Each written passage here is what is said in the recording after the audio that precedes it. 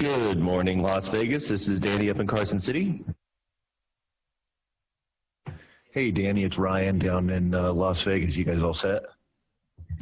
We are ready to go when you guys are.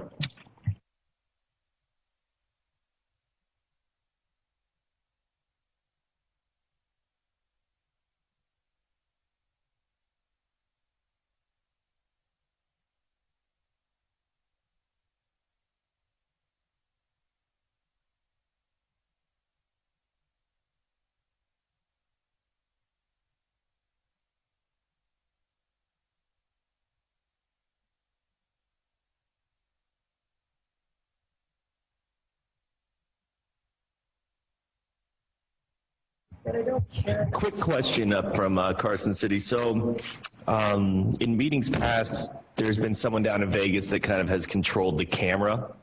And we're wondering if anyone would be able to do that today. So when Aisha is doing the minutes, it would be easier for her to see who was speaking. Just seeing if anyone is available to do that down there. Let me check with Mr. Dang. Thank you.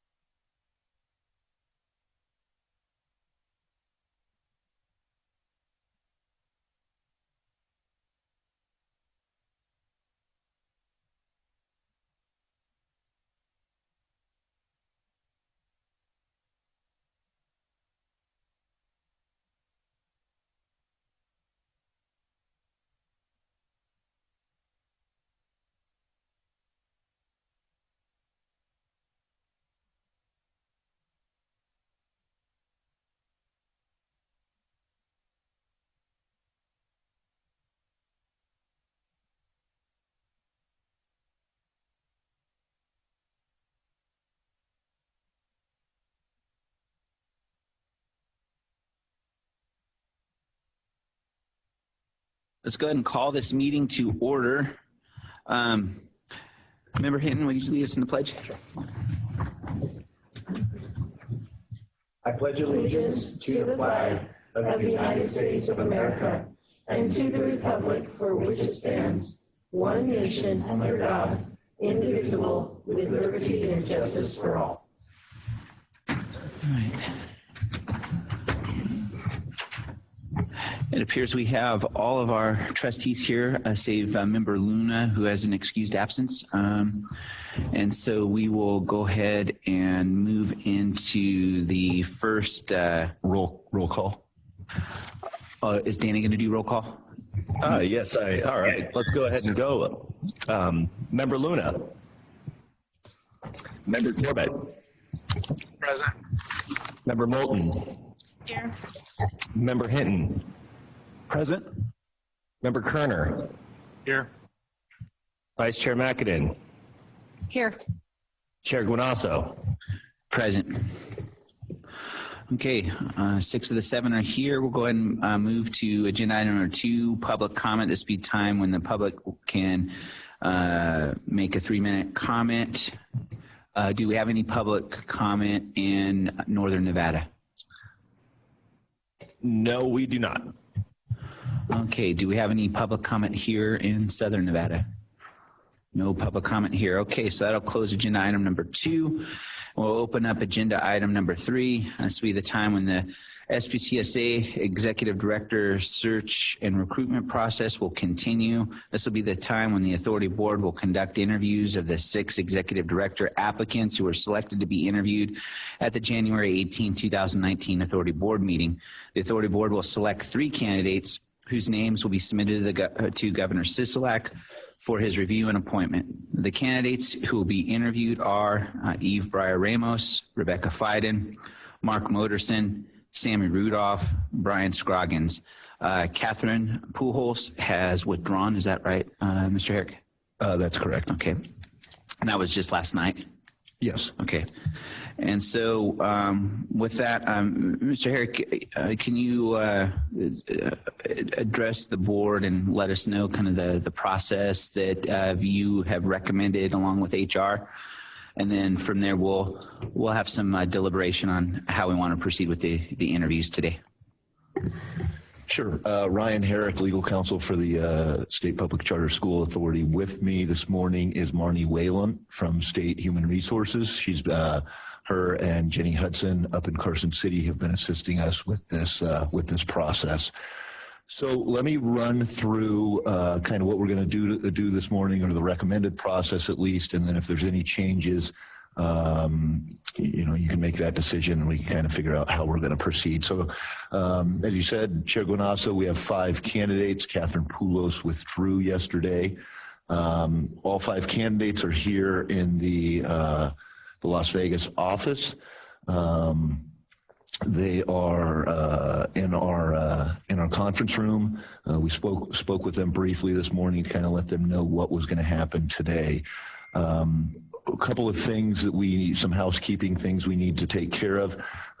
We wanted to recommend to do a random draw of the candidates' names to determine the order of the interviews, and we thought it would be best to do that actually this morning as part of the public meeting, so we can go ahead and do that. Once we have the order, Ms. Whalen and I can go bring the candidates in one by one for their interviews. There's been 12 to 13 questions prepared.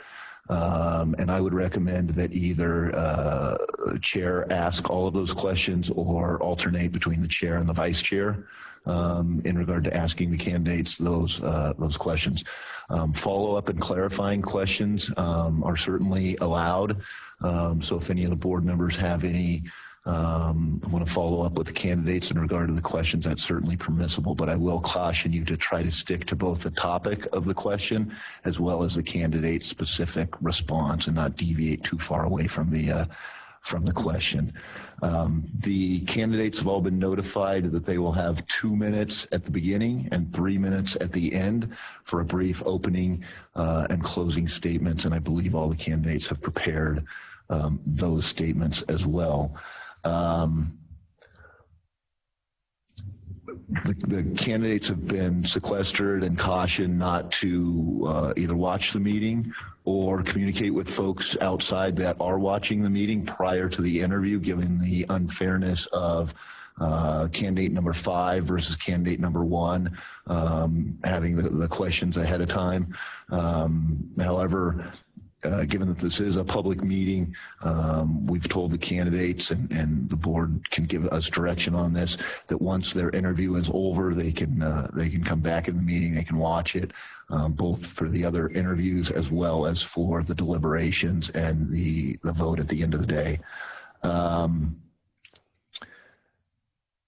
We've provided the board with a notepad as well as the materials for today, because again, going from 1 candidate to 5 candidates will take a few hours. So I would suggest that you take some notes as we go, so that by the time we get to the deliberations, you can recall what candidate 1 and 2 said at the beginning. At the end of the interviews, the board will again deliberate and then select 3 names to go to the governor for the ultimate selection. And then, the board can make a decision. We can talk about it at that point about whether to include a cover letter with either ranking the 3 candidates or providing additional information. Let me check with Ms. Whalen, make sure I didn't miss anything. So any questions on the process? Mr. Herrick, one thing is, I know we have 12 questions that would be asked of each candidate, but we also have 1 question that's individualized for each candidate, right? So we're okay with that. That's correct. What we've done is provide 12 standard questions that will be asked of each candidate, but we looked into, based on the candidate's specific experience and background, we prepared a question that is specific to each candidate. Okay. And so let me ask the board, first, are there any questions about the process as it's been laid out?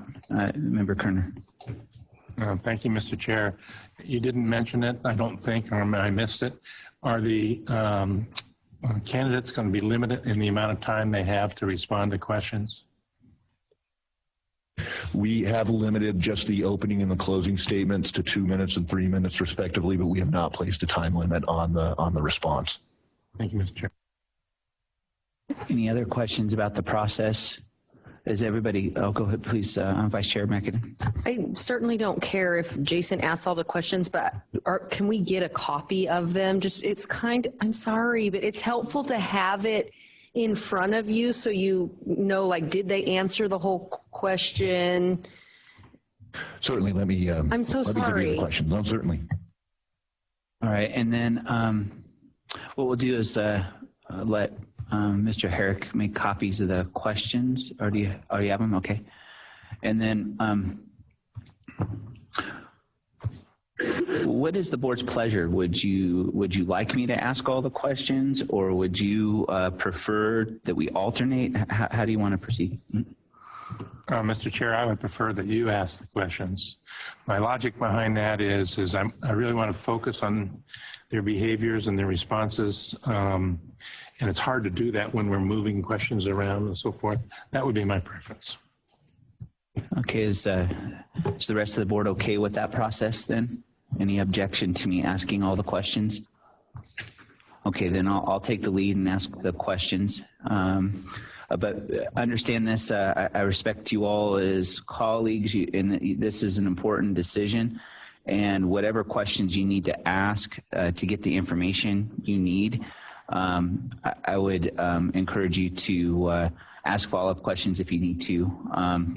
But as our legal counsel suggested, let's try to stay on topic, and I'll give some leeway to follow-up questions, but we just want to stay on topic, and we want to make sure that we stay on schedule as best we can too. So those are the only 2 caveats to how we might approach follow-up questions.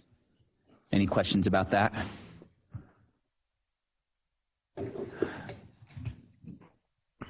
Chair Guinalso, this is Yes. Member Corbett. I don't Yes, have a sir. question, but I do appreciate Vice Chair McInerney asking for these.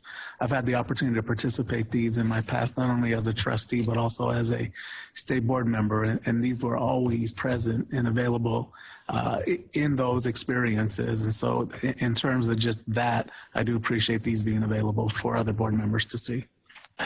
Would it be the board's pleasure to maybe take 5 minutes to read the questions before we launch into them? Because if there's something we've missed, I wouldn't want to leave anything out. So why don't we do this? We'll take a 5-minute recess, let you all digest the questions that have been proposed, and if there are any modifications or additions, you can let me know, and then we'll proceed. Does that sound fair?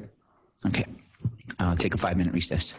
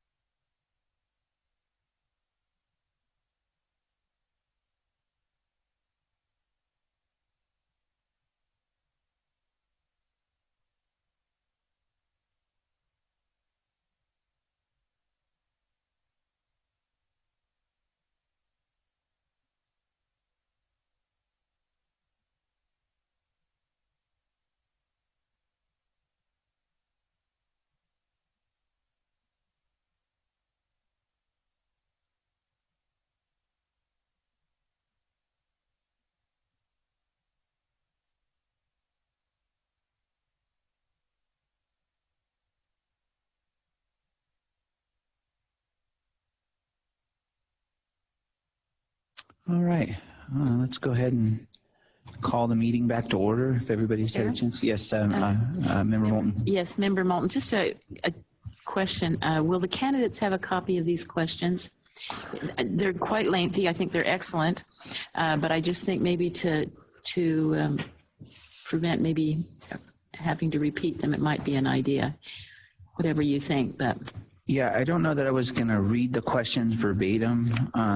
Maybe there's one question I might read just word for word, but the other ones I was just going to kind of ask based on the subject matter. But that sounds good. If it becomes cumbersome, maybe we will give them a copy. Yeah, that'd be good. Any other questions? Any modifications to the questions? Anything you'd want to add to what's been put into our list? Member Corbett. Oh, I'm sorry. Go ahead. No, it's very thorough. I think these are great. And so kudos to staff and folks. I think this is really gets down to it and provides an opportunity to really get, kind of dig down and make sure we have the highest quality person. I think they're excellent also, but I do think that I will plan on asking a follow-up to question 12. In the event that someone says that they primarily want to work out of the Las Vegas office, I think it's really important that we make sure they understand, each candidate, how much time has to be spent in Carson City, both during a legislative session and in the interim as well. It's a big deal, and we need to make sure people understand it and are available to do that. Yeah, I think that's great. I agree. I couldn't agree with you more. All right. Well, yes, please. I can add to her comment. One thing it doesn't really say is if the governor insists that the job be located up there, what issues does that present? Right. Yeah, in our job posting, we said that they could be in Las Vegas or Carson, but I think we have to impress upon the candidates the importance of being in Carson City, whether that is, preparing them for constant travel, that they need to be up there, or, preparing to relocate. But I think it would only be fair to them to help them understand that how important that is. So. Yeah. All right. Well, let's move on to the first part of our process, and that is yes, please. So how would you like to conduct the random draw? Well, we have a member of the press here, Amelia. Maybe would you mind helping us draw the names? It'd be transparent, that you'd be it'd be breaking news. You'd be breaking the news yourself. All right, that's fine. Let's see. We'll have Member Mackinnon draw the names. So you draw.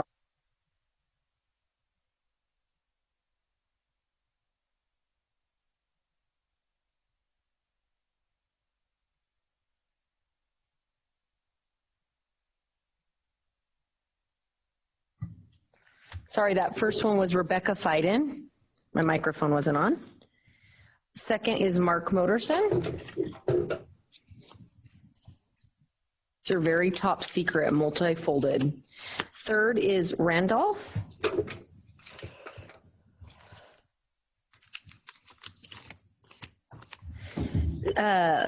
Fourth is Briar Ramos.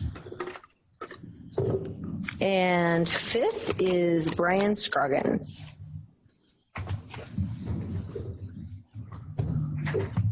So we'll bring Ms. Fiden in if the board's ready. Perfect.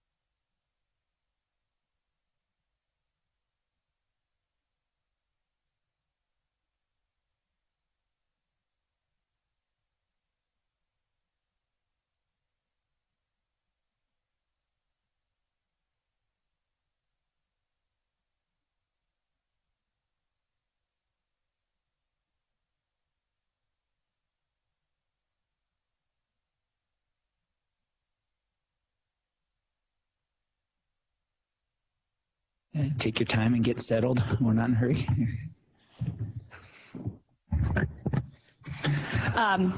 Good morning. Welcome. Are you ready? I am. Thank you. We're so glad to have you here. I just want to let you know our process for selecting the order was random. We did a random draw right out here, and you were the lucky contestant number one. So we're glad to have you. We're very appreciative that you've been willing to go through this public process, and we're very eager to hear your responses to some of our questions to this interview. You'll have 2 minutes for an opening statement, and so with that, please proceed.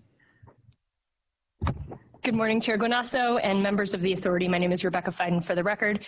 Thank you for the opportunity to interview today. I'll begin by sharing a few priorities for the continued progress of the Charter Authority. I provided a document, if you'd like to refer to it, that outlines these priorities. One moment. Do we have the document? Yes.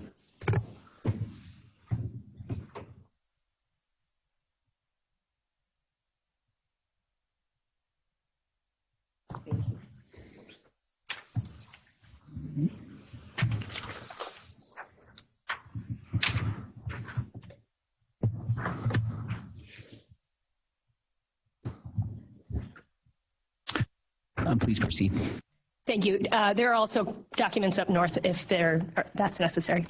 The first priority is a strong foundation. The task of upholding laws and regulations, each no doubt put in place to protect public dollars and ensure the safety and success of kids, is critical. It is a non-negotiable. In addition, every minute that a school leader or teacher spends working on compliance or reporting is a minute spent away from kids.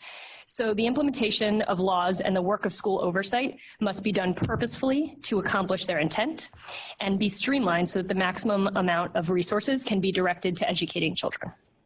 Beyond the foundation, there are 3 levers that I believe can serve as accelerators for the Charter Authority and ultimately help to propel Nevada to become the fastest improving state in the nation.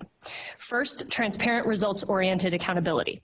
Under the charter school bargain, schools have the opportunity to innovate and try new approaches. If they deliver results for kids, they continue to operate and maybe grow. If they don't, the sponsor must take action and at a certain point close the school. Strong accountability practices should be clear, transparent, and consistently implemented so that schools in the community at large know what actions to expect from a sponsor at every performance level. Second, a focus on equitable access. While the authority has seen increasing diversity in students served, there is still work to be done. The next step will require a focus on equitable access for students from historically underserved communities through increasing diversity at existing schools and authorization of new schools committed to this effort. Finally, productive collaboration with districts. I'm here today because I believe all kids deserve a great school. It is critical that we seek opportunities to work with districts on issues such as overcrowding or identifying operators who have had success in practices such as restorative justice that we are looking to expand in our state. Ultimately, productive collaboration with districts will enable us to collectively put kids first. Thank you. Thank you. It appears that you anticipated our first question. You've laid out some goals, so maybe I'll ask the first question in a little bit of a different way. Maybe you can fill in the blank. In 3 years, the authority will fill in the blank. Rebecca Fiden for the record. I think I would identify 3 things. First, be representative of the demographics of this state, including subpopulations such as students qualifying for free and reduced lunch, students with IEPs, students that are English learners. The second is be seen as a reliable and consistent upholder of high quality educational practices by putting kids first consistently. I'd say the third is an organization that's committed to continuing to innovate and collaborate with others as we all work to put Nevada on a path to become the fastest improving state in the nation. Thank you. Any follow-up questions? All right. Next question. Can you describe a difficult decision you've had to make in the career? And when I say difficult decision, it's a decision wherein you were criticized or there was strong opposition to the decision, but you made it nevertheless. And if so, what, if anything, would you do differently? Thanks. I'm taking just a minute to recognizing this is a public meeting. I want to be careful about the story I choose here.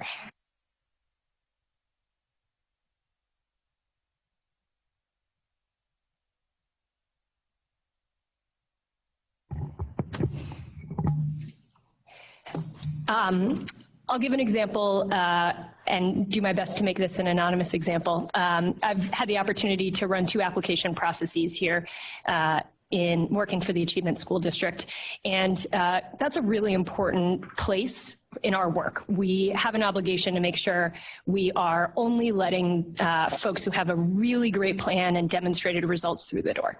At one point over the last 2 years, I had an applicant who had demonstrated some good results for kids pretty early on, but had seen some good early results. And that's very compelling. As we continued through the process, through a supplemental request for information and through an interview process, it became clear that there were some cracks in the foundation. The results for kids were good, but there were circumstances within other parts of their operations that gave pause. And knowing that the organization was young, knowing that the organization was continuing to evolve, I wanted to make sure we didn't put students here at risk. And decisions like this can always be challenging because there are people in the community who have invested time, who are committed to this option, who have expressed that. And ultimately ended up making the decision to ask this organization to reapply in the future. In this instance, I continue to work with them to provide feedback around what it would look like in the future for them to be prepared. But, you know, at the end of the day, we have to take a look at the whole picture. And that's something that, you know, again, we have to look for what's best for kids. We also have to make sure we're careful not to take inappropriate risk.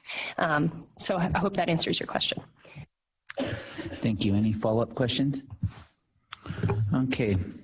The next question is really kind of tied to your goals, and it is, what is your leadership style, and how will your leadership style help you bring to fruition the goals you've outlined in your opening statement? So I'm going to talk a little bit about leadership and management, which I think can sometimes go hand in hand. In terms of leadership, I think that clarity on vision is really important. And so making sure that everybody at the table is aligned and that we're all rowing in the same direction, I think is really important. And it can take work to get there. Just putting something on paper, just saying this is our goal, doesn't always mean that we're talking about it the same way, that we know what it looks like to get there, that we understand the challenges we'll face along the way. And so for me, really continuing to work on and chew on the goals that we set and making sure that we are all really closely aligned and working towards those goals is critical.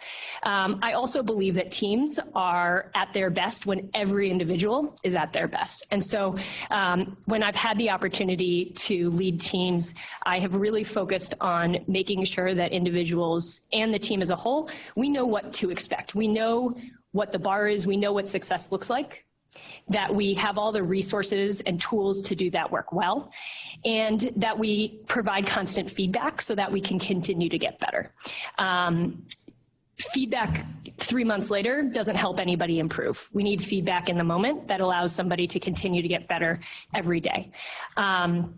In terms of leadership for an agency like this, I believe it requires a strong vision, and I believe it requires coordination with our resources in the community. I've had the opportunity in my time here in Nevada to meet a lot of folks in the community, to build relationships.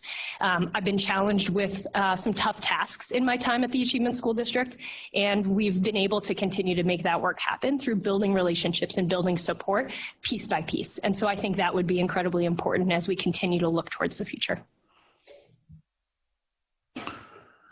Any follow-up questions from any board member? Okay. Next question.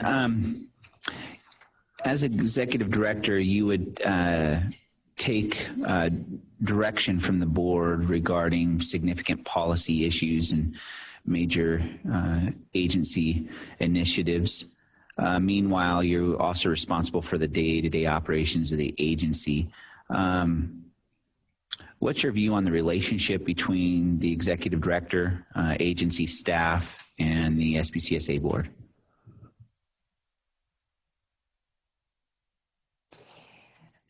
So, Rebecca Fiden, for the record, I will start by saying that I think the board plays a critical role in that vision setting process that I articulated, in making sure that there's clarity about what our purpose is and how we would move forward. In addition, I think the board plays a critical role in helping to build the guardrails for how we operate. What are the values that we would stand for? How do we operate towards our outcomes? In terms of the staff and the relationship to the staff, I think it's important to make sure that we don't put the board in a position where it is having to do the work of the staff. And so helping to make sure that those guardrails are at the appropriate altitude that give the staff the direction of how to do that work in a way that leads to the outcomes that we seek, while also making sure that the staff takes on the burden of the work and brings to the board the opportunity to ultimately make important decisions about the future of the agency, is how I would imagine that going forward.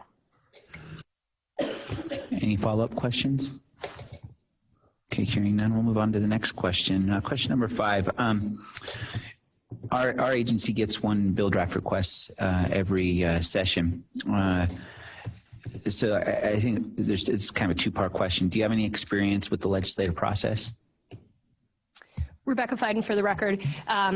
Having worked in the Nevada Department of Education, I've had the opportunity to work with the Legislative Council Bureau, work with the agency to prepare legislation leading into the legislative session, work on bill drafts, as well as to present in front of the Education Committee, as I did last week. I've also had the opportunity to go through the rulemaking process, present in front of the Legislative Commission. So those are things I'm very familiar with, and believe that it's important that the agency is thoughtful and presents itself well, aligned to the vision and outcome when going before the legislature. In the best case scenario, any legislation proposed aligns directly with the goals and outcomes, so that we can continue to draw a clear through line in terms of how the policies that are being proposed will then lead to the vision that we believe is important for this agency to work towards. Yeah, thank you for that answer. Now, how would you use your experiences to help the agency accomplish its legislative goals and objectives?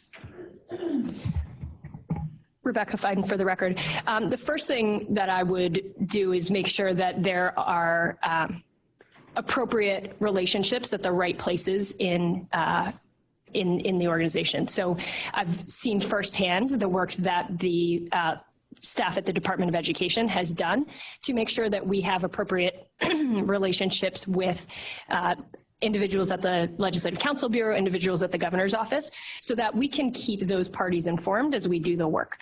That's kind of a piece of the how. In terms of the what, I think there's an opportunity to, having spent a lot of time looking at NRS 388A, I think there's an opportunity to kind of take a step back and ask ourselves, what are we trying to accomplish?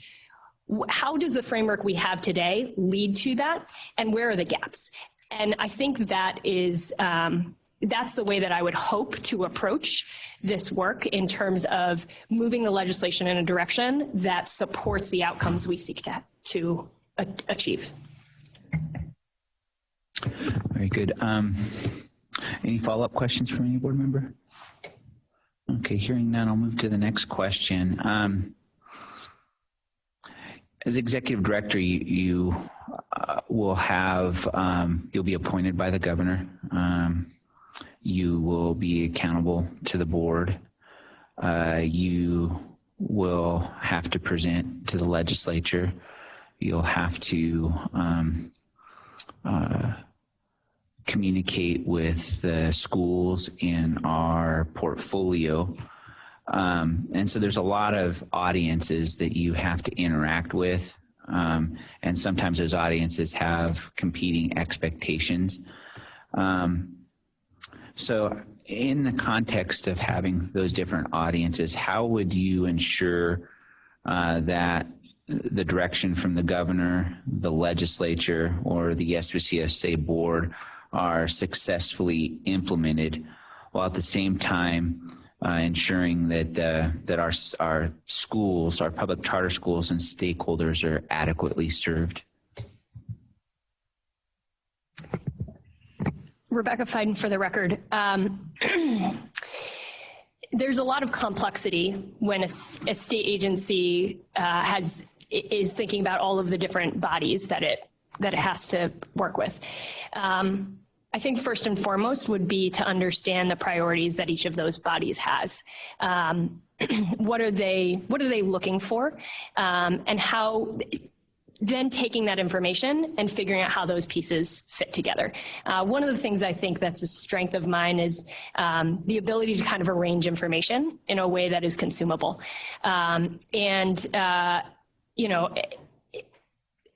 In addition, one of the things that can be challenging is communicating with different stakeholders, right? So some of our stakeholders speak in NRS 388A, and some of them speak in schools and kids. And so being able to translate between those different languages is really important. And I think it's a skill that I bring to the table. It's a skill that I've honed over the last couple of years, having had the opportunity to work here in Nevada.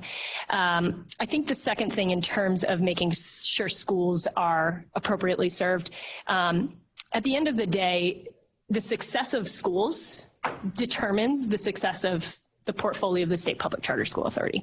And ultimately, we want all schools to be successful, period, right? We want kids to go to great schools.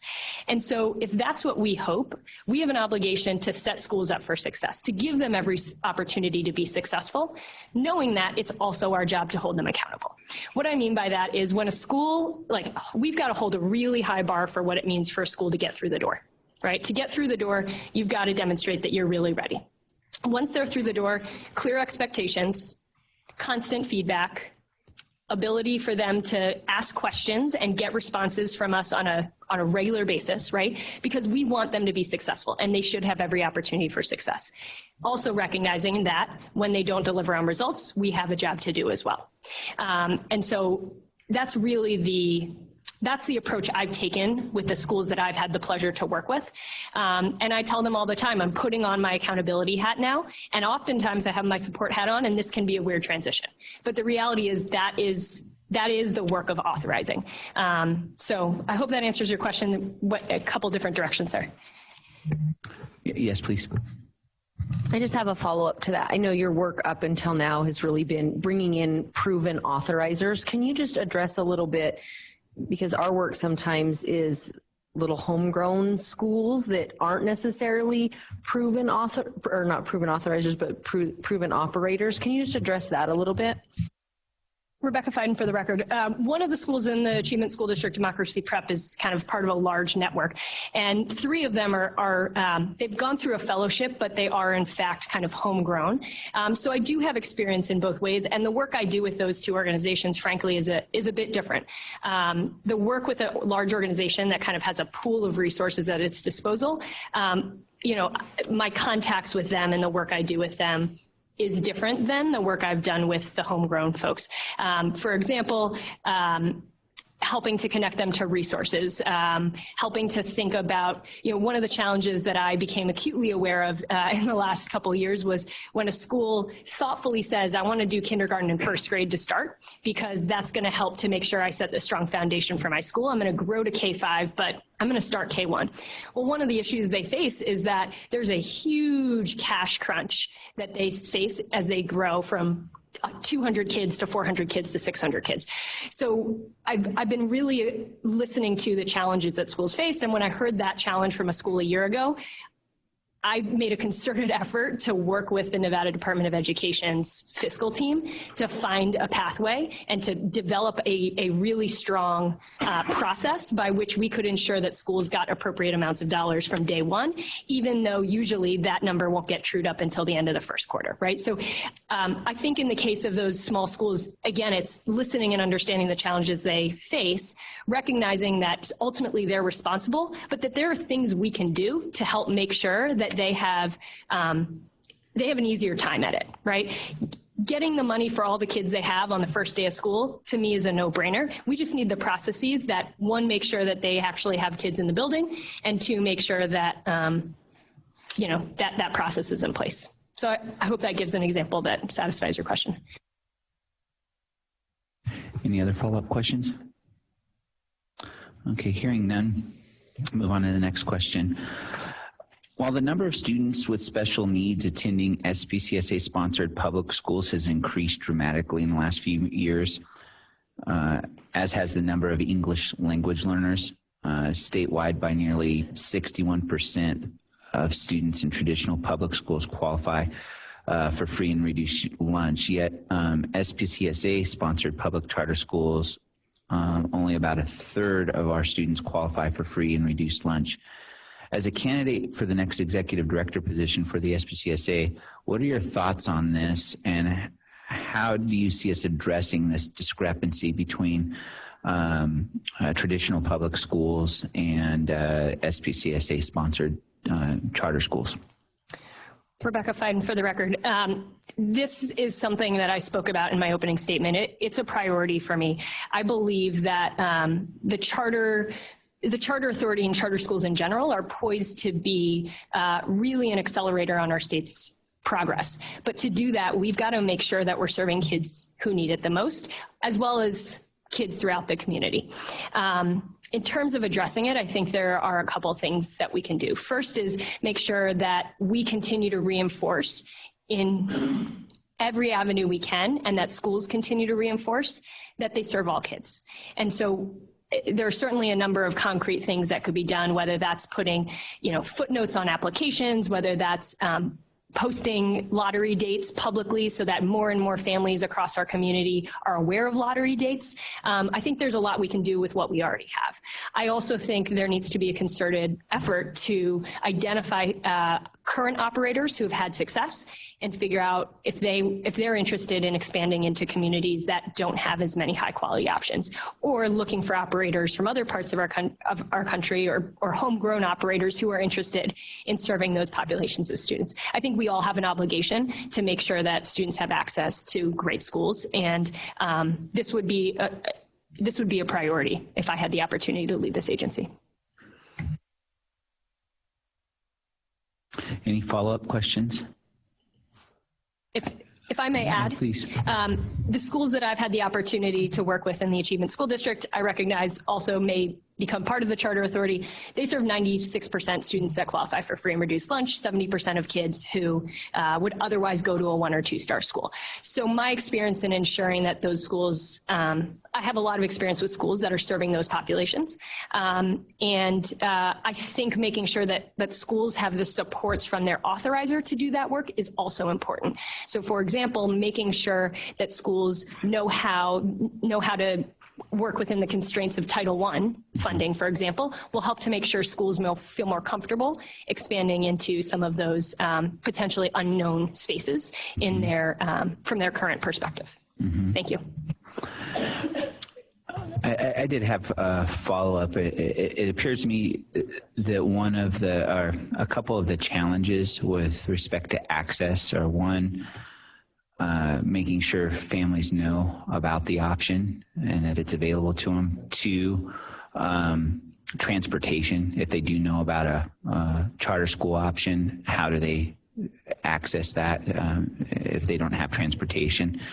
And then 3, support. A lot of, particularly FRL kids, don't have extra resources and a lot of our schools, don't provide free lunch and that sort of thing. So with respect to those 3 issues, how would you address those 3 issues relative to access and ensuring quality access? Thank you. I'll address each of them independently. I think for making sure families know, I think there's actually a lot of opportunity. And what I would probably want to do is bring some of the charter leaders together to come up with opportunities for there to be more information shared about the lottery process, making sure that parents and families from across our communities are aware. There are a variety of approaches, right? One would be to kind of consolidate so that lotteries happen around the same time. So you could have a big launch that, hey, it's lottery month, right? And you could really do a big public information campaign to get parents and families to know that this is an option. That can put some constraints on charter schools themselves. And so that's something that I think would be important, that if that direction happened, that it was something that the charter community felt like was the right solution. But that's an example of something that could be done to really build on the community as a whole's commitment to access.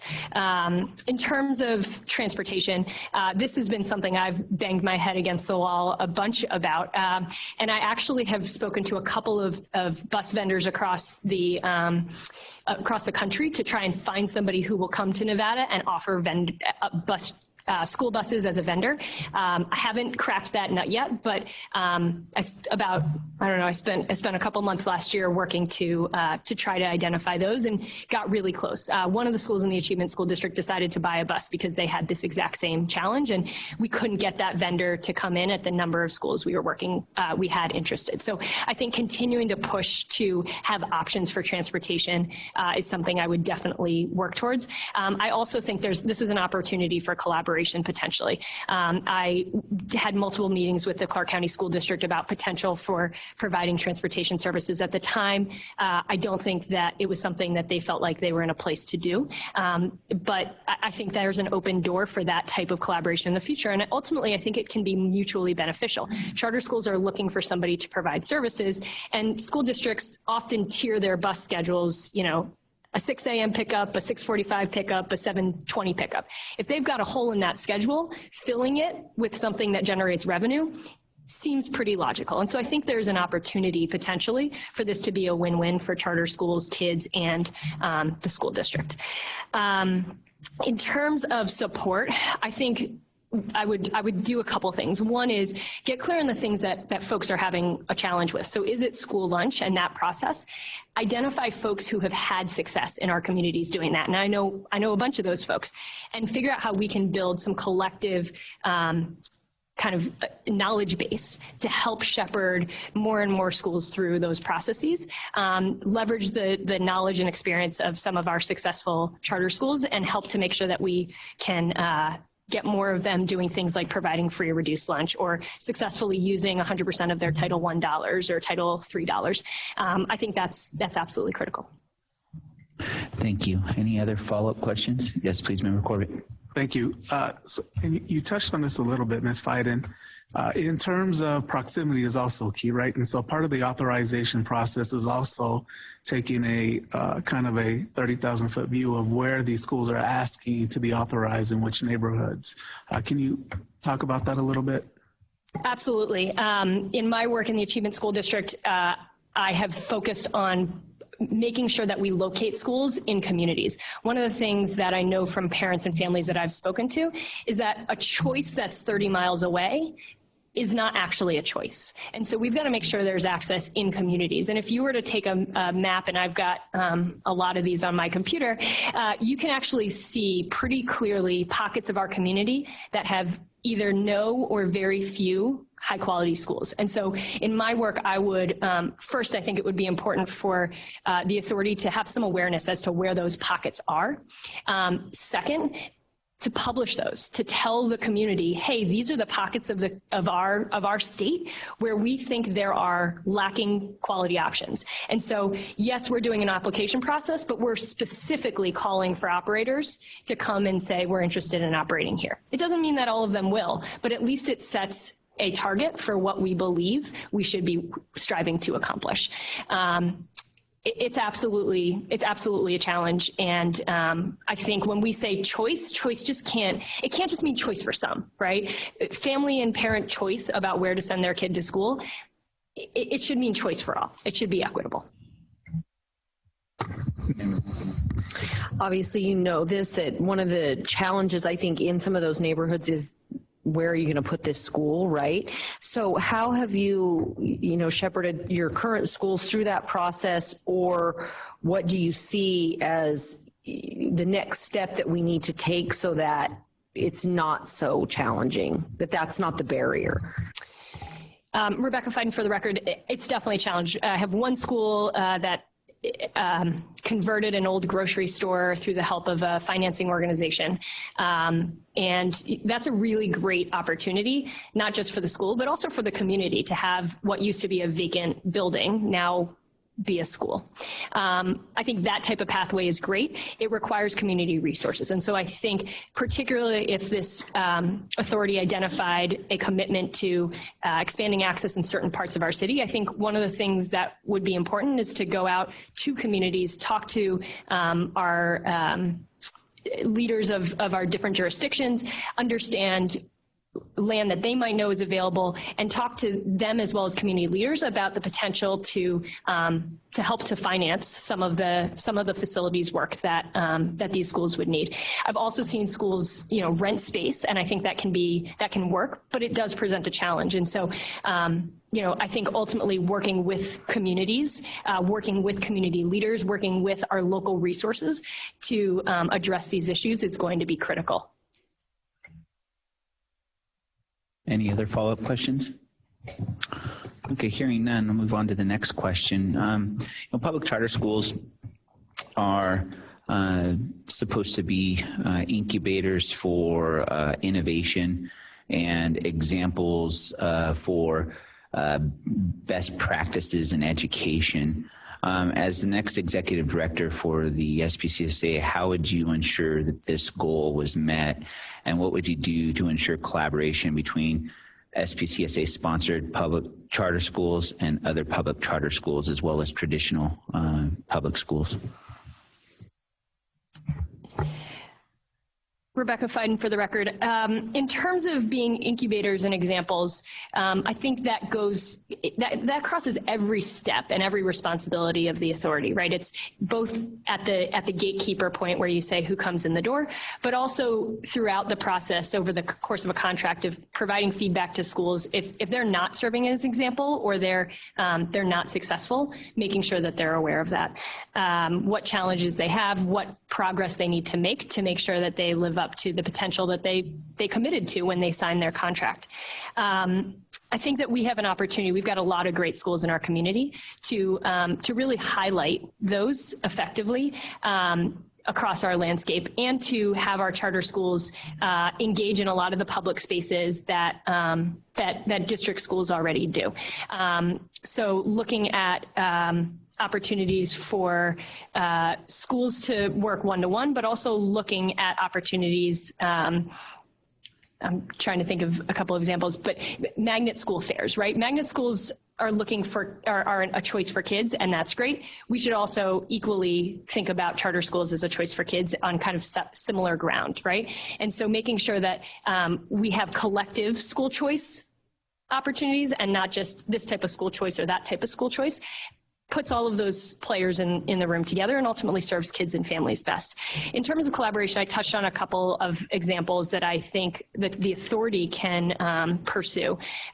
One is just working with the district to understand their long-term facilities master plan, right? Where are they intending to grow capacity over the next couple of years? Where are their biggest challenges?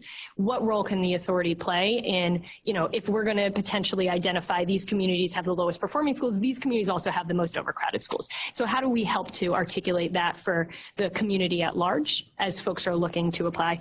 And also, I think, we do have some great examples that we can start to shine a light on, right? There is a focus on STEM, and there are some great STEM charter schools that, again, we can highlight alongside some of the district schools, and look for opportunities to create some of those collaborative spaces for those folks to come and work together. I think a lot of this is really around demonstrating a willingness and I think resisting the fight that this could be. There's often there's often a he said, she said kind of about the charter school district relationship. And I think that it's important to resist the opportunity to get into that. It's not productive. And instead, we should be constantly talking about how we can work together instead of why somebody should say this type of school or that type of school. We just need to be putting a premium on good schools rather than on a certain type of school. Yes, that's right. Any follow-up questions? Okay, hearing none, we'll move to the next question. It is imperative that the SPCSA work hand in hand and in conjunction with our education partners and stakeholders. Who would you say our education partners are, and how would you ensure that these partnerships would continue? Rebecca Fiden for the record. I think there are a range of partners out there. Obviously, the Department of Education is both an accountability agency for an LEA, and so for the State Public Charter School Authority, but also in other ways a partner. The State Department of Education sets a vision for this education across the state, and it's important for the Charter Authority to understand how it can fit into contributing to that vision. There are also partners, obviously, in school districts across our state, as well as the charter leaders and their boards and teachers. I also think there are one of the stakeholders that I think we often talk a lot about, but we don't spend enough time hearing from, are parents and families. And so I think I would make a concerted effort to make sure that we don't just hear from parents and families when they have a concern or a complaint, but rather that we make space to hear from them more broadly. I know that the Charter Authority in its site visits is doing some focus groups. I think that's a great example, but I think there are other spaces where we can welcome a larger community conversation about parent choice in our communities. I also think we've got important stakeholders in a variety of sectors. Whether we think about our higher education colleagues, whether we think about some of our nonprofit organizations like Communities in Schools, we've got a lot of potential partners to build relationships with. Understanding how we can collaborate, where our common ground is, what we are both in service of, that then we can collaborate on, I think it would be an important step. I've had the opportunity to do that in some cases with the schools that I work with, and it's been there have been some fruitful outcomes from those relationships. Trying to think, I recently had the opportunity to speak with someone from the 8th District Court about their truancy program, was able to make sure that was shared with all of the schools so that if they had wanted to participate in a program to reduce truancy, that was an opportunity for them. So kind of always being on the lookout for how our efforts are towards the same end and how we can collaborate on those things. I think you had identified the Nevada Department of Education, the districts, parents and families as the primary partners that the authority has, and I would agree with you on that. What would be your strategy for strengthening our relationships with the department, with the districts, and you talked a little bit about parents and families, but if you could be a little bit more, maybe it's a little more specific on how you would strengthen our partnerships with parents and families without stepping on school autonomy and getting in the way of the relationship between the school and the parents, that would be helpful. Rebecca Fiden for the record. In terms of the Department of Education, I luckily have a lot of relationships in the Department of Education, and I would certainly bring those with me. I've spent a lot of time working to understand the details and really the nuances of the work that so many folks at the department work tirelessly on. In terms of strengthening the relationship, I think it's really around two things. One is understanding what the department sees as its vision and where they see the Charter Authority fitting in, and then really getting clear on lines of responsibility so that there aren't tensions about who's supposed to do what or who is responsible for what. It's very clear what's within the scope of the authority, what's within the scope of the Department of Education, because that way we don't leave any holes, right? I think that's most important. as well as just having open lines of communication, regular touch points to address any issues that come up. There will always be issues. We just need to make sure that we've got the right pathway to get to those solutions as quickly as possible. Let's see, in terms of districts, I think, I think the starting point is a willingness to find some starting point for common ground. I think it can be hard to chip away at some of the tension. And so the first step is to find something to win on.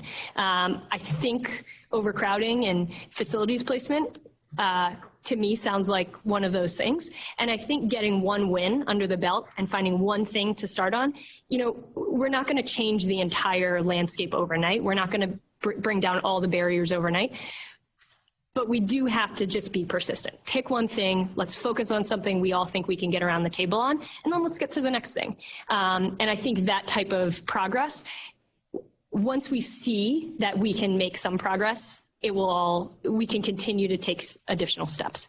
I've had the Achievement School District and the Clark County School District, there have been some tensions over the last 2 years. I've continued to work to keep those lines of communication open, even in circumstances of tension. So, I think that's also important, that we recognize that we may not always agree, but we've got to keep those lines of communication open. In terms of parents and families, I think you certainly want to make sure that schools are working directly with the parents and families around their child's education. If I'm thinking about the authority, I think there are two things that come to mind. One is we want to make sure that we hear from parents and families what they believe about their schools and what they believe about the choices in their community, because that allows us to provide, to help set a vision that reflects the community's needs. And so when I talk about strengthening relationships with parents and families, it's really about making sure that we can reflect their needs in the vision and progress that we aim to make. If we go about our business without considering the needs of parents and families, we could very easily go in the wrong direction, because ultimately, at the end of the day, schools serve kids. And so I think whether that's through focus groups and understanding how parents and families experience their schools, whether that's from opportunities to listen to representative groups of parents and families about what's working, what are their challenges, what are their perceptions, so that we can better address those. I think that would be the starting point for me. Any follow-up questions from any member? Okay, hearing none, I'll move to the next question. As you're aware, there is a perpetual tension between the work we do as an authorizer to hold schools accountable, while at the same time respecting the autonomy of schools. How do you view this tension, and can you provide us with specific examples of how you have handled these sometimes conflicting principles, that is, the principles between autonomy, innovation, and accountability for results? Sure. So this is, this is at the crux of a lot of the work of a charter school sponsor. And it's important for a charter school sponsor not just to say schools have autonomy, but also to thoughtfully and intentionally protect the autonomy, right? It's not enough to just acknowledge that it should exist, but it's also important that it's part of our process when we consider the work that we're doing. So, the example I gave of getting all the schools to do a lottery at the same time, I think that's actually the type of example that I would think about, right? There are absolute benefits to the community at large for something like that. For parents and families not to have to go to 15 different websites to figure out how to enroll, but instead to be able to say, this is what I want to do. At the same time, that's absolutely not something that's within the authority's current purview to enforce, right? And so working with schools to help them to consider the benefits and also drawbacks, and then think about how to move forward. I think that is, that's an example of the way that I like to operate is to make sure that schools are ultimately at the table in making those types of decisions. independently can, 50% of the schools could say, well, we'll all do it, but it's okay if everybody doesn't. That's fine too. But also make sure that it's our job to protect that. So we can't just come in the door saying, this is what we want to do, come do it, right? It's actually their decision to participate. In terms of my work, I think, I would say this comes up like in tiny things, and this comes up in big picture things. It can come up in a phone call with a parent who's frustrated about a grading system, right? And helping the parent to understand, at the end of the day, the school does set the grading scale, and what's most important is that the school follows up with you, helps you to understand it, and that you have an opportunity to air your concerns, right? But I'm not going to change the grading system for a school, period, right? I think it also comes up in much larger things when, you have conversations with schools about, where they want to locate, right? Like that's a really good example. We can say to the community, here's where we're looking for schools, but at the end of the day, they're going to apply for where they want to, and it would be the board's decision to say yes or no, right? So I'd say, from my perspective, it's really important, first and foremost, that we recognize our responsibility to protect the autonomy, and not just to say it's out there. And then the second is going back to accountability. I think in terms of accountability, I kind of think about two separate buckets. There's the stuff that's in law and statute and regulations and policies that, look, a school has to have 2 EpiPens, period, right? You have to have 2 EpiPens. The law says you have to have 2 EpiPens. You have to have 2 EpiPens. So if I go into school and I'm checking for EpiPens and I don't see 2 EpiPens, I say to you, hey, you need to fix this. You have a week to fix it, right? If I go into a school and we see 3 or 4 classrooms that have mixed levels of rigor. Hey, what did you see in that classroom? What did I see in that classroom? Have you considered, right? And I think recognizing those two, the two sides of that are important, that there's a side of things that fall into rules and regulations, right? Safety of children. And then there's the side of things that are, look, there's an opportunity improvement. Let's have good conversation about those. But at the end of the day, the way you want to address that is it's your decision to make.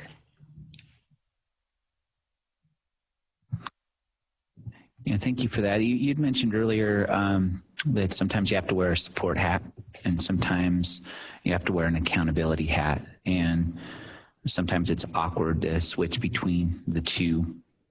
And so can you provide us with an example of where these two functions conflict with each other and how you resolve that conflict as you work with schools? Sure.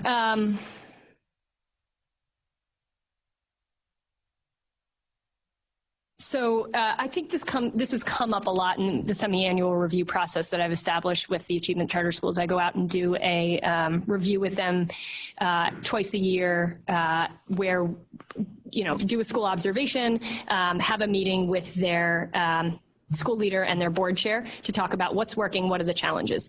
And in that process, I think this tension can come up.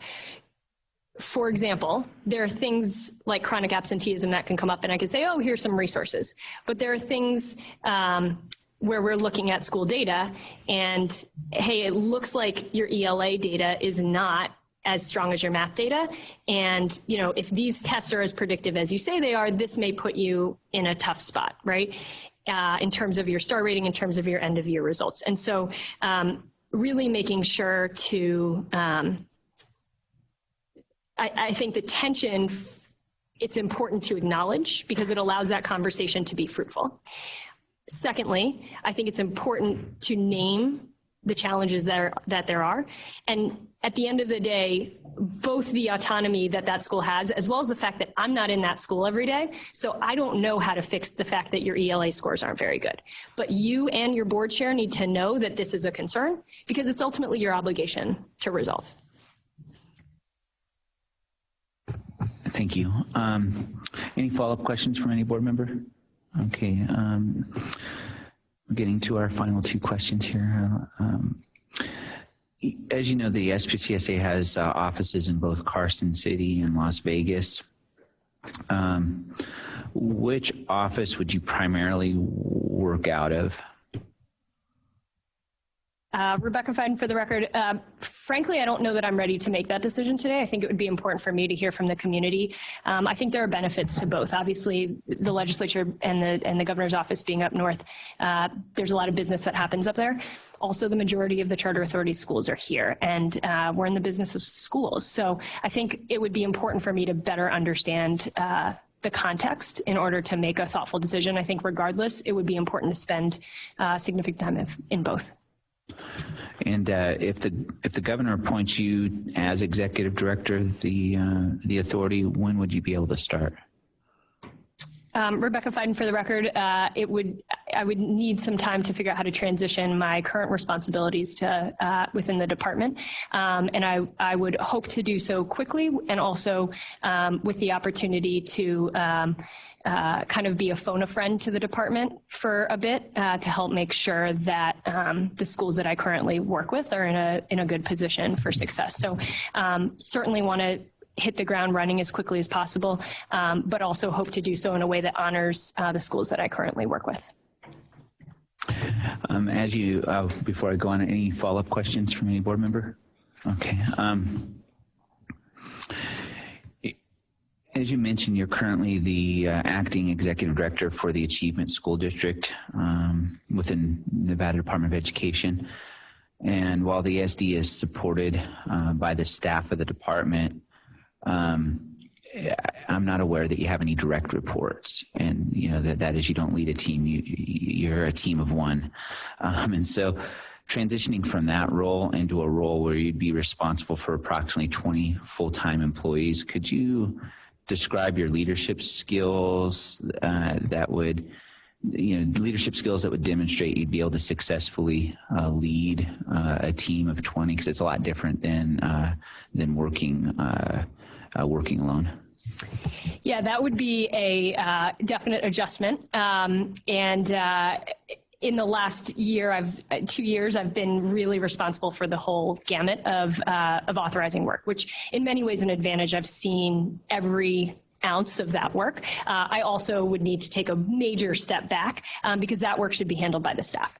I have had the opportunity to lead teams of varying sizes. I've been an assistant principal of a school. I've led through Teach for America, had the opportunity to lead summer school teams at Teach for America's Institute. I was a school director for 2 years. So those are short-term teams of, about 15 people, kind of hit the ground running, get the team ramped up, work quickly and do good work in a short time frame. Also was an assistant principal of a school for 2 years, managed, I think my direct reports were maybe 5, but also managed, a large staff. There were 90 teachers at the school. In addition, had the opportunity to lead a team working at a charter management organization of 6. So I've definitely had the opportunity to lead teams. I'm really looking forward to being part of a team. The department has been great to me. Let me just be clear. And I love the people I get to work with. And even though none of them report to me, I would call every one of them my team. And I've felt very lucky to have all of their support. But in terms of leadership, for me, it's pretty straightforward. First, make sure everybody knows what the goal is and what to expect, right? If you don't know what to expect and you're not sure what your job is and you're not sure what you're being held accountable to, it's really hard to do your job well. So that's the foundation. Second is to make sure people have the resources they need to do their job well. Oftentimes that means support. And one of, I think my tendency as a manager is around servant leadership.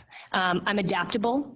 I have adapted to a variety of different people's working styles. I've come in situations where I think that they would have much preferred to have their old boss than me, and spent a lot of time figuring out how to make sure that team was a team that was mine. And it takes time, but I've had success every time that I've been faced with that challenge. So making sure they have the support they need, and then figuring out what makes people tick. We've all got things that make us say, like, I really love X, Y, and Z. We've got to use the capacities of people to our advantage. So don't just focus on how people can get better. Yes, we should always focus on how people can get better, but also identify what are your strengths and how do we make sure that we let you do what you do best every day, because that's going to make the entire team successful. I hope that answers your question. Okay. Any follow-up questions? Yes, please, Member Moulton. Thank you, Member Moulton, for the record. When you walk out of here today, what are one or two things that you want us to really remember about you? So the first is easy. Honestly, I am here applying for this job because the thing that makes me get up in the morning is my contribution to the improvement of education for kids. That's why I'm here. That's why I moved here. That's it, right? I'm here because I want to make sure that kids go to great schools. I don't care what type of school. I want them to go to great schools. I think the Charter Authority is poised to help contribute to that work, and I'm excited to give that contribution myself. The second thing is, in my work in the Achievement School District, as many of you have probably seen, in almost every sense, I've stood the work of the Achievement School District up from the ground up. I've worked in authorizing here in Nevada. I understand the nuances of this work. I understand the nuances of this community, certainly not like someone who was born here, but I've really gotten to know the community well. And I bring that with me.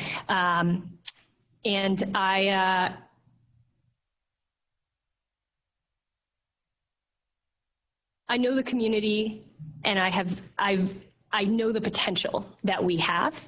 And so having had the opportunity to do this work, I think I bring to the table both the experience and knowledge to do this successfully. So I'd say those two things.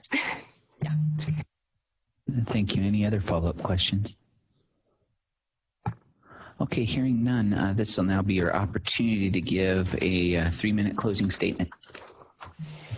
Okay, well, thank you for the opportunity to interview today. I am going to leave you with a story. I've had the opportunity to meet and listen to many parents and families during my time working at the Nevada Department of Education. And I met one of those parents, who I will call Daryl, at a community center here in Clark County during an open house to discuss low-performing schools. Daryl had recently moved to Nevada with his middle school-aged daughter, and he was renting an apartment in the zone of a school that was chronically underperforming, where on average 15% of students were on grade level in math and reading. Daryl had a plan, though, and he had already begun extensive research to identify the best schools in Clark County. He brought with him a whole bunch of stacks of data of all the schools that he had looked at and all the factors that he was considering to identify the best school for his daughter. His plan was to save up money while his daughter was in middle school, and then by the time she was ready to go to high school, he was going to be in a financial position to move to a different part of the city to ensure that his daughter could go to the best high school for her. Daryl's approach in these circumstances honestly makes sense. The data shows that certain parts of our state and certain parts of our community have access to many good school options, while others simply don't. It's on all of us to ensure that parents like Daryl, that we give him a better solution. He should not have to move across town to find a school that meets his daughter's need. I believe that the authority is poised to contribute to this change, to contribute to making a solution for parents and families like Daryl. And I think that a focus on results-oriented accountability and a focus on equitable access, as well as productive collaboration with districts, can help us work to make that solution a reality. Thank you. Thank you, and very well done. All right.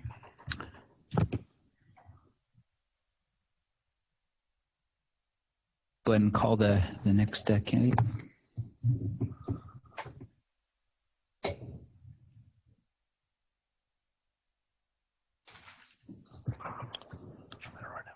Okay, sounds good.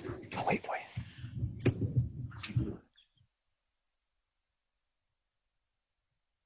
Yeah, for sure.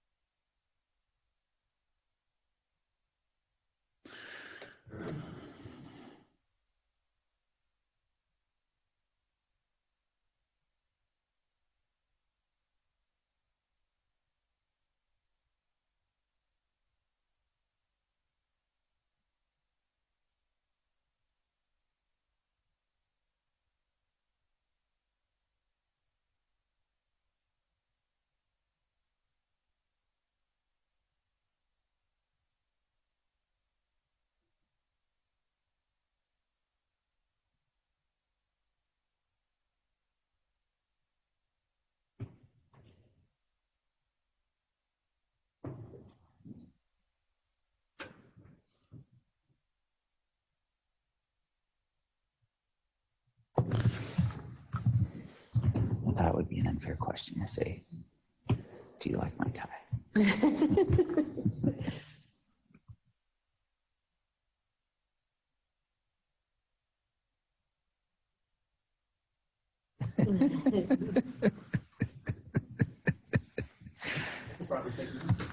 It was a good interview.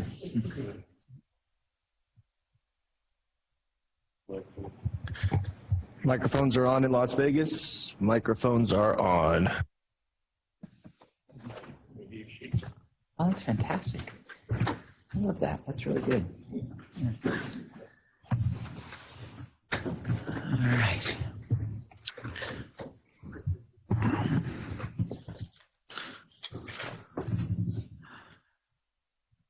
On behalf of the board, I'd like to welcome Mark Moderson to this meeting, and I'd like to thank him for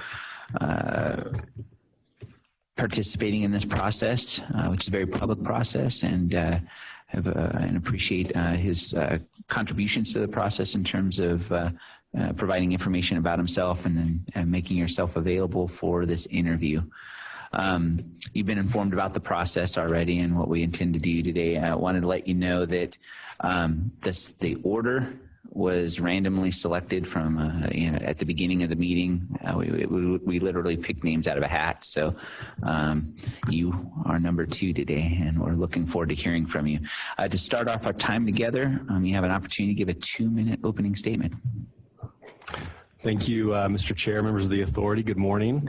It's a pleasure to be here today interviewing for the executive director position at the State Public Charter School Authority, and I appreciate this opportunity to be considered. As you know, I've been with the SPCSA for approximately 16 months.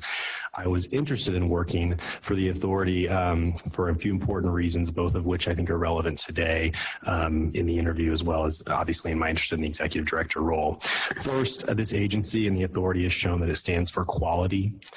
This body has increased the number of 4- and 5-star seats from approximately 3,000 seats in 2012 to nearly 16,000 today. As a former elementary school teacher in one of the lowest performing schools in Oklahoma, I have seen firsthand how poor performing schools can impact a student's long-term trajectory. Anything we can do to promote high quality seats is very important to me. The new executive director needs to lead this push for quality so that more Nevadans have access to high quality education. This includes working with and alongside many key stakeholders across the state, which I would be prepared to do. Second, this agency and authority has shown that it will hold schools accountable for failing to meet expectations. This is very tough work, as you all know, when it's done well, but I was impressed with accountability actions taken by this body leading up to my employment in 2017, and I remained encouraged today. It is not easy, but it is incredibly important, and the new executive director must be fully committed to upholding high accountability standards while respecting the autonomy public charter schools should enjoy. So hopefully over the past 16 months, you have seen my commitment to both authorizing high quality schools while also holding public charter schools accountable. I firmly believe that I am well equipped to continue to lead this work as the executive director, and I look forward to talking with you all more about that today, sharing what my priorities for the agency would be, as well as learning more about your vision for this role. So that concludes my opening statement, and I'm prepared for questions you may have. Yes, well, let's start with where you left off with in your last sentence there and talk about priorities. What would be, if you were selected as the executive director, what would be your top 3 priorities? I only get 3, huh? No, I think that that's pretty clear to me. So I think first, the authority needs to work on its development of creating a stronger charter pipeline. I'm proud to say that right now I'm leading with a number of stakeholders across the state and across the country to call and develop prospective applicants, and I believe this agency should consistently take a more active role in working with those applicants through increased training and working and finding current operators. I also think that we have to develop our capacity as an LEA. You all are familiar with this topic. This does not happen overnight, and it's a critical work stream for the overall agency. and we should model our work after established authorizers that do this well. And if we don't implement it well, kids may lose. And then finally, and I kind of touched on this during my opening statement, we need to pursue more high quality schools and operators in underachieving parts of the state. We have a number of schools in suburban Las Vegas, and that's okay, but we have some education deserts in high need areas that need to be prioritized, and I would relish the opportunity to lead that work. Thank you. Let me state the question another way, just to get an idea of your vision for the agency. And I'll say it this way. In 3 years, the authority will blank. And so can you fill in the blank for me? In 3 years, the authority will, and then fill in the blank. In 3 years, the authority will have 85% 4- and 5-star schools serving a student population that has over 60% free and reduced lunch. Excellent. Thank you. Any follow-up questions? Okay. Next question is, can you describe a difficult decision you've had to make in your career, and if you would have done anything differently in regard to that decision, and what would that be? And when we talk about difficult decisions, I want you to specifically think about a decision you've made where you've been criticized for the decision, and or where there's been strong opposition to that decision.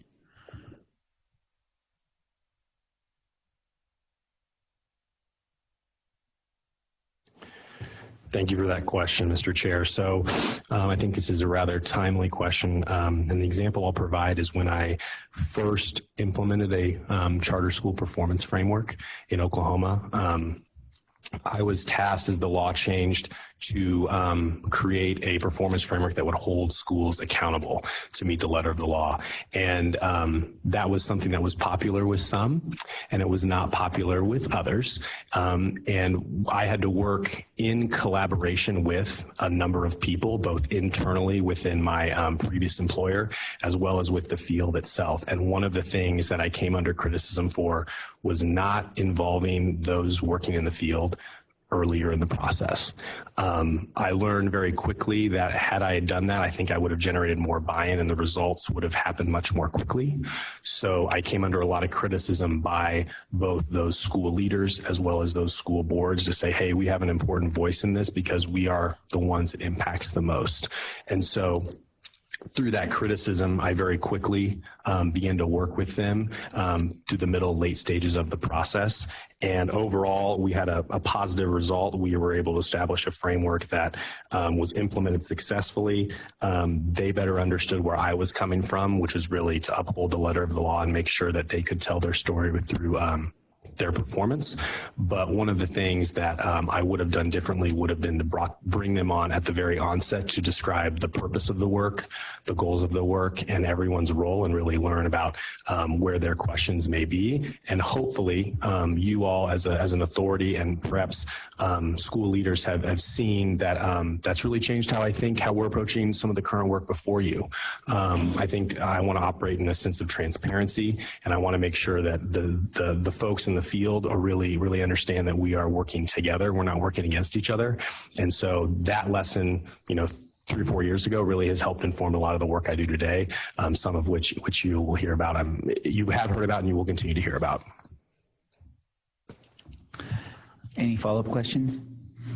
Okay, hearing none, we'll move on to the next question. You talked about priorities, but in order to accomplish priorities, it requires some leadership. And so could you tell us about your leadership style and describe how your leadership style will motivate the people that are working with you in the agency to accomplish the agency's goals? Thank you for that question. So I think, first of all, my leadership style is pretty democratic, and a team leadership approach, really focused on the contribution of others to involve them in the process. As I mentioned earlier, I've incorporated, I think, charter leaders both in my prior context in Oklahoma as well as here. And I think that another piece that I think is really critical is communication, both up and downstream. I think an executive director really has to be able to keep everyone, especially the key players, informed both up and down. I also think that I employ charismatic leadership that really involves changing the values and beliefs of others. When I started in the authorizing sector, there's a lot of rampant anti-charter behavior, and I think this has changed to where many people in my prior context really value the work of charters and embrace their contributions. So telling our story to help inform people about the work that we really do. And then I think to your second question, Mr. Chair, about how that will motivate others, I like to lead by example.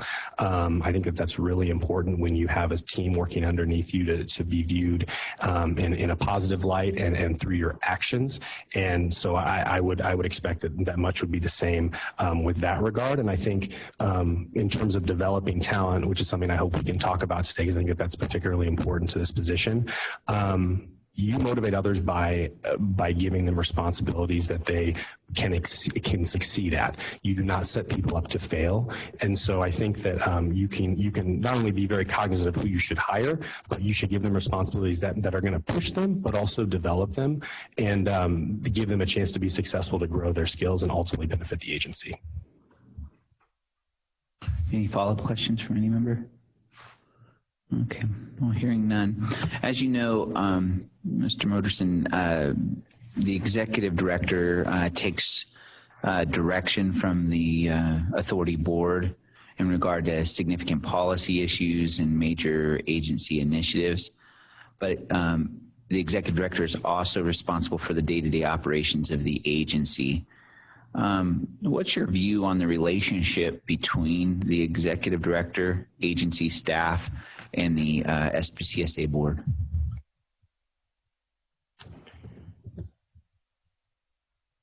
Can you repeat the question? Are you asking me what it's like currently, or are you asking what it should be? Yeah. How would you manage that relationship? So you know that there's you have to run the day-to-day operations of the agency, but you also know that you have to report to the board and get guidance from the board on major policy initiatives. How, in your capacity as executive director, how would you manage that role? So I think two things come to mind immediately. One is I think there needs to be frequent meetings amongst staff that are fairly high level and could be brief to keep everyone apprised of what's going on. We work tirelessly, but there are a lot of people in the agency that focus on a very narrow scope of work that's incredibly important, but may not relate necessarily to another's function that could be either right across the desk, right across the hall from them, or in Las Vegas and Carson City. So I think that there needs to be some established communication. I would prefer to do a weekly meeting or a biweekly meeting with staff to make sure that we're all apprised of that. And then I think to the second part of your question, Mr. Chair, which is how the executive director would work with the authority, I think it's really important that there is ongoing communication with between the executive director and members of the authority to keep them apprised of issues. I think it's absolutely critical to generating buy-in and moving the ball forward towards the established work and goals in the SPCSA strategic plan. I was very lucky in my previous work experience to work under a very talented, well-respected superintendent, and some of the practices she taught me were, for instance, having a weekly leadership meeting with your board chair and your vice chair. I'm not saying that that's something that we would exactly have to implement if I was fortunate enough to be selected for this role, but I think regular recurring meetings with the board leadership team, and then individual conversations with other members of the authority so they're very, very apprised of what's going on. I'm a big believer in the more you do behind the scenes and the more communication you have leading up to a board meeting, the more efficient a board meeting can be. So while I of course love spending once every month with you all on Friday, it's nice to be able to get out, after 3 or 4 hours instead of being here for 8 or 9. And I think that ongoing communication can help not only inform you all as an authority, but help us push the work forward in a speedy but respected timeline. Any follow-up questions from any board member? Okay. Hearing none, we'll move on to the next question.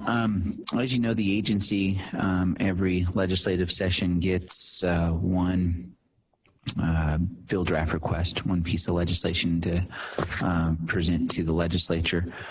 Do you have any experience with the legislative process? And if so, could you please describe key aspects of it and how that experience would allow you to ensure that SPCSA's legislative agenda is successfully implemented?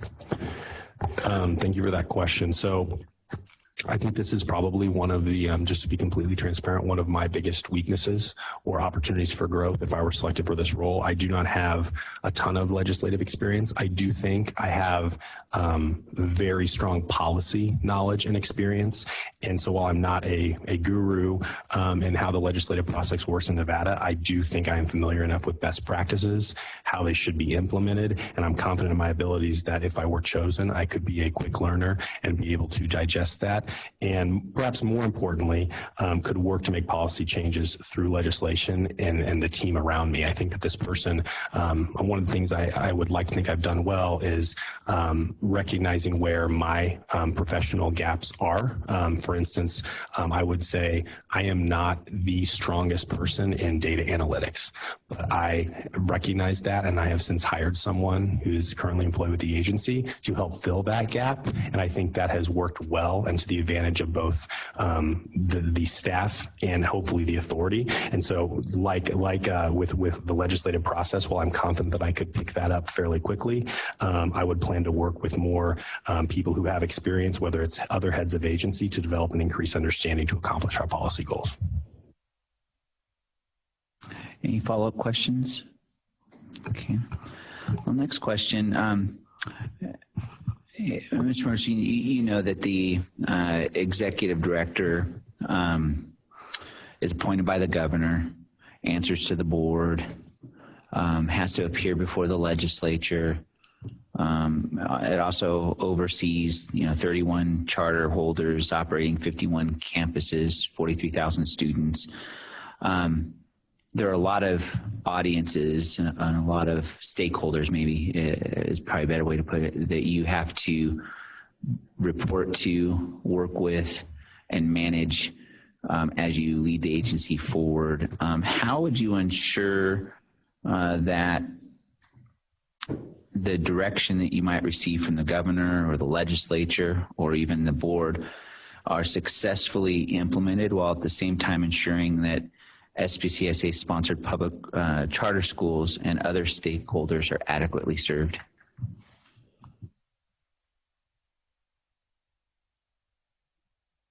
Can you just repeat the last part of the question? You said successfully implemented, and then I didn't catch that. Yeah, no problem. So how would you ensure that any direction from the governor, the legislature, the board is successfully implemented, while at the same time ensuring that SPCSA-sponsored public charter schools and other stakeholders are adequately served?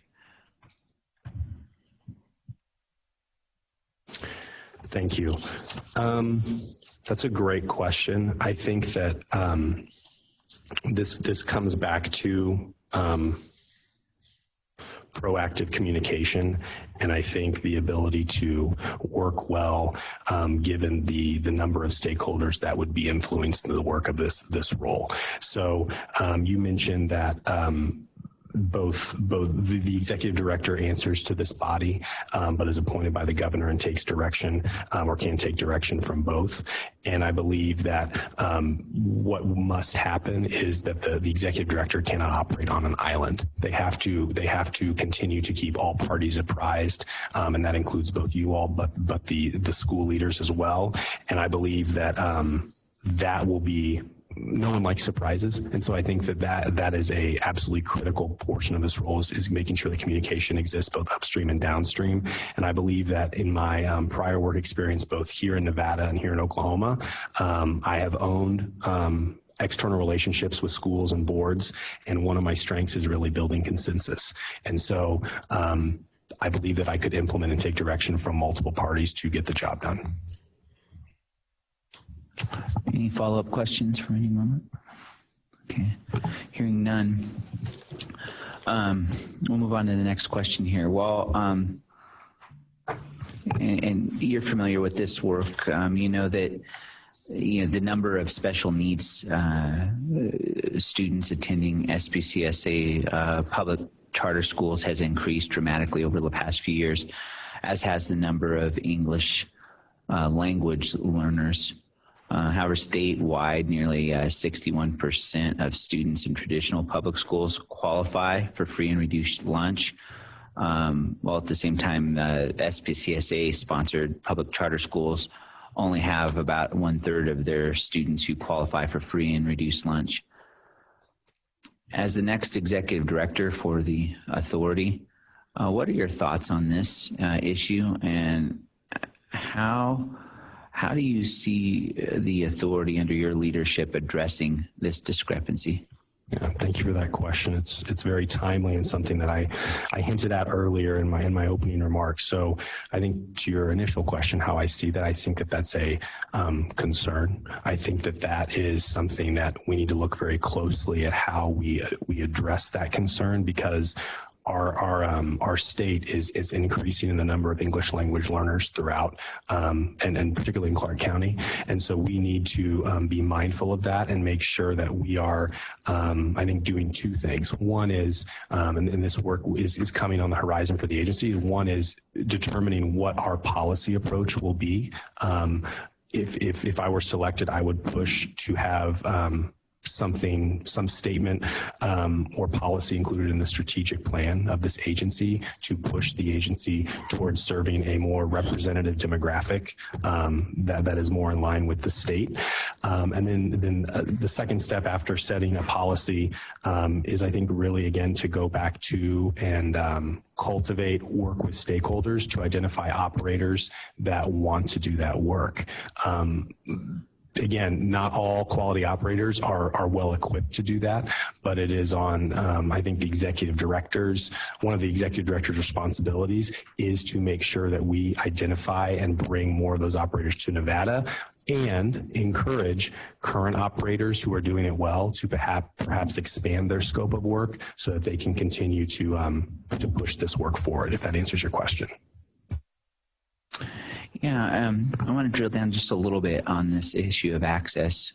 We know that some of the challenges with access include families knowing about the options that are available to them. Oftentimes, FRL students and their families don't know what options are available. Number two, when they do become apprised of what options are available, they often don't have transportation to avail themselves of those options. And then number three, if they do have knowledge and they do have transportation, the third issue is really support when they get there. You know, as many of our schools don't provide, for example, free and reduced lunch. And there are other supports that FRLO students need that are different from the general student population. And so with those access issues in mind, how would you address those challenges as the head of our agency?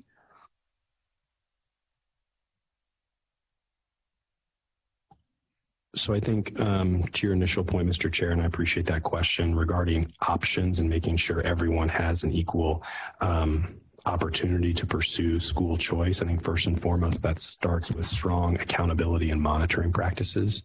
So one of the things that staff has done, I think, fairly well in my first year and a half here with the agency is looking at lottery forms, looking at how schools may be recruiting students to make sure that all students throughout the Valley and throughout the state of Nevada are aware of their options available to them. And I would strongly advocate for continuing to pursue that monitoring so that our schools know what they can and cannot do, because access, as you mentioned, is incredibly important. It is really the first barrier. Regarding transportation, I think, again, we do need to look at how we can set our schools up financially to be able to serve students through transportation. One idea that I have had, and I think that it could be a discussion point if I were selected, but I think should be discussed probably more openly, is, we have schools that pay authorizer fee, but some of that is rebated. I would love to be able to take some of that fee and have it go to transportation or have a fee reduced if schools were willing to provide transportation to students. I think that is something that we should be cognizant of and recognize that a lot of our students, especially in the Valley, are limited by which schools they can attend due to circumstances beyond their control. And then in terms of supporting and recognizing, I think you were talking about FRL students in the classroom. Did I understand the third part of your question correctly? I think that we need to, develop our school support staff to make sure that schools are aware of, what the process may look like to qualify for those funds and how those funds can be used. And I think that goes back to something I mentioned earlier, which is our clarified LEA role is a tremendous responsibility, and it is one that will have a significant learning curve on the agency. But I think through looking at other examples across the country, through working with NDE collaboratively as we assume more of those responsibilities, I'm confident that we can develop capacity internally and share that work with our schools so that those students are better served. Thank you. Any follow-up questions, please, Member Corbett? Thank you, Chair. When we talk about equitable access and circumstances that families can't control, or those circumstances that are beyond their control, part of also is a geographical location of the schools, and recognizing that's also information that is disclosed in the authorizing process. And so when we get into the discussion of transportation, that cost can also potentially be limited based on the geographic location of the schools. Can you talk a little bit about that? So just to clarify, Mr. Corbett, are you asking, how to combat some of the geographical challenges our schools face? I think that's part of it, is also just your overall ideas around geographic locations of these schools and how that can also achieve some of your goals that you talked about as it relates to the increase of students who are affected by FRL. Thank you for that clarification. So I think you're absolutely right in the sense that the location can be a primary deterrent, or it can be a not an encouragement, but something that allows students to attend that school. And I think we need to be very mindful about how we approve schools and how we recruit schools, depending on where they may want to open. So again, I think from a policy perspective, I think we should be seeking out and actively engaging with operators that are willing to serve those hard to reach students and willing to locate in areas where we may not currently have schools. I think that's very important. And then I also think that we have an obligation to work with community stakeholders and determine how we can solve the facility issue. And that is something that's very real in Las Vegas. It's certainly more eye-opening than I thought it was before I moved here. And I think that we should be working more closely with municipal entities and other people in the community who support school choice to make sure that we can have some of those doors open for students in areas that are particularly hard to serve, where there may not be an abundance of facilities and there may not be an abundance of capital to renovate a facility. So I'm not sure if I answered your question, but I think that there's a facility issue that needs to be looked at. And then I also think that we need, again, to from a policy perspective, think critically about how we can get more people in the door and into Nevada who want to serve those hard to reach populations. Any other follow-up questions? Okay, hearing none, we'll move to the next question. Public charter schools are meant to be incubators of innovation and places where best practices for education are developed and replicated. If you're selected as executive director for the authority, how would you ensure that these goals were met, and what would you do to ensure collaboration between SPCSA public charter schools, other public charter schools, as well as traditional public schools?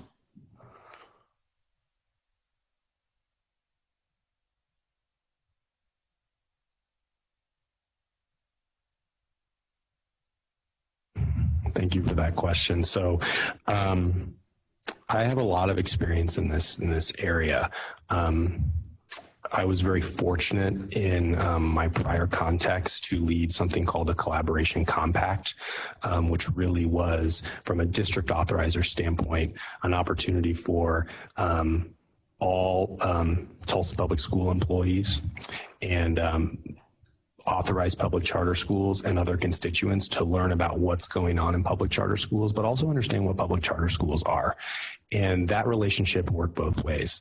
That included board members, public charter leaders going to some of our highest performing traditional public schools, magnet or not.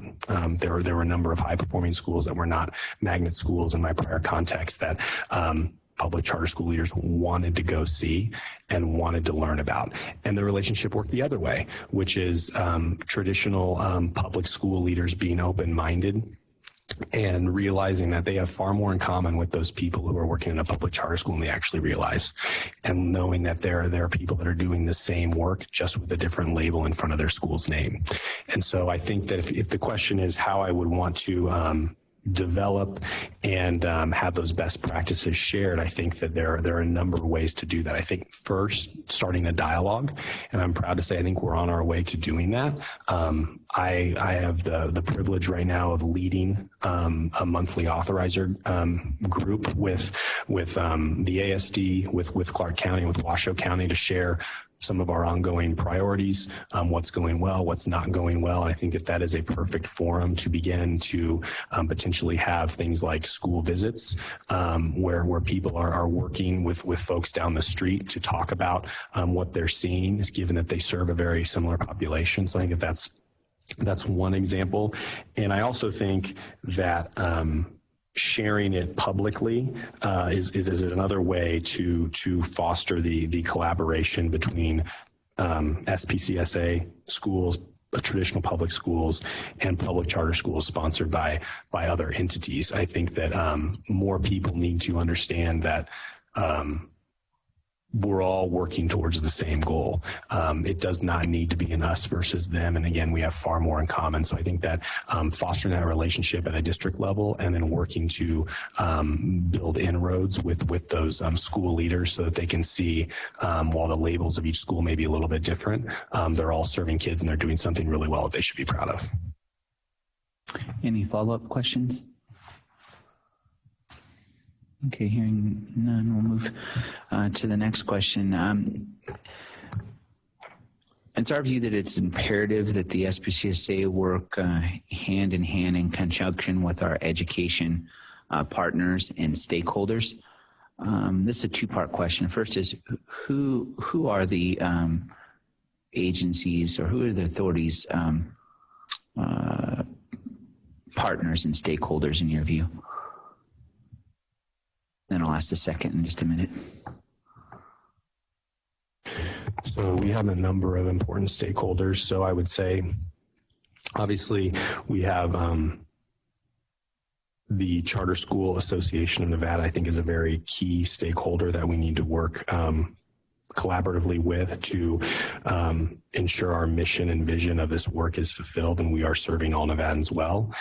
I also think that we have an obligation. Some of our stakeholders are the general public. They need to know what a public charter school is, what it is not, and how they can be accessed should they have students that wish to attend or parents that wish to pursue that option for their child. I think other important stakeholders include those that are working behind the scenes to make sure that we have more quality operators in the state. To give you two examples, I think one is the National Alliance of Public Charter Schools, and then locally we're very fortunate to have Opportunity 180 that helps us on that front as well. I think that those are the big stakeholders that I think are really important, that this position will be responsible and tasked with leading. Would you consider the Department of Education as well a partner or stakeholder? I would absolutely consider them a partner and stakeholder. Okay. And with regard to the partners and stakeholders that you've identified, what would be, as executive director, how would you strengthen our relationship with each of those partners and stakeholders?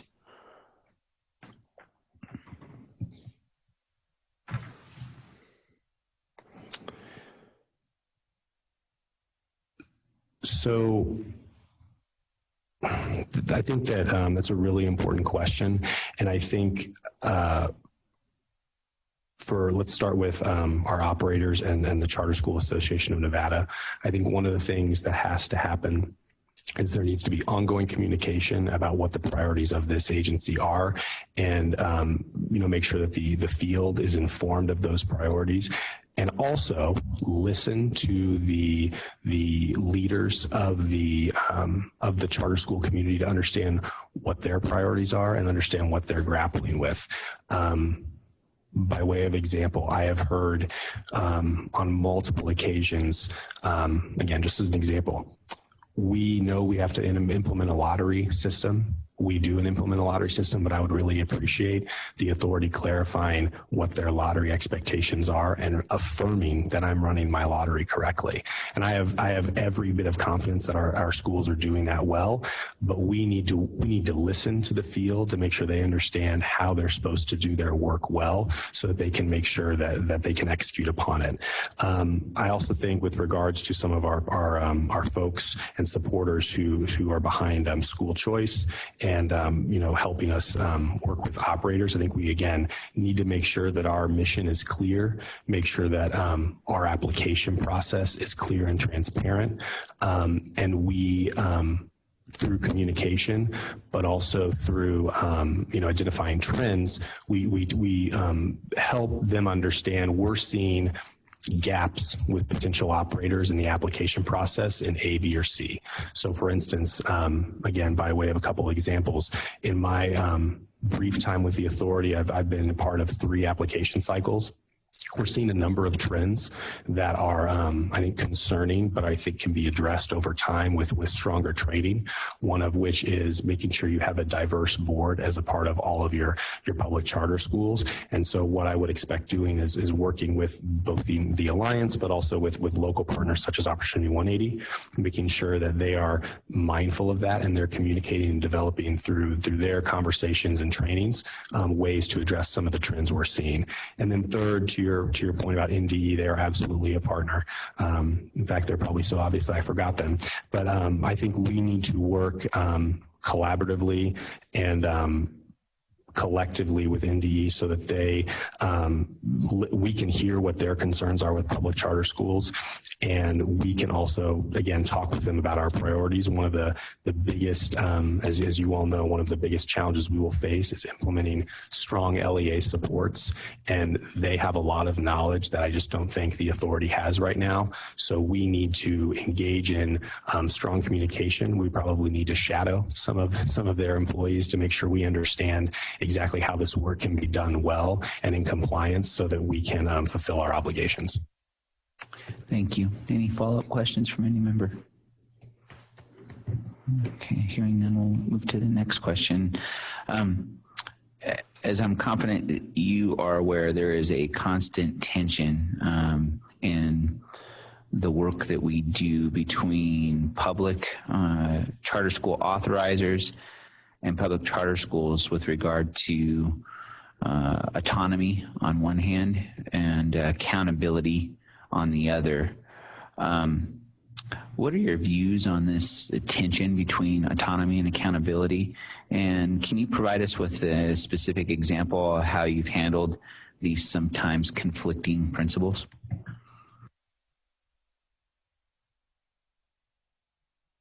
Thank you for that question. So there is inherent tension between autonomy and accountability, and it is absolutely critical that the executive director, by way of example, is committed to upholding public charter schools' autonomy, period. Autonomy is what makes the public charter school premise so beautiful and really is what makes them so successful. And so we have to be committed to preserving that autonomy. With regards to accountability, I think, that is obviously forefront it needs to be at the forefront of the executive director's mind and work. And where it can get a little bit dicey is when you have to have hard conversations with school leaders about accountability and maybe what autonomy is and is not. So, Mr. Chair, can you just repeat your question? Are you asking me to provide an example of where I had to balance autonomy and accountability? Is that correct? Yeah, that's right. Yeah, so tell us how, maybe a specific example of how you've handled the conflict between autonomy, preserving school autonomy while at the same time holding schools to high standards and results, otherwise known as accountability. Yeah, so as you all are well aware, we've had a number of schools that have faced some accountability challenges since I've been with the agency. And I think that where we have to be respectful of their autonomy is we have to be able to communicate what our expectations are.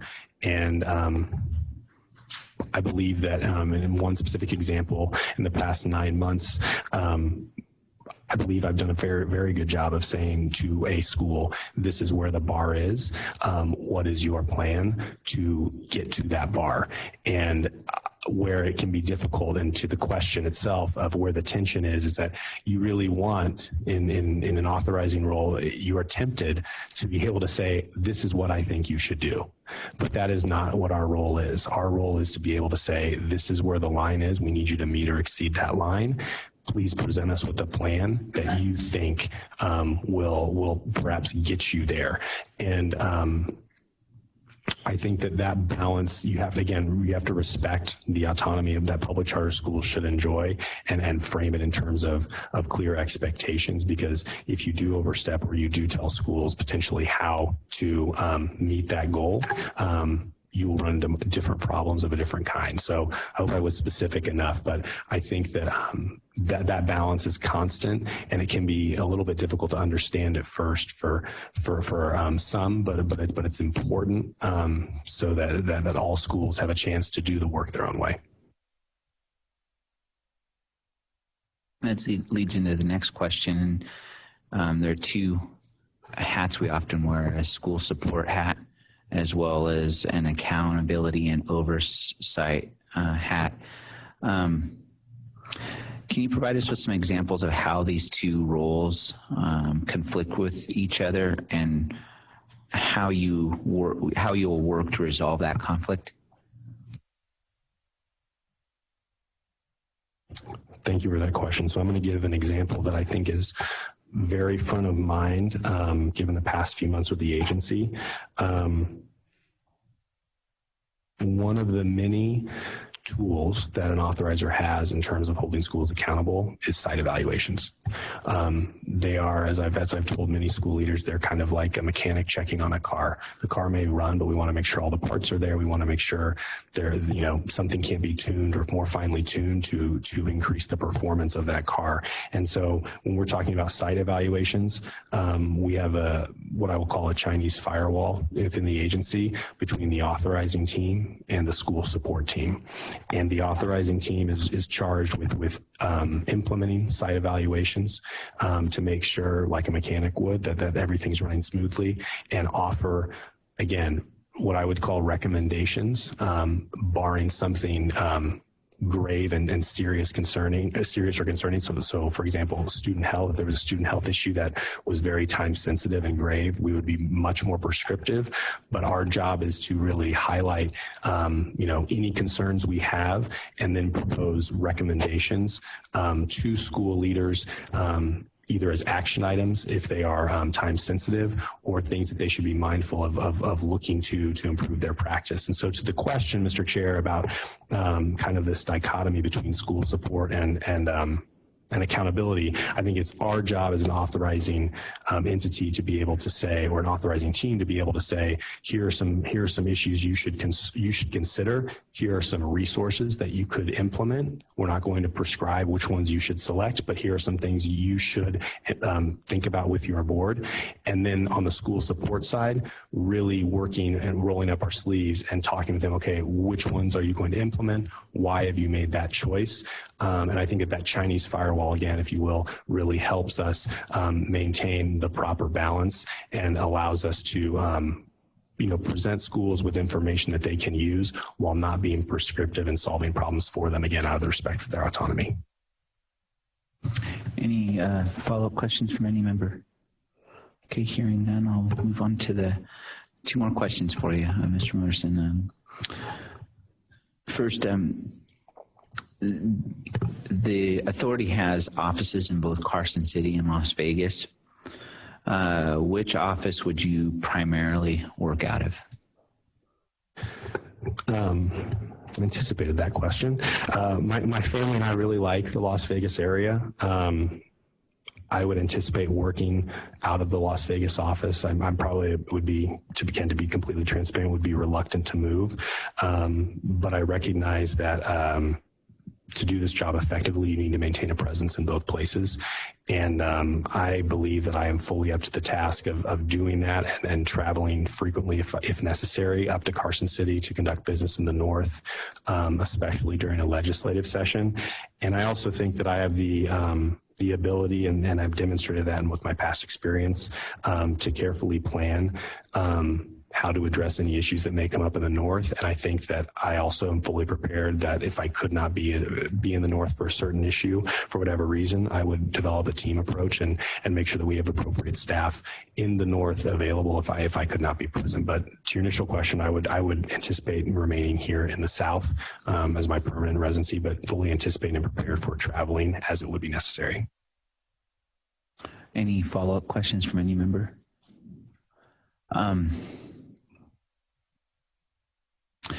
As the current director of authorizing for the SPCSA, we are very familiar with your skills and your experience. You've done a remarkable job shepherding the work we do for authorizing schools. But what about the duties and responsibilities that are some of the other duties and responsibilities that are part of being executive director of the authority? Can you explain how you would successfully execute these additional duties and responsibilities?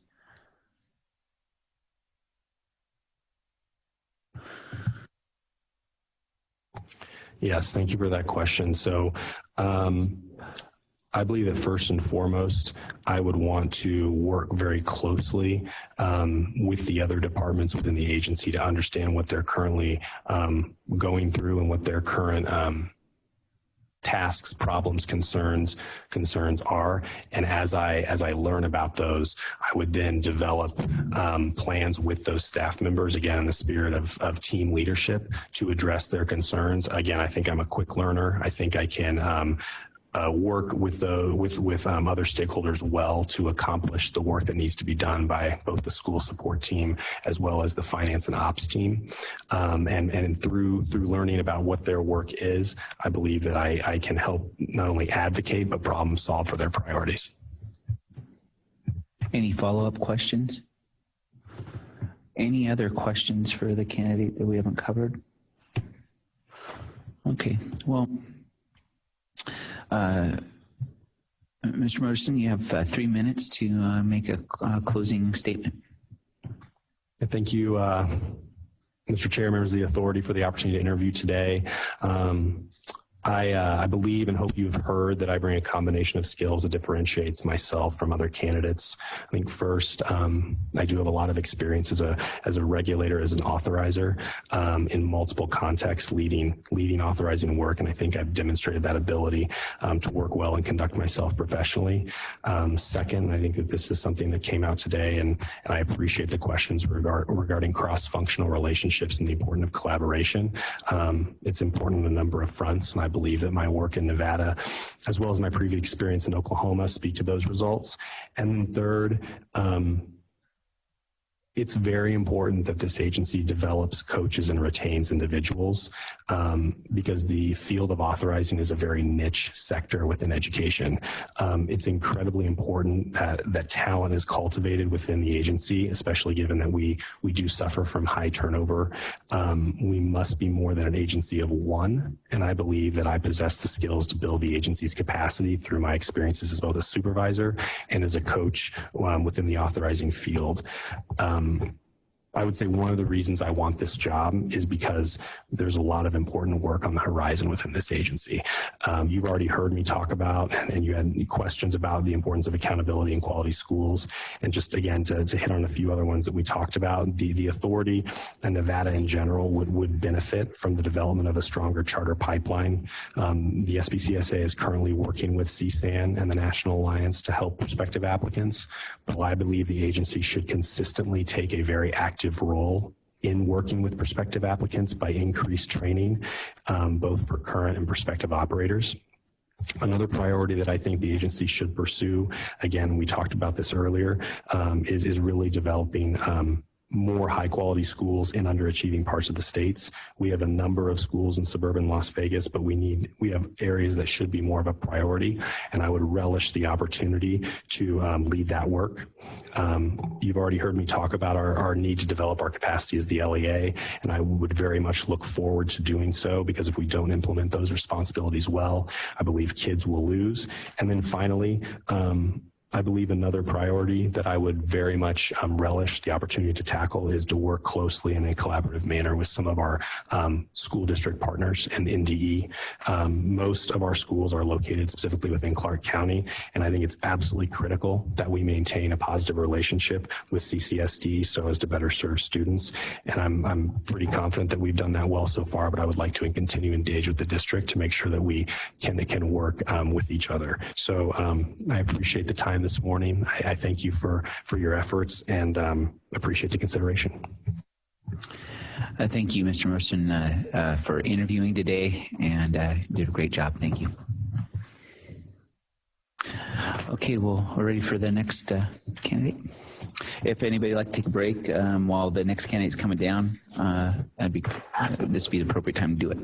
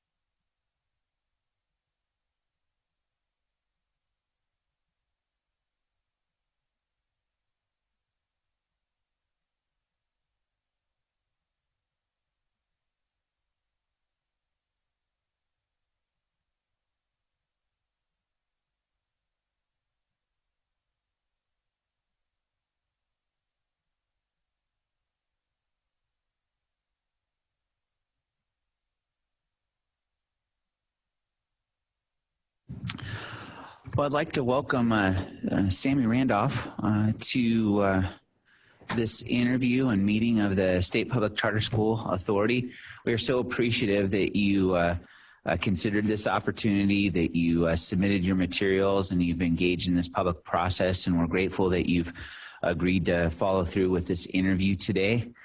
And so we can go ahead and, I should probably tell you about process. When we selected the order in which candidates would be interviewed, we did that randomly. Literally, we pulled names out of a hat. So you were number 3 today. And we're very excited to hear from you today. And you have now an opportunity to give a 2-minute opening statement. All right. Good morning, members of the authority. My name is Sammy Randolph. Thank you for this opportunity to interview for the position of executive director. I think I'm a unique candidate in the sense that I bring a background of legal experience coupled with over 15 years having worked in public education. Specifically, I think that makes me the right person for the job at this time, given some of the challenges that the authority is facing and also the changing legal landscape and landscape for charters in this state. The sheet that was provided to you is a list of talking points, some things that may be covered in the questioning. So I'll leave those for the end if by chance we don't address all of them during the course of your interview questions. I did want to highlight or bring to your attention just a little more information about me, as well as why I chose the references that are listed. In addition to having spent 12 years as in-house counsel with Clark County School District, most recently I've also been 2 years in-house counsel in Shelby County Schools, a large urban district in Tennessee that has a completely different approach to charter schools. In fact, that state, some of the research from our school districts is actually cited various places, but just the ability to compare, contrast, and take a little bit from the various places that I've been over the course of my at this point, 20 years in practice. As it gets back to the references, Daphne Robinson was someone who ran the Office of Charter Schools. And unfortunately, the way the form or interview questions are crafted, there was an opportunity for her to specifically note that the work that I did assisting the Office of Charter Schools related to applications, renewals, revocations, going before the State Board of Education to defend those decisions. And also, when it came to school closures, addressing those matters in court. In addition, my work with the school board directly, because we had a charter advisory committee that met, it seemed like every week, because there was a different subcommittee. But eventually that led to the development of a shared sense of responsibilities in various areas and resulted in an actual set of final recommendations that was presented to the authority, to the board. Corey Harkey was someone I worked with from Metro Nashville, and that was specifically regarding charter schools as it related to the release of student data. We had some issues with the ebb and flow between the students' prior school, what was happening with records, and so being the 2 largest districts in the state, we went back and forth in terms of what our districts could live with, work with, given our existing resources. And last, Melanie Murray is a general counsel at the University of Memphis. On their campus, on the university campus, is Campus School, a charter school supervised by the district. And I worked with her specifically because they were looking to expand into a middle school. And so there were issues related to zoning, who could apply. For Campus School, there was a priority for students and staff currently working at the university. Well, when they got to the middle school, they wanted more neighborhood options in terms of what the demographics of the school would look like. And so I just wanted to bring those things to your attention because otherwise those 3 people seem rather random in terms of having been included in my reference list. But thank you for allowing me the opportunity to clarify that and present you with some additional information regarding them. A little bit more about me. Las Vegas native. My entire K-12 education took place in this state. I'm very fortunate in the sense that it provided a solid set of skills that has allowed me to practice in various states, teach in another state. And that's essentially why I'm still in education at this point. Generally, it's a long time for lawyers to be 20 years in, but I still have a love for the work, and I'm motivated by the opportunities that the charter sector provides to students. Thank you. Well, thank you. And we're going to get started with our first question. If you were selected as the next executive director for the authority, what would be your top 3 priorities? They're actually listed on that sheet, and they're under very broad topics, but I won't get into the nuances, but I'll give you some indication. Authority board relations is a top priority in terms of the timeliness and depth of the information that's provided to you. I think that you should have it in enough time to review it prior to meetings so that you make informed decisions. Also under that area would be just back and forth in terms of clarity regarding functions, direction, policy issues, because those are all within your purview. So generally speaking, that's one area. Stakeholder interactions is another broad area that I would look to address immediately, specifically the Nevada legislature. I think we've got some work to do there as it relates to getting our message out, providing timely information, and making sure that when any member from the authority staff is presented with the opportunity to appear, that they provide clear and accurate information. And when we are asked to provide documents, that we follow up in a timely manner. So there's other stakeholders, but given the timing, we're in the middle of a session, that's a priority. And then authority operations is also another priority, and broadly speaking, I'd be looking to review systems and processes regarding workload, efficiency, organizational structure, to see if there are some things that we can do better to be more responsive both to our schools as well as other community stakeholders. This question is somewhat related, but it goes more toward vision, and it's something that I think a lot about with regard to the decision we're going to make, and that is, if you were named executive director, I'd want to know, like, in 3 years, how would the authority be appreciably different? And so can you complete this sentence for me? In 3 years, the authority will blank. And can you fill in that blank for me?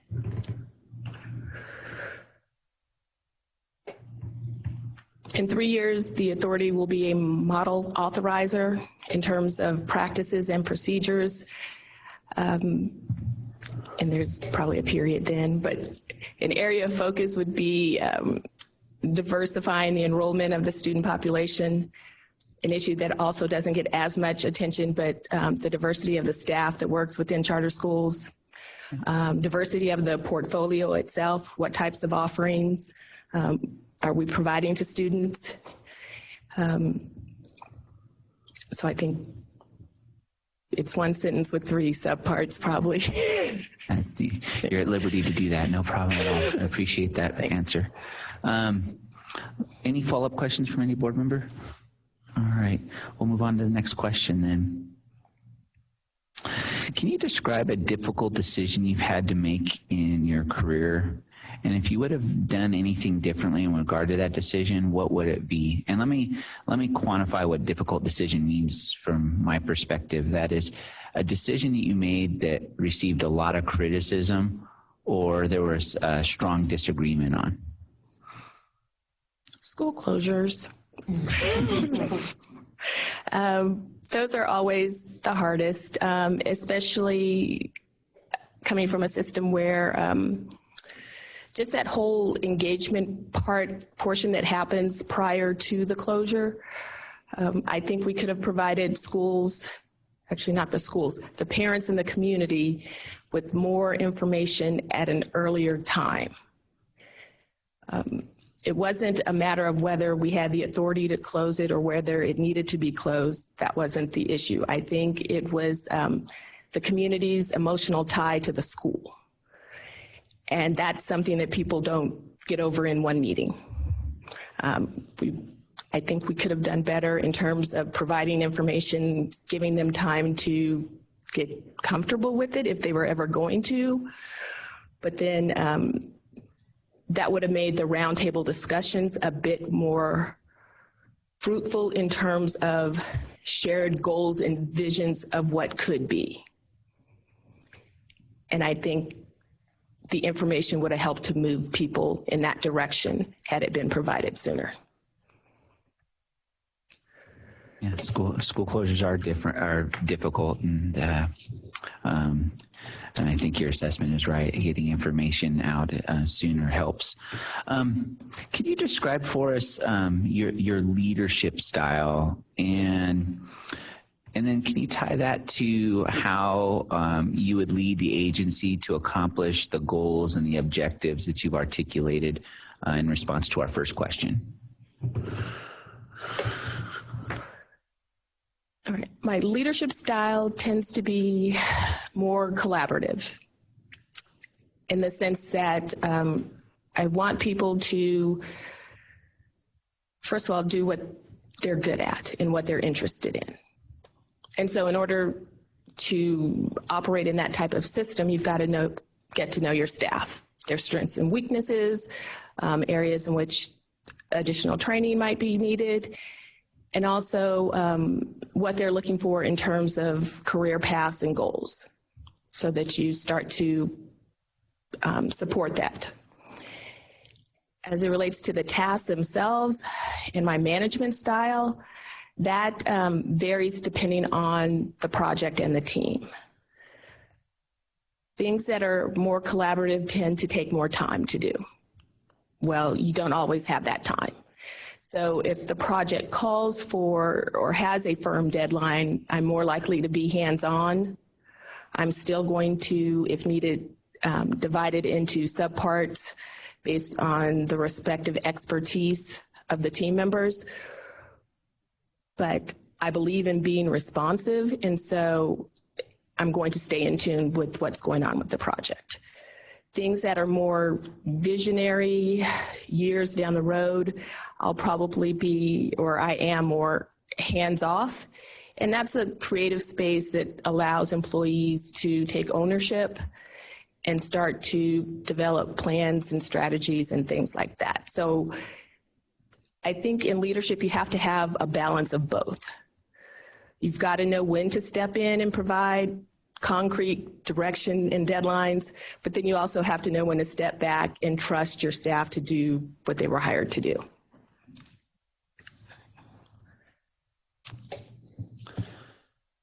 Any follow-up questions from any member? Okay, hearing none, we'll move to the next question. As executive director for the authority, you'll be required to take direction from the SPCSA Board and with regard to significant policy issues and major agency initiatives, while at the same time you'll be responsible for the day-to-day operations of the agency. Can you describe your view of the relationship, of how you see the relationship between you as the executive director, agency staff, and the board, and how all that works together? All right. And this is in part based on having worked for different boards with different styles as it relates to policy governance and shared governance and all of those kinds of things. But I would expect, or my actions would be to effectuate or provide the operational expertise to carry out the board's policy visions, right? The authority of the board determines policy. And then it's my job to actually put that into practice. And it's also would be my responsibility to make sure that staff are aware of, I guess, the policy reasons why we're doing things a certain way, what direction we're moving in. But I think that starts with the board itself. Those aren't things I generally wouldn't think for me to decide as it relates to overarching themes and direction for the authority itself.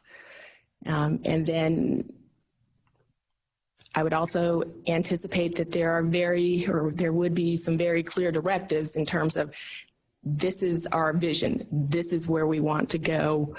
I don't want to say figure out a way to get us there, but start to develop operational procedures to move in that direction. So that's how I would contemplate the relationship to be. Thank you. Any follow-up questions from any member? Okay, hearing none, we'll move to the next question. The authority gets one bill to present to the legislature every other year. Our legislature, as you know, meets every other year on the odd year. Do you have experience with the legislative process? And if you do, can you describe key aspects of it and your experience dealing with the legislative process? And then let us know how you would use your experience to ensure that the authority's legislative agenda is successfully implemented.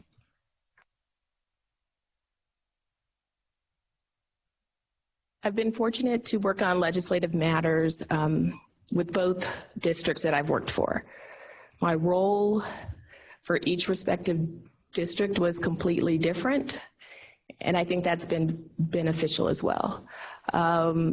With Clark County, it was more technical assistance in the sense that actual bill draft, editing, writing amendments type of thing. But there was also drafting or creating the talking points to assist board members and or administrative staff in spreading the district's respective position on issues. But I did that from the confines of the office for the most part. In Shelby County, I went back and forth between Shelby County and Memphis and Nashville. So I spent months, I'm trying to think, in Nashville, going back and forth, 3.5-hour drive. So it doesn't require a plane flight. But it was a different landscape in the sense, a larger legislature, more elected officials, much larger education committees. But similar task in the sense that you have to share your message and inform policymakers. That was what I spent probably the first few weeks doing, was simply getting our message in front of the legislature. And if you're familiar just with the layout of the state, Memphis is on one end, Nashville in the middle, and then you've got East Tennessee. Well, the needs of those schools are completely different. And so that's why I say sharing your message. Providing information that supports or highlights your identity. With Shelby County Schools, we walked I shouldn't say a fine line, but we had issues. We had enrollment issues or achievement-related issues, student performance. We didn't hide those. When you go to the legislature, at least those that are from your community know how you're doing. So it's not like you can hide behind it and say, you know, everything's great. I would never say everything's great. I presented it in a way that these are our challenges. These are the strides we've made towards alleviating those challenges. More importantly, this is the assistance we need from you to help us accomplish this goal. That went over much better than, trying to paint a rosy picture. And it also helped to have some partners that had similar concerns.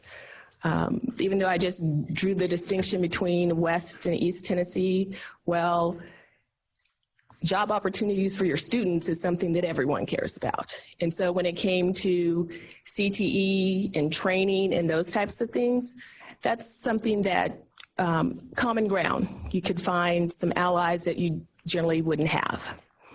And so that's part of the work I did. I also was the liaison for relaying information to the school board itself. I want to say last session, 200 education bills, coming up with a system of relaying that information in a timely basis, and then also being responsive to which particular bills that each board member was interested in, because they each had their own set of experiences and backgrounds. But some were interested in juvenile justice in our alternative ed programs. So when something along those lines was coming up, they wanted to know. Things related to the student data issue that I talked about, my collaboration with Metro Nashville.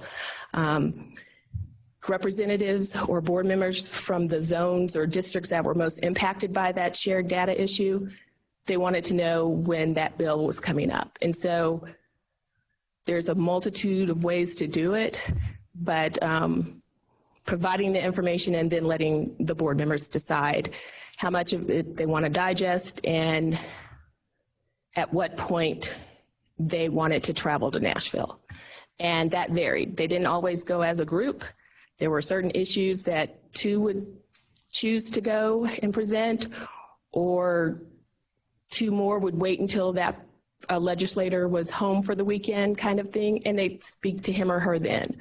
But in terms of the information, getting it to the board, that was important.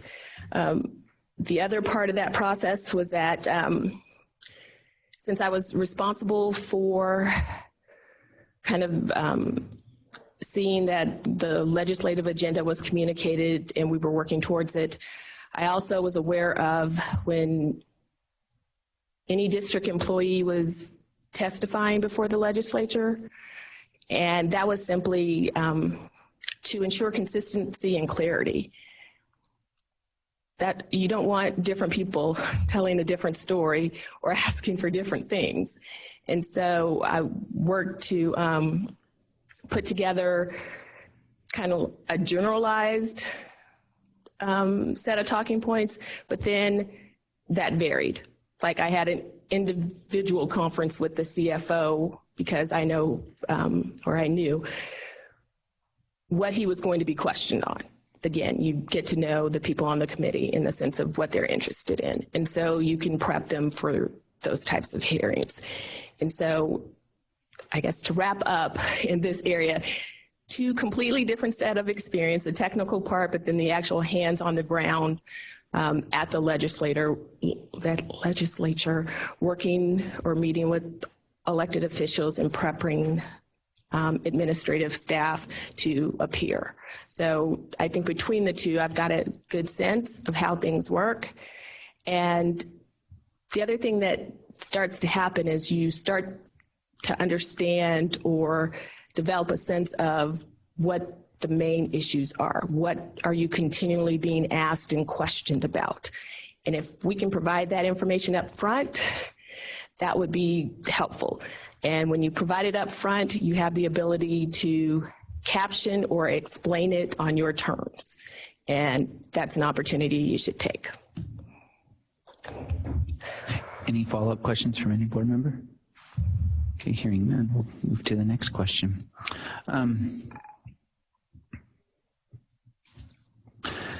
The executive director in our state is appointed by the governor, answers to the board with regard to significant policy issues, as we've discussed, has to appear before the legislature, has to manage a budget, oversees 31 charter holders operating 51 campuses, 43,000 students. There are a lot of stakeholders who have different expectations of the executive director. how would you ensure that the direction that you might get from the governor, the legislature, or the board are successfully implemented, while at the same time ensuring that the sponsored charter schools under our authority and other stakeholders are adequately served?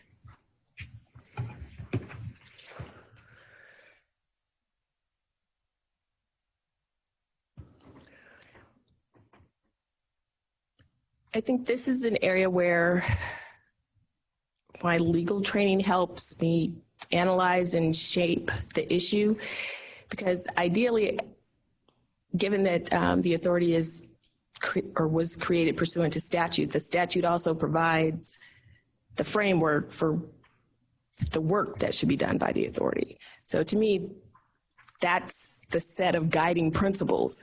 So anything that I would be asked to do or work on should fall within those parameters. Now, as it relates to varying opinions on how that could be carried out, well, then you have to start to inform, educate, and then in some instances persuade. If different subsets have very conflicting views, then I think the education is something that can help people meet in the middle. I will say that I'm used to working in an environment of, I don't want to say conflict, but it's conflict, or varying strong opinions by everyone. But I do think there's a way to be responsive to all of those. And moving towards common goals or common purposes is what gets you there. So if the overarching theme is student achievement through creating high quality seats, that's where we start our conversation. Then we move towards the individual nuances of how the governor sees that being implemented versus the legislature versus the board and the schools, which all may be completely different in terms of how we get there, but hopefully we can agree on where we're trying to go. So. Excellent. Any follow-up questions from any member? Okay, hearing none, we'll move to the next question. While the number of students with special needs attending SPCSA sponsored public charter schools has increased dramatically over the last few years, as well as the number of English language learners we serve has also increased. Statewide, nearly 61% of students in traditional public schools qualify for free and reduced lunch, while at SPCSA-sponsored public charter schools, only about 1/3 of our students qualify for free and reduced lunch. As executive director for the authority, what are your thoughts on this issue, and how do you see us addressing the discrepancy? This discrepancy as the head of the authority.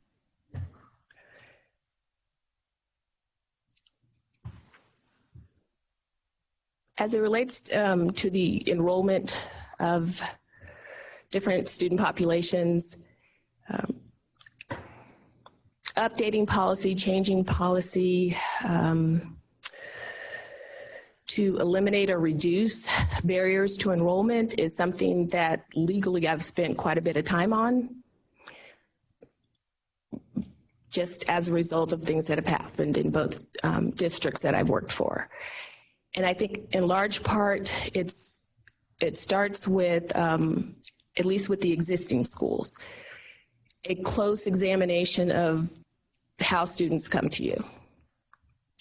And there are things that general population may not consider or view to be an enrollment barrier, that truly, in fact, may be an enrollment barrier.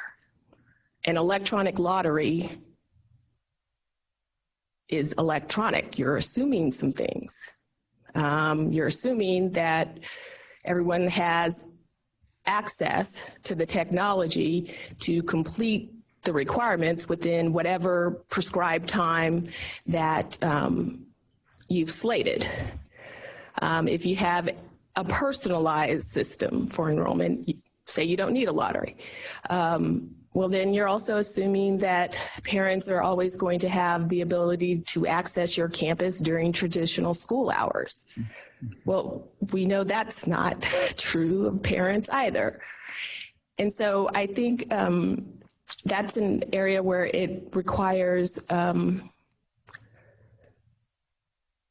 conversation and a review that's grassroots. That's at the school level. That's essentially at the front door of the school in terms of how you get your students. But in terms of overarching ideas, I think there should be a push or an initiative to do more, to reach more. And so that also comes down to where is information about your school listed or posted?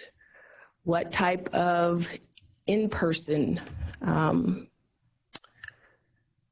don't want to call it solicitation, but where are you in the community providing information about your school? And in order to vary the enrollment numbers, you've got to do all of those things. You can't pick one. You've got to do them all in order to reach a larger number of people. So, and then as it relates to,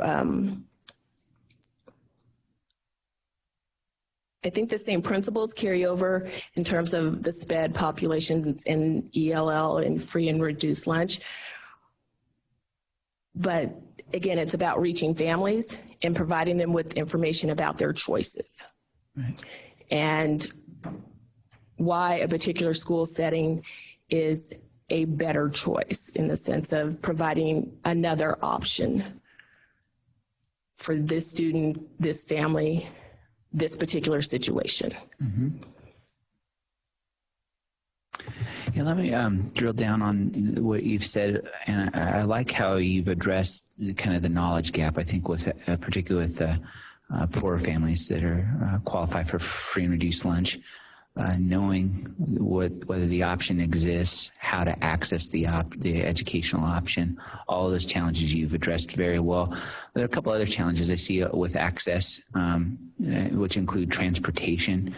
Once we bridge the knowledge gap, how do the kids actually get to the schools that may serve their needs well?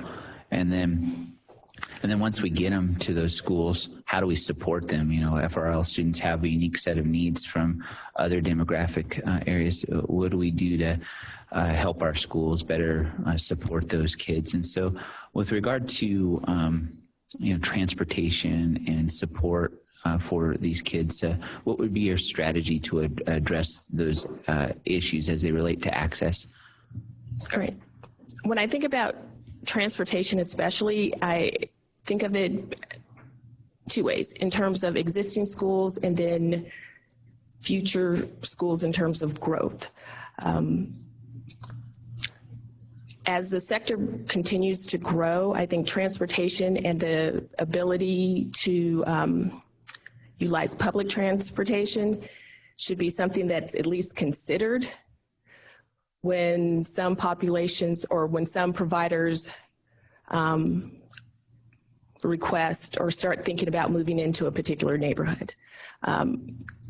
So it's more easily addressed, or at least the concern can be discussed in that context. As it relates to existing schools, one of the ideas that came up actually in Memphis was the idea of shared services. And so if your charter can't afford to provide transportation, but it's something there's a need for, well, then maybe we can start to create some partnerships, some way to help bridge the gap in terms of what it would cost versus how much you're utilizing it and who's utilizing it. So that's one way. The other thing, taking from my days doing the McKinney-Vento and homeless student stuff, the various types of vouchers that were provided. Of course, those were federal funds, and so, we've got to look at the source of the money, but the idea that you assist families in getting to school, or in that case, displaced students, ensuring continuity in their school of origin, it's something that can be looked at in terms of partnerships. And then also the larger picture in the sense that the locations of schools themselves and how we start to, I want to say individualize it, but it's really a community-based plan decision in terms of where your students are coming from and is there a way to assist them in getting to the school. And so beyond the schools themselves, I'd also be looking to city and county government, because there are some pathways, there are some existing things that would be beneficial. So it's not all about money, but money is a large part of it, especially if you limit it to simply the idea of buying a bus or something like that. But I think there are some other ways short of creating a bus yard to where you can ensure that your campus can be more easily accessed by families. Any other follow-up questions for the board member? No. Okay. Public charter schools are meant to be incubators of information and an example or leaders in best practices in education and the delivery of education services. As the next executive director of the authority, how would you ensure that this goal is met, and what would you do to ensure collaboration between SPCSA-sponsored charter schools, other public charter schools, and traditional public schools?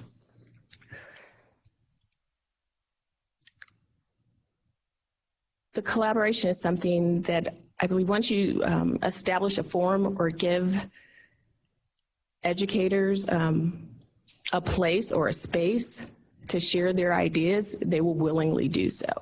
I'm just thinking back, I've never come across a selfish teacher. I just haven't. That's generally not their nature in terms of when you start talking about actual instructional practice and what happens in schools. And so if given the opportunity and the space to do that, I think they will. I think they would welcome it. And what's probably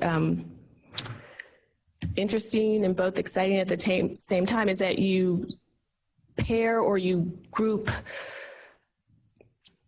maybe they teach the same grade but different parts of the city, or it's the same subject but different grade level. However the partnerships are formed, the sharing of information makes, I think, everyone in the group better. And so I think the authority's role would be to facilitate that. I would never hold us out to be experts, especially when it comes to the actual delivery of instruction. And so we're here to provide a space and opportunity for the providers themselves to share best practices. We can support that work and capture the results, but I think the providers themselves should be the ones actually sharing or providing the information, the practices themselves. And I say that related to instructional practice. I think we have the ability or the capacity to be more of a resource as it comes to the operational decisions. Just in terms of, a general survey of the current expertise of the staff members, there might be more that we could do in terms of finances, record keeping, books, the nuts and bolts kind of thing, as opposed to instruction. So I see our role in both landscapes, but how we would go about it would look a little different just because of my perception of the areas of expertise. But I also say that knowing that, like on my list of bullet points, getting to know the respective expertise within the authority is one of the things that I'll have to do in terms of assessing where we have the ability or capacity to participate in that work. Any follow-up questions from any member? Okay, hearing none.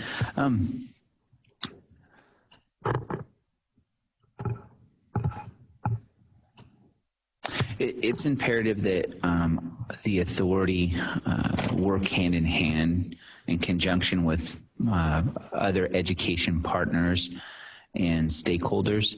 In your view, who are the key partners and stakeholders, and what would you do to strengthen our relationship with those identified partners and stakeholders?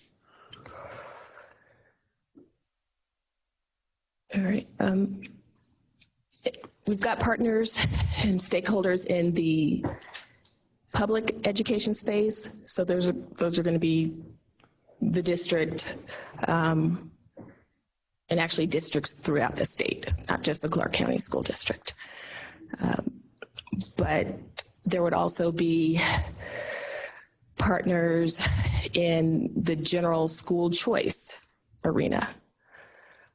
And I see nothing wrong with discussions, collaborations, ideas being passed back and forth between private schools and public schools. Again, if the goal or idea is student achievement, best practices, if they're willing to talk to and engage in discussion and also be a partner on certain issues, then I think that's a welcome partnership. So districts, private schools, universities, colleges and universities, trade schools, any post-secondary opportunity that our students can avail themselves of. Those are also partners in the sense of what are you looking for? What are job trends? How can we work together? What would you like to see? How, knowing how our students do when they get there is vital information. Workforce is also another partner in the sense that not every student is going on to post-secondary education, so there's got to be some collaboration there. So that's kind of one group of partners, all the ed folks. I also think there's the stakeholders and community people, the agencies that look at what's best for families, what's best for kids. Those are also potential partners in terms of things that are a benefit to all students. Things like access to mental health, 3 Square Food Bank and the work that they do with, supporting families through periods of difficulty as it related to securing those resources. And there's a multitude of agencies within city and county government that do that kind of work. And so developing the contacts and the expertise, or not expert, the collaborative tone, that's, I think, the role of the authority.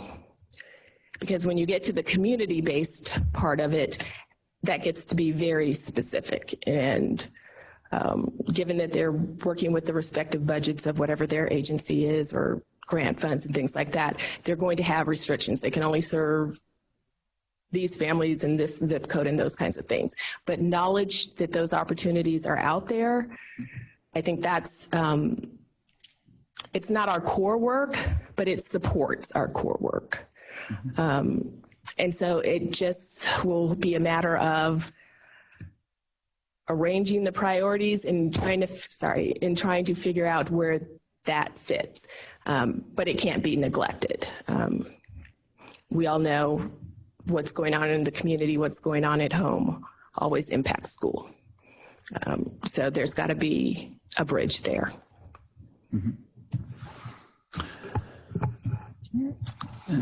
Thank you for that answer. We were talking about accountability earlier and the hard work of accountability. But there's also this other principle of autonomy and the tension between the two, between holding our schools accountable, but at the same time respecting their autonomy to be able to deliver quality education. How do you view this tension, and can you provide us with some specific examples or one specific example of how you've handled these sometimes conflicting principles of charter authorizing? Right.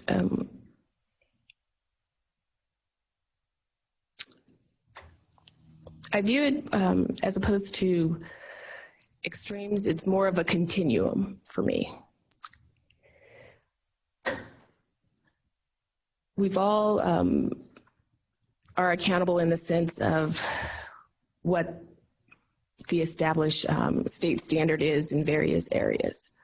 But in order to move towards autonomy, I think you have to demonstrate the ability to meet those standards. The better you are at meeting those standards, to me, is like earned autonomy. Now, if you encounter bumps in the road or issues, well, then we've got to figure out a way to address those without eliminating the autonomy per se. But I also strongly believe that, and this goes back to the statute, all of this is public funds. We are accountable to the public at large and the legislature, and when public dollars are being utilized in schools, there's a certain level of accountability, and we simply can't throw our hands up or turn a blind eye. And so striking the balance, yes, I understand that, but I also don't believe in an idea of a school or someone, a group that's been struggling for years and not providing support, or at least directing them in towards support. Have you considered? Maybe you should look at. We don't necessarily dictate what you do, but here are some options you might consider, type of thing. And then ultimately is their choice in terms of what they do with that information. We don't have probably the capacity to be all-knowing in that sense, and so it wouldn't be at a minute level in terms of what your first grader should be doing versus your no. You're struggling in these, your data shows. Have you considered through your own resources, working with some type of consultant or retraining your staff, or when was the last time you did PD on this particular set of objectives and skills? So those types of things. So I believe in autonomy, but you've still got to be connected. You've got to know what's going on. You don't make the decisions for them, but you know some decisions need to be made and practices improved. And that's one end versus the end that is doing well and providing all kinds of resources or doing well in terms of achievement. You're still working with those schools, because even though they're excelling in one area, that may be in one of the schools where we've got to address some of these others. What are your demographics look like? What is, when we look at your subset of just your special ed students, what's going on there? So those types of things. And so, again, it's the word I keep coming back to in my head is oversight, which is what's in the statute. But that's what it's oversight, but you have to be informed, you have to know in order to provide oversight. It can't be from an arm's length distance. And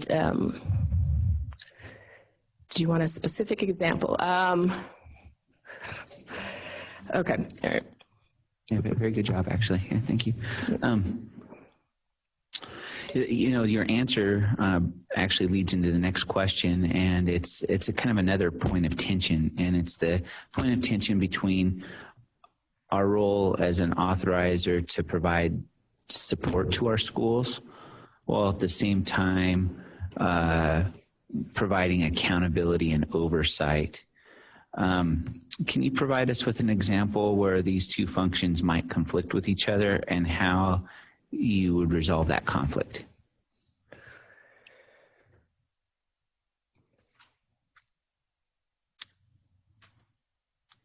When I think of accountability, it's a set of things that are, I don't want to say concrete and measurable, but usually there's some framework, there's some rubric,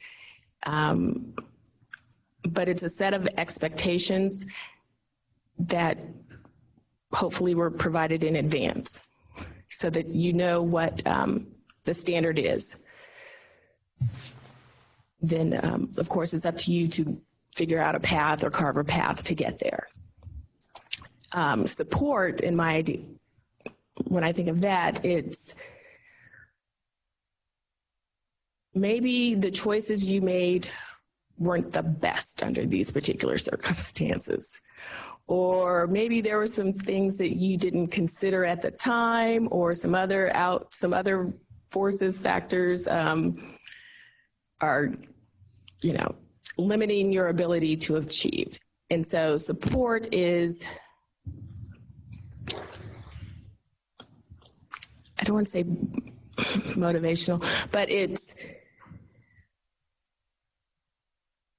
you reinforce the accountability measures, you inform of their options, you might even help them work through how to work with their respective boards or work with their staff, but ultimately you're there to, it's short of guidance is kind of the way I'm thinking of it, because that's not the role, but you're there to help them move in the direction that they've charted, so to speak. And so it's kind of hard for me I'm struggling with the support part, which I'm sure is part of the issue with the work in general. But in my head, I'm envisioning talking through things, offering a different perspective, and then coming back to those planning and implementation type issues of how you're going to move your school.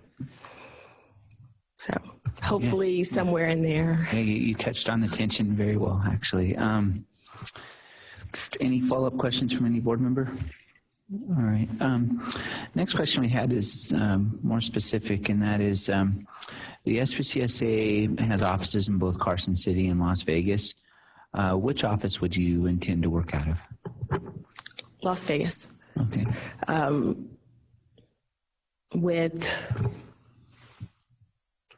Depends on budget, it depends on scheduling, but I view it as a statewide position. And so there will be travel not only to the schools themselves and wherever they're located, but the office itself, the northern office. And then there's also the aspect of engaging with legislature, either in Carson City, or there's also engaging with local government. So to me, all of those things are important, but primarily I'd be based out of Las Vegas.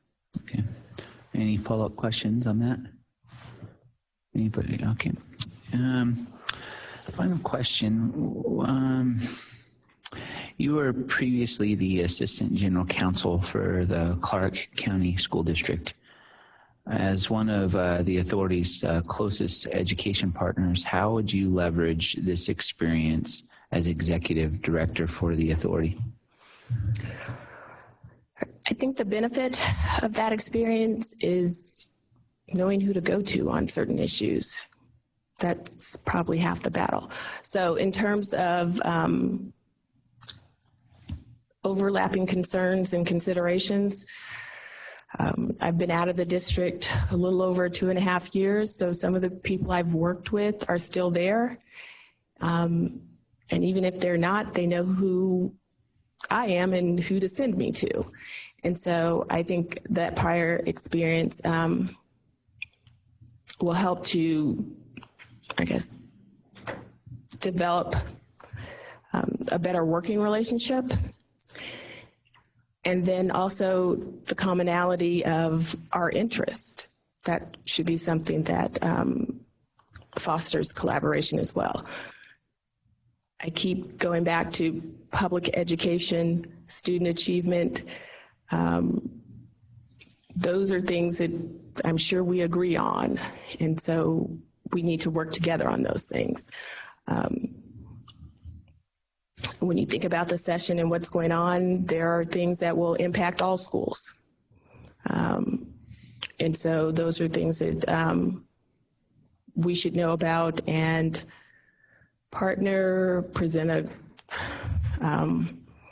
united argument, however you want to view it, but working together on the things that we agree on.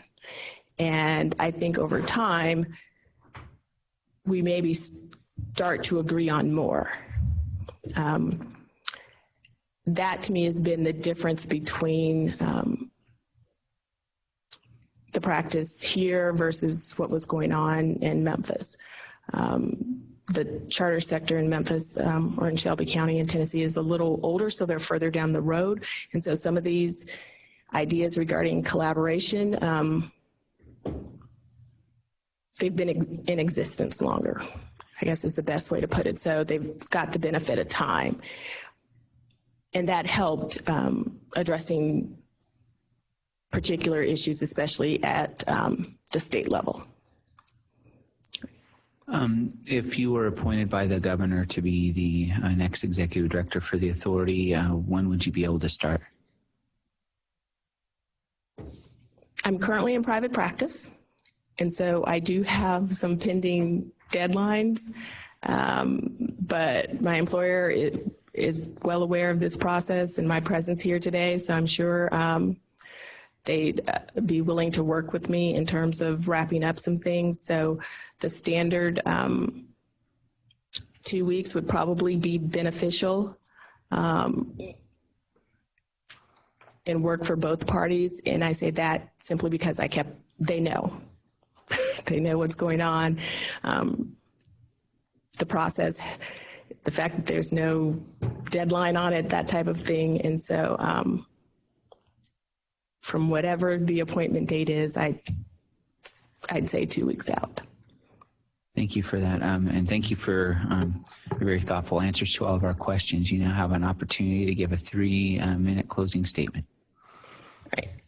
All right. So for the purposes of the 3 minutes, I'll refer you to the handout that I provided with the talking points that are listed on it, and I'll simply highlight things that we may not have covered up to this point, essentially. In the area of authority board relations,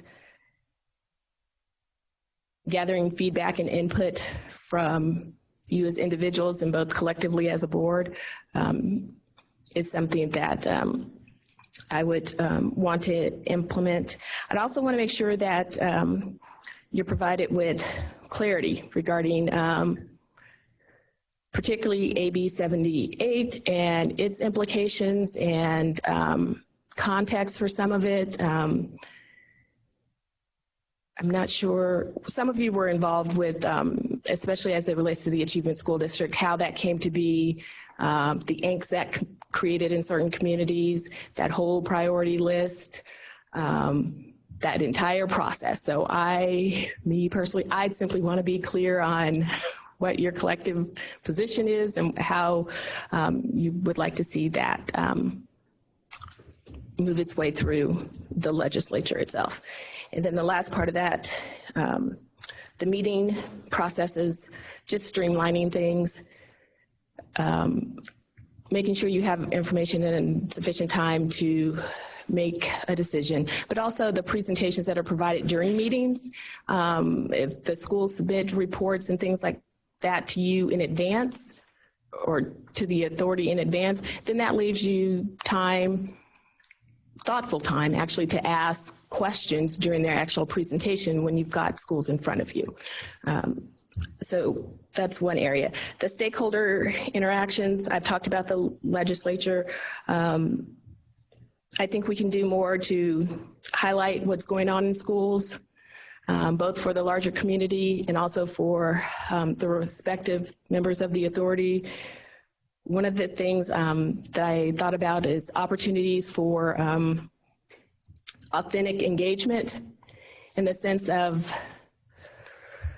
it kind of threw me when Beacon Academy, I think, was here, and they had a graduation in January. Well, that's something that probably should have been on a calendar, in the sense that it's nothing more than congratulations to those students, but graduation's a big deal. And so that's what we're focused on. And so I think that's something that should be provided or you made aware of at the time, as opposed to the wrap-up meeting at the end of the year, them telling you about it. And once we start to recognize those kind of significant events, I think they will provide more information in terms of graduations, key programs, signature programs, the great things that are going on in schools. I think that's a part that's missing from some of the work that you do. It seems like a lot of regulatory type actions, but part of the work is seeing the successes of your students. Them, I guess, like I said, the graduations, the performances, all that kind of thing. And again, at your discretion, you could attend as you see fit, but to at least know what's going on. And information provided in a way that the larger community is also aware of what's going on. Other interactions with stakeholders, as we start to contemplate growth, those considerations should include a review of data, unmet needs, where the jobs will be, more informed decision making. And as it relates to potential operators in this market, that should be information that's provided to them as well. And then lastly, authority operations, just going back to making sure that the staff itself is functioning in a way that is efficient and responsive. That's something that I just keep coming back to, responsive to the needs and inquiries from various stakeholders. And that can be a tall task, because they're going to be competing interests, competing views, and but we've got to find a way to be responsive to all in that sense. The balancing comes in with the finite resources of the authority and figuring out how much to allocate to each. But collectively speaking, those are the three priorities that I would have moving into the position of executive director. However, I think that the amount of time that I've spent in public education, working with boards, working with legislators, other elected officials, central office staff, community groups, and school-based administrators themselves, I think all of that is a benefit in terms of background and experience. So. thank you for this opportunity. I think that was the end of the questioning, unless there were any additional follow-ups based on anything that I noted or highlighted in the talking points. Member Kernan. I appreciate it that you came from out of state, and thank you for making the trip here. I know that's not the easiest thing to do, but I'm grateful, and I hope while you're here you visit family and friends. I'm actually local now. I was with Shelby County Schools through the end of 2018, but I have since moved home, and my current practice is with a local firm, so I'm back. Any other comments or questions? Hey, thank you for an engaging interview, and thank you for your time today. All right, thank you. To my fellow members, we are now at 12:30. I'm divided. I'd like to power through, but I know that a lot of us may need some fuel to keep going. So what's the pleasure of the board? Do you want to power through the next two interviews, or do you want to take a 30-minute break for lunch and then do the two last interviews after lunch? What's the pleasure of the board? Mr. Chair, Member Moulton, for the record, are they waiting here? Yeah. The two? Yeah. I guess for that reason, if we can, depending on, I have two snack bars that I'll share. Say, what about a compromise and just do a snack? Yeah. That's a dollar store right down the street. Yeah, so let's take a 10-minute break to get a snack out of the vendor, or to take a bite out of Member Moulton's snack. I anticipate this scenario. Well, I have one. And then we'll come back in 10 minutes and resume.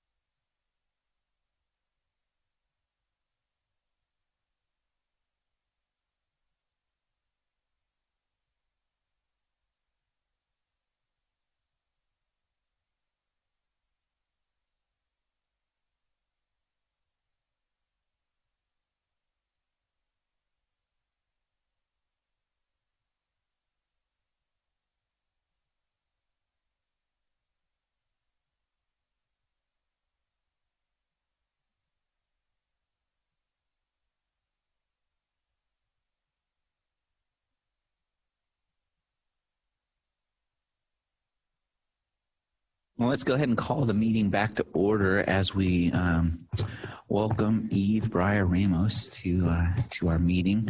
Thank you for applying. Thank you for providing information about yourself that you knew would be made public, and being willing to go through this public process. Thank you for agreeing to come and interview with us today. Just to let you know a little bit about the process, the reason why you are the fourth interviewee is we literally drew names out of a hat, and your name came up number 4. We weren't trying to make you wait all this time, but we appreciate you being here, and we look forward to the opportunity to hear from you. So we'll go ahead and start our conversation with you by allowing you to have 2 minutes to give an opening statement. Oh, Carson, are you there? Carson City. Yep. We are ready to go. All right, good. All right, well, please proceed with your 2-minute statement. Good morning, Chairman Guanasso and members of the board. I appreciate this opportunity to interview with you. For the past 5 years, I have had the honor of leading Imagine Schools at Mountain View, a K-6 state charter school. In that time, we have received both state and national recognition. My time as principal has afforded me experiences in expanding our campus, equipping teachers in their professional growth, establishing high expectations for students, educating parents in how they can best support their child's academic needs, and broadening my own professional development. In addition, I am an active Charter Schools Association of Nevada board member, always working to ensure equality in public education. My experiences include public school district employment, providing national professional development for educators, and operating the College of Education for the University of Phoenix teacher preparation programs. I am honored to be here this morning and believe my professional experiences have prepared me well for this opportunity. Thank you. Thank you.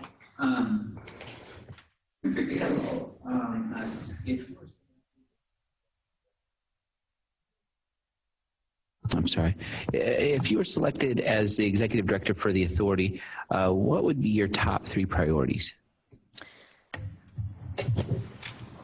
My top 3 priorities would initially be to establish a clear vision for the authority that is communicated well to all of our charter schools. Develop strong relationships with all of our charter schools as well as district schools to ensure that we are all working together and maintain a focus of student high expectations and quality education. And expanding charters across the state in order to provide access to students that in underserved populations that would be able to attend schools where they're receiving high quality educational experience. Let me ask the question slightly different to get a sense of your vision for the agency. So you're the executive director of the agency. Complete this sentence for me. In 3 years, the authority will what? Fill in the blank. Have expanded across the state, reached further into the community to be able to focus on more underserved and underprivileged populations, to be able to provide that high access or high quality education and access to all students throughout the state. That includes even our rural communities where there are definitely opportunities for charter schools to be able to expand as well. Any follow-up questions from any board member? Okay, hearing none, we'll move to the next question. Can you describe for us a difficult decision you've had to make in your career, and if you would have done anything differently in regard to that decision, what would that be? And let me qualify what difficult decision means for us. What I mean is a decision that you've made where you've been criticized or where there's been a strong disagreement. As a current principal of a charter school, there have been times over the last 5 years where there have been situations involving parents that have been challenging, where parents didn't necessarily agree with the decision that was made by myself or by our school site administration. in working through that process with the parent, we provide clear expectations of what we expect at our campus. We communicate with our families why we made the decision that we made, and we also hear what people have to say. So it's never just a one-sided, this is the decision and it's final. But in that challenge, we work through the process with our families so that they know that they've been heard. And at times we have actually revisited conversations, those challenging conversations, because we hear aside from a family or from our community that what their needs are, and we want to make sure that we're fully addressing and not putting on blinders so that we see the bigger picture. And we're open to hearing what those challenges are, to changing our decision if need be, because we always want to make sure that we're doing what's in the best interest of our kids. Mm-hmm. Thank you. Any follow-up questions from any board member? Okay, hearing none, then we'll move to the next question. With regard to accomplishing the 3 priorities you've laid out previously, leadership is going to be needed. So could you tell the board what your leadership style is and how you'll use your leadership to accomplish the objectives that you stated earlier? We are in the people business, and in that comes opportunities as a leader to provide justice to a situation, to a person, and work with people, families, stakeholders, the community, to, again, hear what they have to say. What are their needs? What do they want? And how can we best meet those needs? My leadership style would be one that, as I am now as a principal, and I have grown in my leadership style over the last 5 years, where I'm part of the team with everybody else. We all work together. We're all in this for the best interest of the students, specifically in my frame of reference to my school. In this position would be on a state level. And in keeping that focus on children, I never want to lose sight of that. When you're not necessarily at a school site, it's sometimes easy to lose that focus. And the leadership style that I would bring to the executive director position would be one that maintains a very strong focus on what is best for our kids. How do we continue to provide high quality education for all students? How do we continue to provide access to all of Nevada's children so that nobody is left behind? What we say and we remind ourselves all the time is all means all. And there is never a child who should not have access to high quality public instruction. And that leadership focus on maintaining what's best for kids would guide me and hopefully guide the team that I would work with. Very good. Any follow-up questions from any board member? Okay, hearing none, we'll move to the next question. The executive director for the authority takes direction from this board in regard to significant policy issues as well as major agency initiatives. But the executive director is also responsible for the day-to-day operations of the agency. How do you see your relationship, the relationship of the executive director with agency staff and the board? Hearing what the board's vision is, working with the board to maintain that vision, as well as carrying that through with the agency staff, having very thoughtful conversations about what are the board's expectations, what are the expectations of staff, and how can we meet in the middle. Always working together as a team. I don't see a disconnect between the board and the agency staff. In my current role as principal, we don't have a disconnect from our governing board of our campus.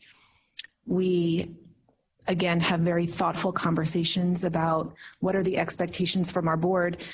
but also what are the expectations from the school site level, from our stakeholders, and when we all sit around the table, we all come to the same conclusion: is we have to do what's best for kids. And I am sure that that would never be a disagreement in every decision that we would need to make. So I do not see a disconnect at all from the board to the agency staff.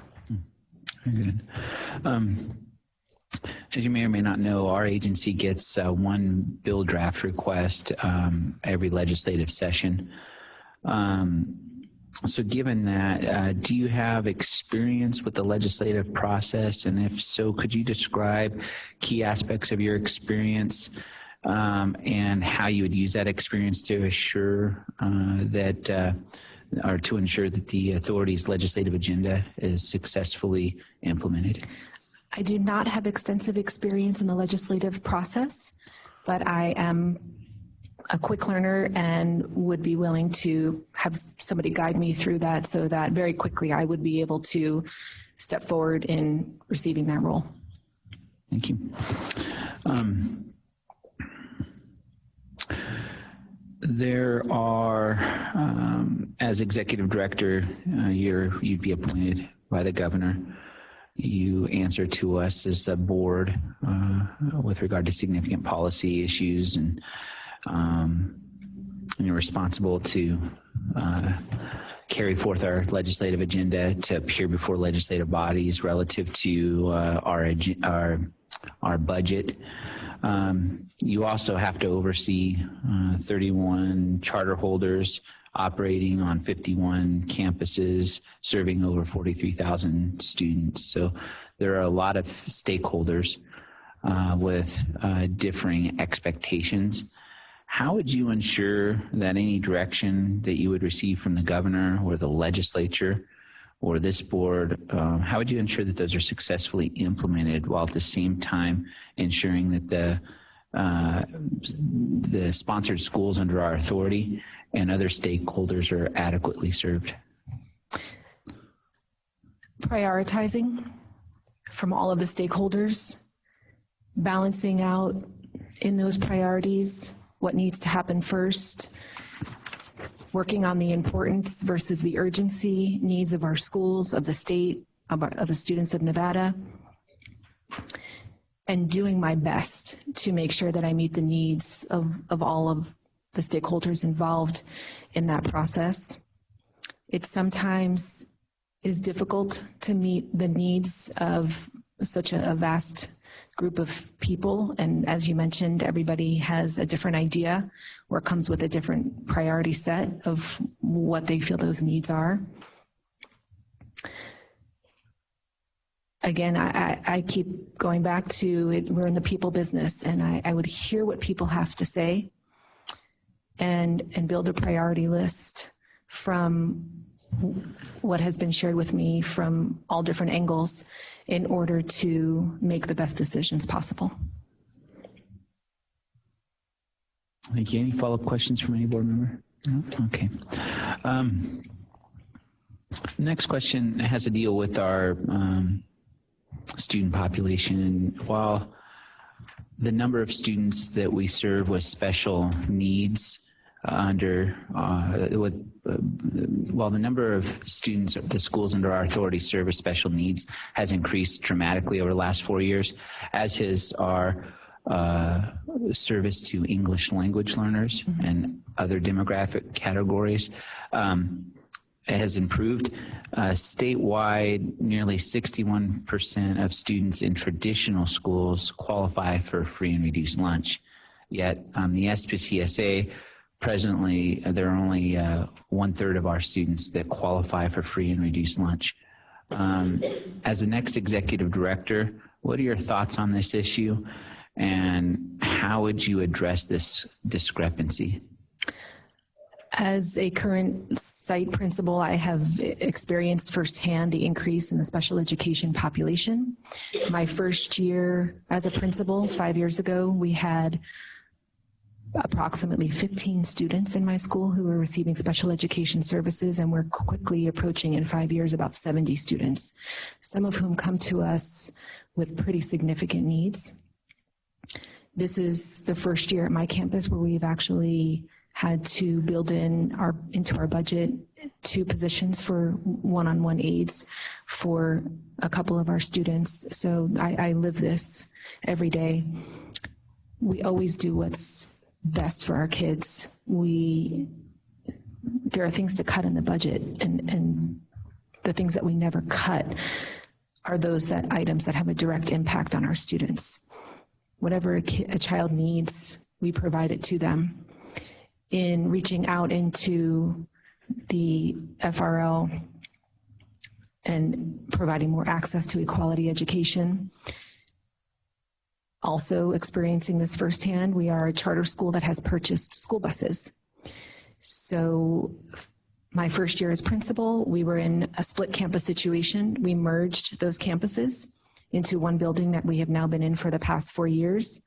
And in doing so, we did not want to leave the families of the community that we were servicing without our school. And they were loyal and committed and loved our school.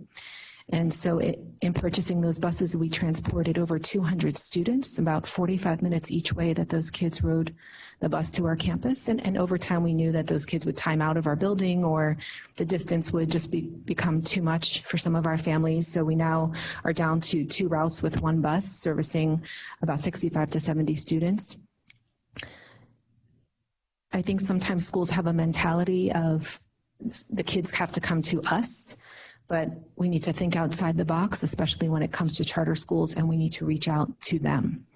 And what that might look like in reaching into some of our underserved and underprivileged populations is utilizing, which Imagine Schools has done, space in a local community center or in some general area into those communities where those children have access to high quality education. So it's not always about the children coming to us, but us going to them. Mm-hmm. And that's where we would be able to provide those services to the underserved and underprivileged populations. Yeah, I appreciate you mentioning transportation, because when we drill down on this issue of access, 3 primary challenges I see. One is, especially with the FRL population, one is getting information to parents and children who are meet the qualifications of being qualified for free and reduced lunch, getting the information to those families so that they know what their options are and how to access those options. How do they get into the lottery and those sorts of things. The second challenge is transportation. Once we educate families on what their options are and where those options are and how to avail themselves of those options, how do they get to the school, right? And then third is, once they get to your school, how do we support them? FRL students have a wide variety of needs that are different from standard population. So how do we get services to those kids? And so as executive director, how would you handle those 3 challenges for as they pertain to access to quality charter education? I'm sorry, can you restate the 3, the transportation, the access? Yeah, so knowledge, that is, educating families about the options available to them and how to access those options. 2, transportation, how do they get to the school of their choice? And then 3, supports. Many of our schools don't provide free and reduced lunch, for example, or we don't provide free lunch, and we don't provide other supports that without those supports, most of the FRL kids wouldn't be successful, because there are other needs just besides, educational needs that they have that when they come to school, to some degree, the school's going to need to meet. Mm-hmm. So as far as the education piece, I've always been a very large advocate for educating our families. We regularly have families that do come into our campus and ask, how much is the tuition to attend your school? On a larger scale, even in teacher preparation programs, I think that there does need to be coursework for future educators to understand the difference between district schools, charter schools, and what charter schools provide versus what district schools provide. How are they different? How are they the same? and providing that education to future teachers, to stakeholders, and certainly to our families. A lot of times the situation is a parent just has driven by the school for 5 years. All of a sudden the child turns 5, they're ready for kindergarten, and they think that's my district or my zone school. And they don't realize that we're even a charter school. So I think there's just a bigger education piece for families across the state. As far as transportation, being a school that has buses, I can speak to a lot of the challenges that we have with them, but certainly a lot of the successes. And as I mentioned, we've been able to transport over 200 students to our campus. As far as the infrastructure around transportation, it is quite challenging for a charter school. We've had to educate ourselves on the maintenance of school buses, the operations of school buses. Finding qualified drivers is quite the challenge. So what I would like to see are more charter schools that do have school buses, and we as a charter network can create the infrastructure that we currently do not have and support each other in that process. Charter schools have, over the last couple of years, I think have come together very well, and having the opportunity to sit on the board for CSAN, I have seen that happen. And now with the addition of the School Leaders Council, I've seen that refined even further. And while we're in the process of coming together more, I believe that could even become stronger among charter schools, so that we're not all working in silos, but we're all helping each other. We're not seen as competition of the school down the street, but we're all in this for the same reason. We believe in school choice. We believe in high quality education for students. We believe in autonomy for our families and our teachers. And so let's work together on this, and how can we build that infrastructure around the transportation piece. And the support and the access. We've also been in situations where we have students who we've purchased public city buses, bus tickets for them to come to our school, or at least take the city bus to one of our bus stops to be able to access our school through McKinney-Vento. We are part of the National School Lunch Program. I know a lot more charter schools are coming on board with that, but I know that not everybody is there yet. It makes a world of difference when you're able to provide some of those free or reduced meals to families. Another piece that has been critical to our school is the before and after care. So for those families, before care opens at 6:30 in the morning, after care closes at 6 o'clock at night, and they're a third party that comes into our campus. However, the school works very closely with them in providing scholarships to our families as well. So with various work schedules and whatever the distance or whatever the challenge may be for a family, we're a school that's basically open from 6:30 in the morning until 6 o'clock at night, and we provide the resources so that any of our families can have access to those opportunities. Very good. Any follow-up questions from any board member? Okay. Public charter schools are meant to be incubators of innovation, and they're supposed to be examples, or supposed to develop examples of best practices in education excellence and quality. In regard to the delivery of educational services. As the executive director for the authority, how would you ensure that this goal was met, and what would you do to ensure collaboration between SPCSA sponsored charter schools, other public charter schools, as well as traditional public schools? Each year, the CSAN hosts their annual conference, which is a great start to being able to provide the opportunities for teachers, administrators, stakeholders to be a part of the knowledge base around best practices. That's a start. It's definitely something that could expand. Charter schools can take time to recognize the autonomy that they do have in providing more of the autonomy and the instruction around the best practices that could happen on a higher level in charter schools, we have the ability to be able to do that. And even in my own school, I can speak to opportunities of how things could have happened, how instructional practices could have been more invigorating, that maybe that was a missed opportunity.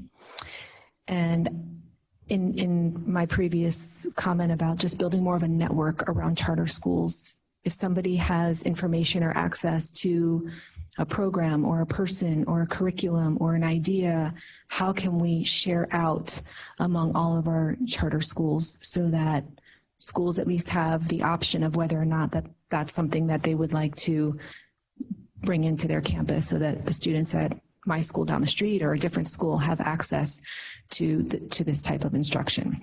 As far as collaborating among traditional district schools, it goes back to kind of an education piece. We're all in this for the same purpose, and there's some discontent among charters and district schools currently, and how do we bridge that?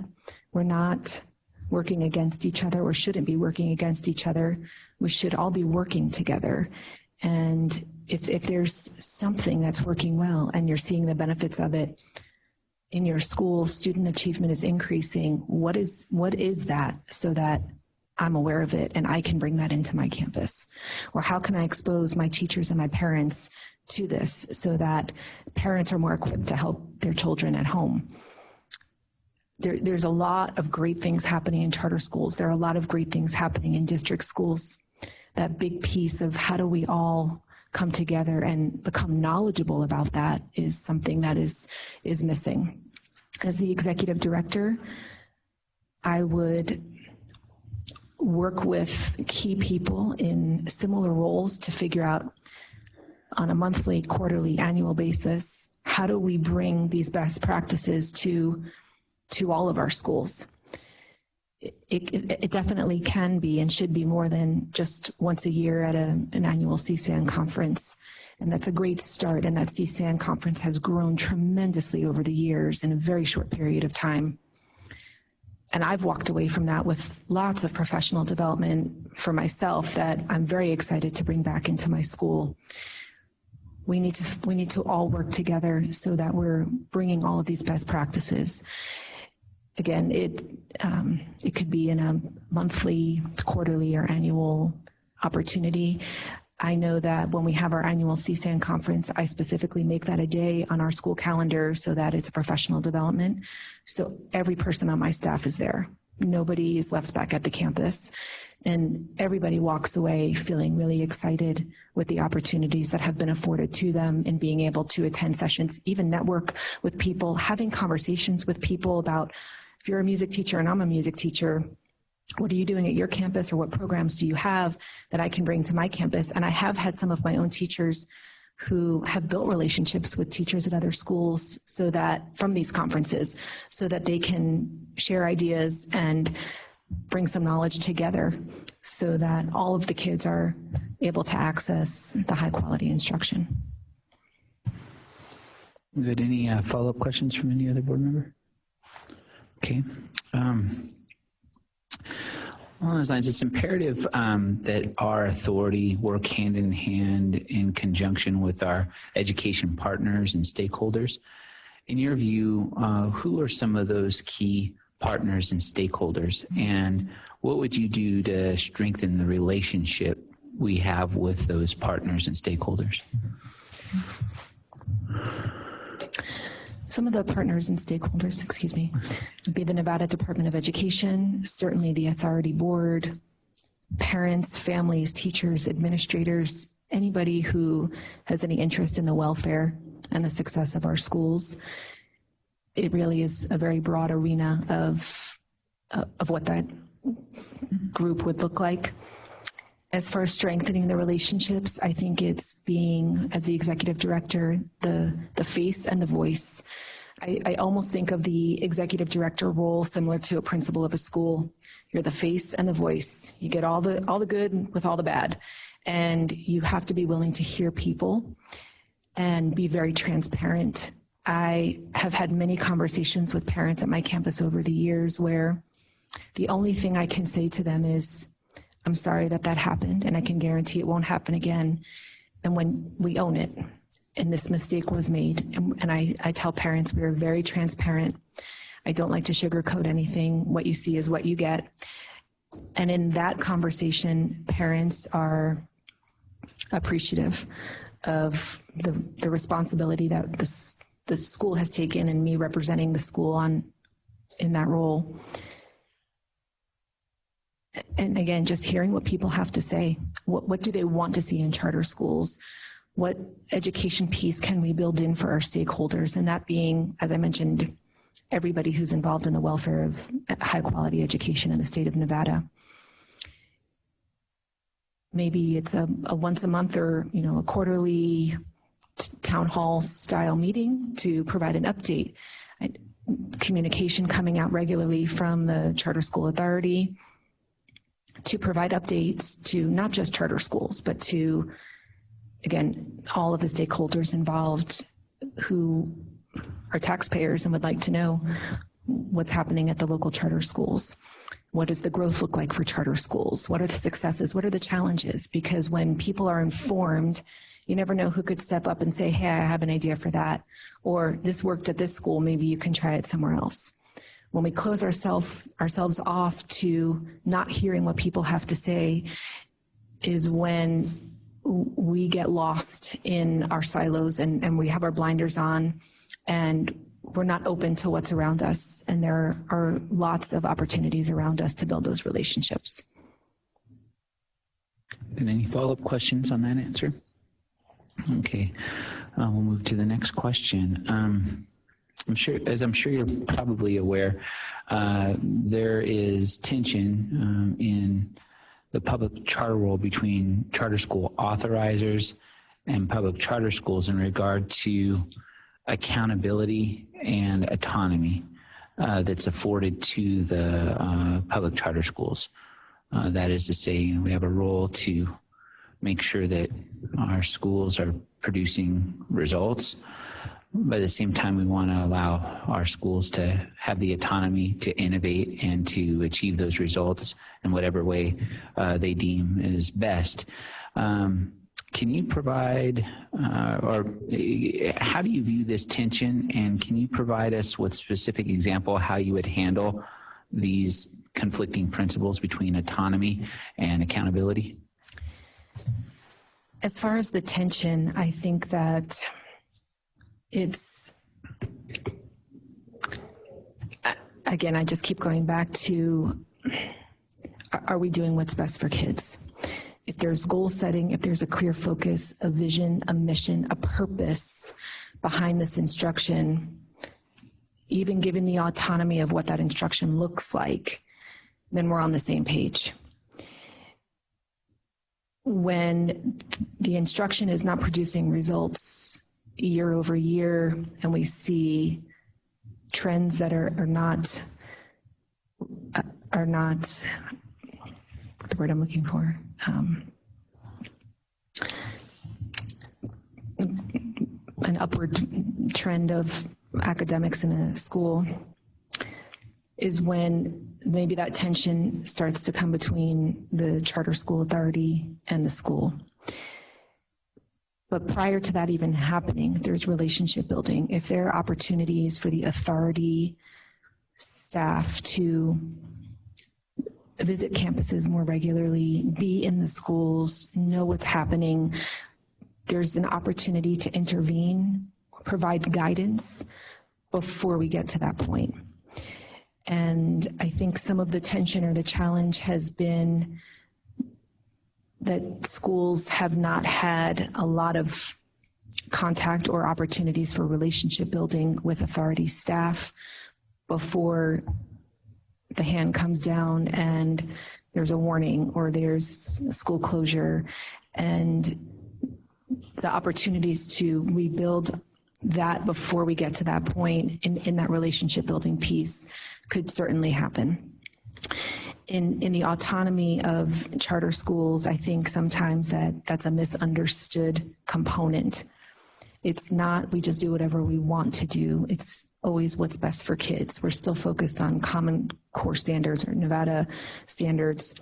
We are focused on goal setting. We look at data. We have lots of data. We are a part of the state testing. And there's really in those areas nothing that is different about charter schools versus district schools. And that autonomy piece needs to continue to align with what those standards are, what those school goals are, and what are the best practices that are put in place in these schools to make sure that students are succeeding. That brings up another issue, and that is, as an authorizer, we wear two hats. One is a hat of support, and we provide support to our schools. On the other end, we also provide accountability and oversight. And so, how would you see yourself as executive director wearing those two hats and managing the potential conflict between the two? I would have to reflect back on relationship building. And even as a principal in my current role, I am the oversight, but I'm also the person who is the coach and the mentor and the friend that wants to see my school, my teachers be successful, certainly students be successful. And there's a fine line of when that oversight happens and when we're in that relationship building piece. And that process as an executive director is similar to my role now as a principal. But as I mentioned, it's when that oversight has to happen, if you've built relationships with people, the conversations, the action that needs to take place is not as difficult because you've had an opportunity for people to understand why you're doing what you're doing, the why behind the action that needs to take place versus just coming in and being the oversight. And again, in my role currently as a principal, I wear both of those hats every day. And sometimes it's not easy. But over the years with the teachers that we've been able to retain, and we're probably looking at a 95 to 98% teacher retention rate at my campus this year in the last couple of years. In building those relationships, people want to hear what you have to say. People want to come back for guidance and support and mentorship. So it doesn't look so much like oversight when it's more of a we're side by side as opposed to we're across the table.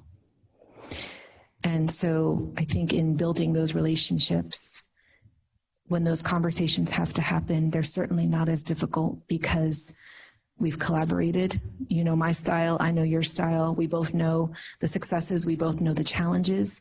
And in those challenges, how are we working together so that we can turn this around? Very good.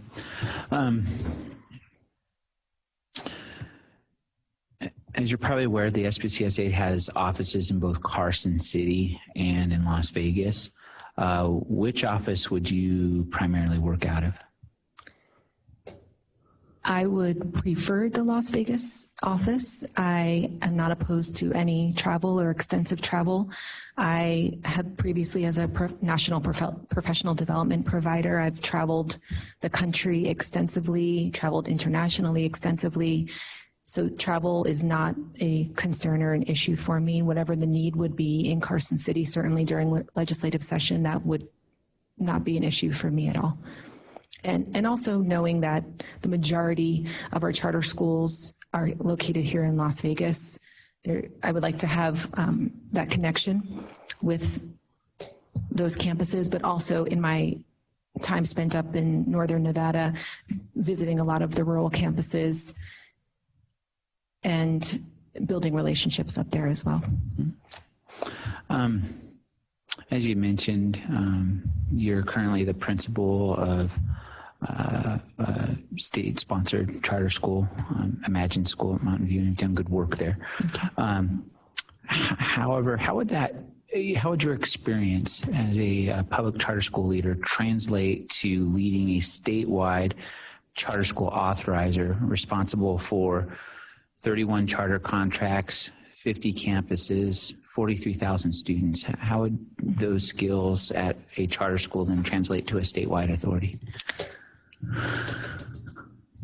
Coming from the brick and mortar, having over 700 students at my campus every day, the connection to families and students is what I would bring with me. That would remain close to my heart. And there is heart involved in this work when you're dealing with students, education, families, needs. And while the growth of the current role from principal to the executive director position for the Charter School Authority would certainly be a large transition, I live the challenges of a charter school in the charter school world, and I live the successes as well. And I know the needs of charter schools. I know the needs of our families, of our students, as we've mentioned. How do we provide more access? In my role as a principal, I look at it as I can reach over 700 kids at my campus. And certainly very important work. As a teacher, I felt limited to the number of students in my classroom. And the more students and families I can reach in helping them understand the importance of college and career readiness, the importance of a quality education, the importance now of making sure that children are attending school regularly, coming to school on time, the opportunities that children have is something that I would bring with me in this role to be able to reach that many more schools, families, teachers, and provide that education piece as to why the work that we're doing is so important. Very good. If you were appointed by the governor as the next executive director, when would you be able to start? I would like to be able to finish out this school year. I would never want to leave my campus towards the end of the year, mid-year. Probably about mid-June would be a good time. Okay. Does any board member have any other question? All right, well, hearing none, thank you for the engaging interview. You now have 3 minutes to provide a closing statement. The position of Executive Director for the Charter School Authority is one that requires a person who can build strong relationships with charter schools throughout Nevada, guide charter schools in legislative and federal requirements, support development and growth, and establish a clear vision for all charter schools.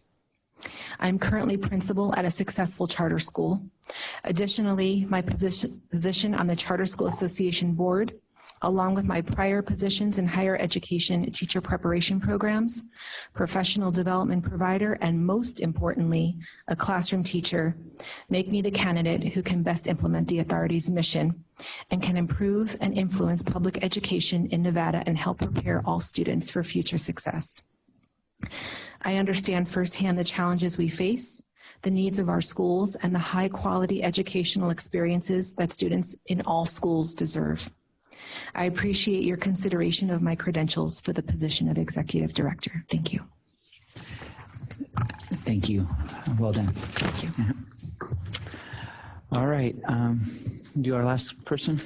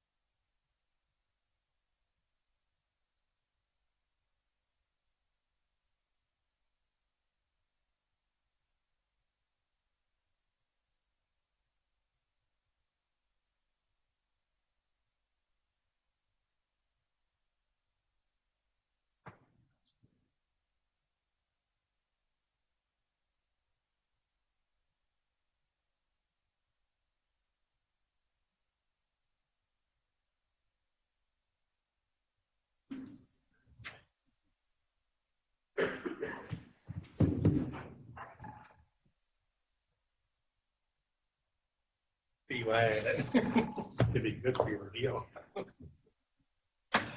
1 second. You've been waiting this long. What's 5 more minutes at this point? Mayor thinks he's important.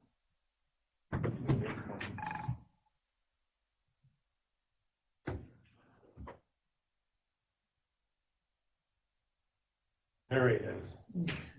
Peace. Keeping everybody waiting.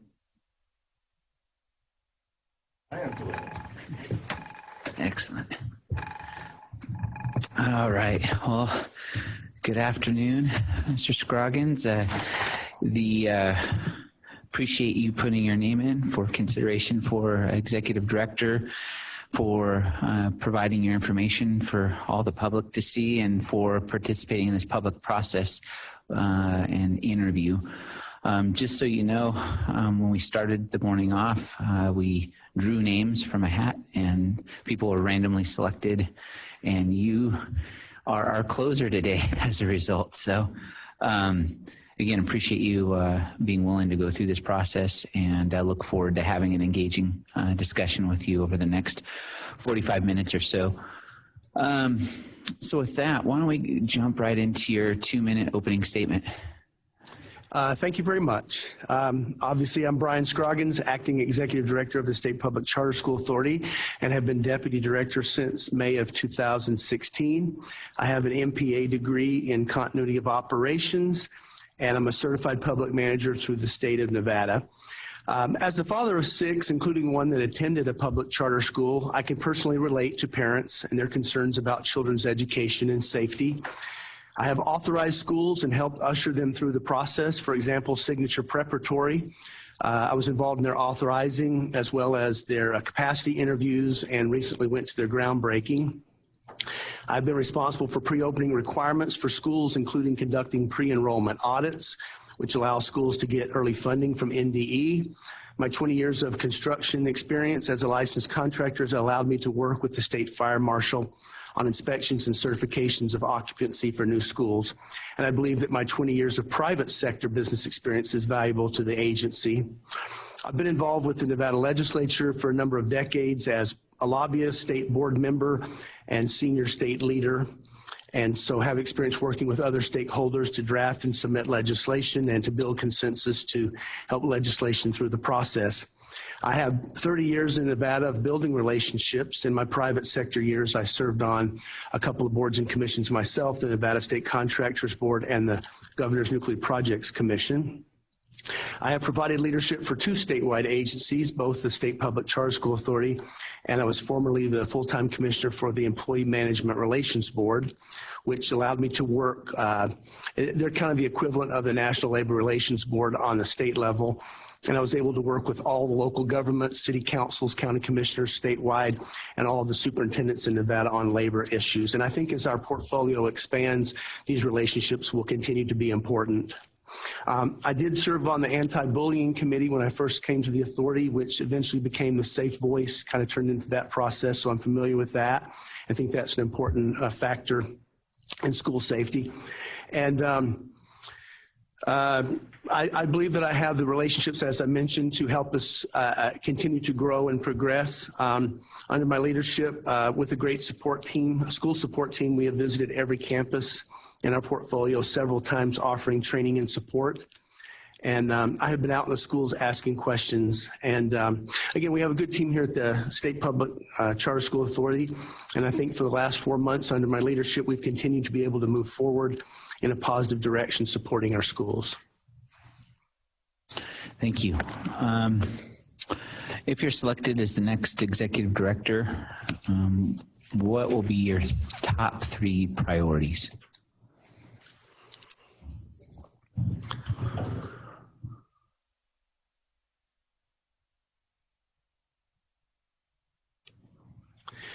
I believe my top 3 priorities would be to continue to support schools. Obviously, some of our schools have challenges. We have a lot of great schools, but want to make sure that we're offering the support so that our schools can be successful. So either through the various areas in our agency, especially with the school support team, to make sure that we're getting out there and giving them the training and support that they need. I'd like to continue with that.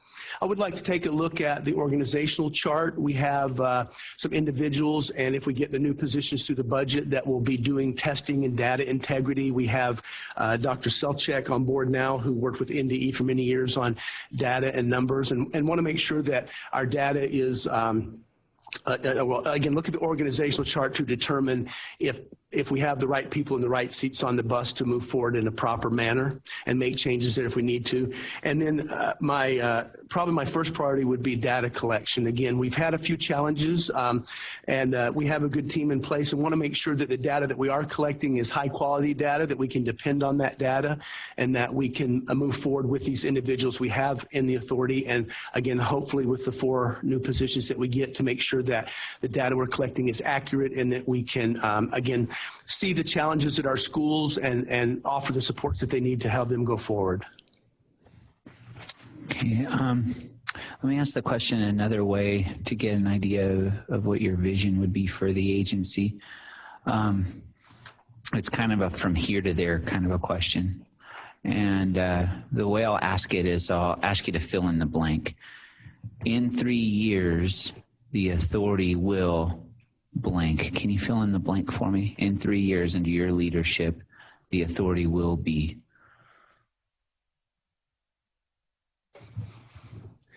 I think under my leadership in 3 years, the authority will be considered a full educational partner in the state of Nevada, working closely with all of the school districts and NDE, making sure that, again, we've talked about becoming fully accountable with our schools, making sure that, again, with data and special education other areas. So I would believe that within 3 years, that we will be an equal partner in all of the education areas throughout the state, that we will be involved in high-level discussions, not that we aren't now, but that we will continue to be invited to other high-level discussions with the system of higher education and other school districts throughout the state to make sure that we're working cooperatively with them. Any follow-up questions from any board member? Okay, hearing none, we'll move to the next question. Can you describe for us a difficult decision you have made in your career, and if you would have done anything differently in regard to that decision, what would that be? And when I talk about a difficult decision, what I mean is a decision that you were criticized for or there was strong opposition to that decision.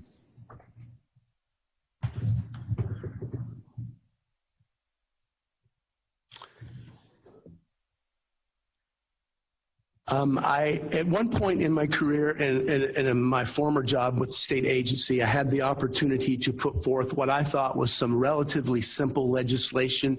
It was just a correction of some time frames within our statutes on when hearings could take place.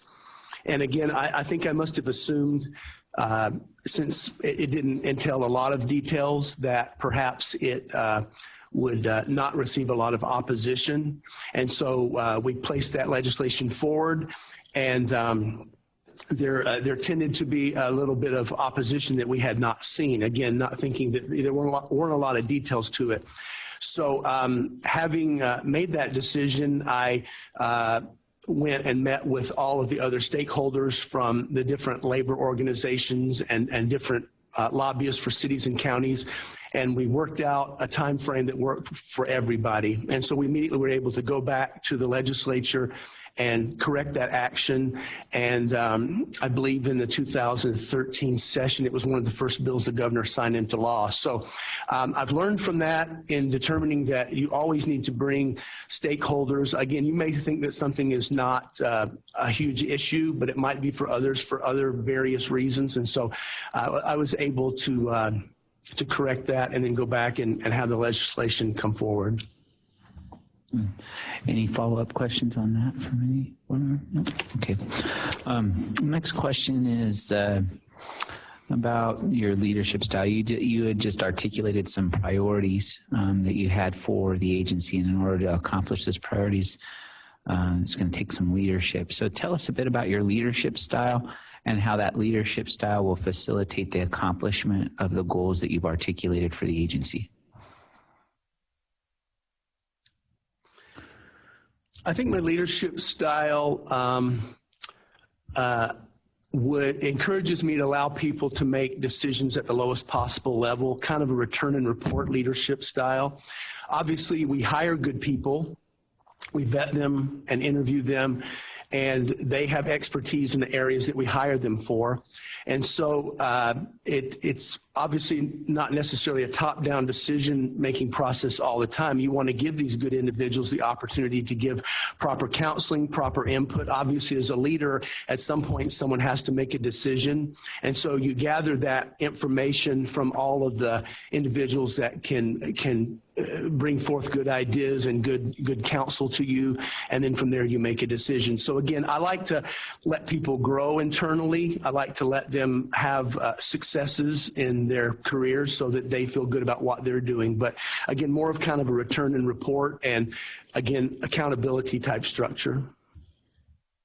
Good. Any follow-up questions in that regard? No? Okay.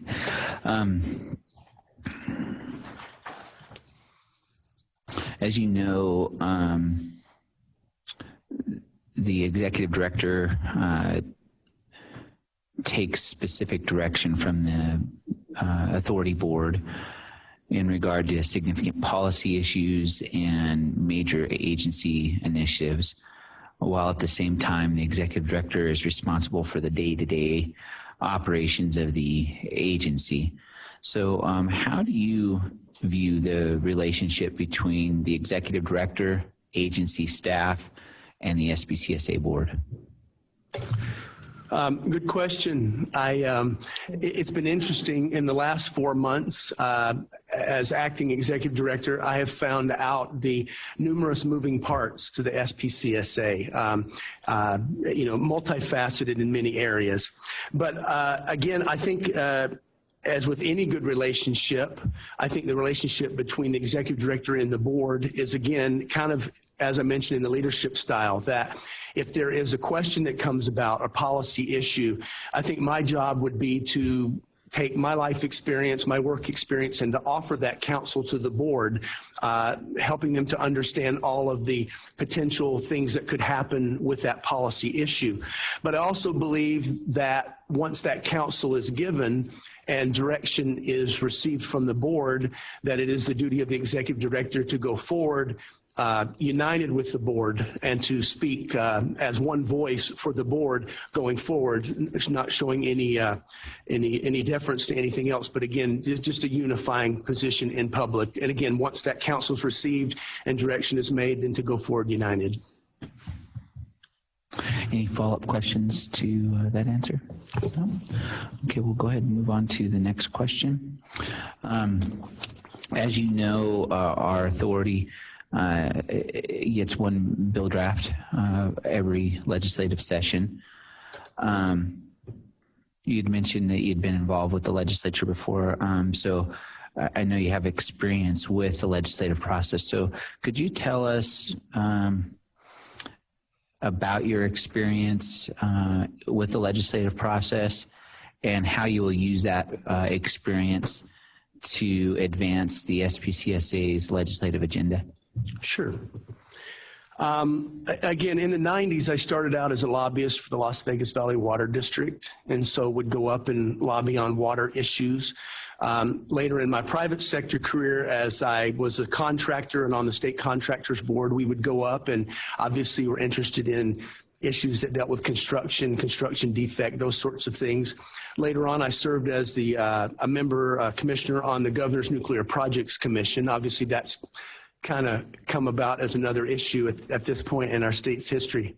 But having, and again, as commissioner of the EMRB, to submit bill draft requests, legislation. Obviously, I think we know that, like for instance, our bill this year, AB 78, was a tremendously sizable bill. And I think, again, with the help of Mr. Herrick and others in the agency and the Department of Education, we were able to kind of focus on the core things that would help our agency to move forward. So again, and I think the legislature was fairly relieved when we mentioned that it had gone from 100 pages to 17 pages. But again, I think it's a matter of every prior to the sessions, meeting with the boards and probably a strategic meeting to determine what are we doing right, what are we doing wrong, what corrections need to be made. I'm not sure that we need to go forward with a huge omnibus bill every session, but we need to look at if there are little things that we can do that will improve our service to those that we serve. Great. Well, any follow-up questions on that? Okay. We'll move to the next question. As you know, the executive director is appointed by the governor, answers to the SPCSA board in regard to policy issues and such, has to carry the legislative agenda forward, has to meet before legislative bodies with respect to our budget. You also have to oversee 31 charter holders, 51 campuses serving 43,000 students and growing. There are a lot of stakeholders with competing expectations. So how would you ensure that the direction that you're getting from either the governor, the legislature, or the board, how would you ensure that those are successfully implemented while at the same time ensuring that the SPCSA-sponsored public charter schools and other stakeholders are served adequately?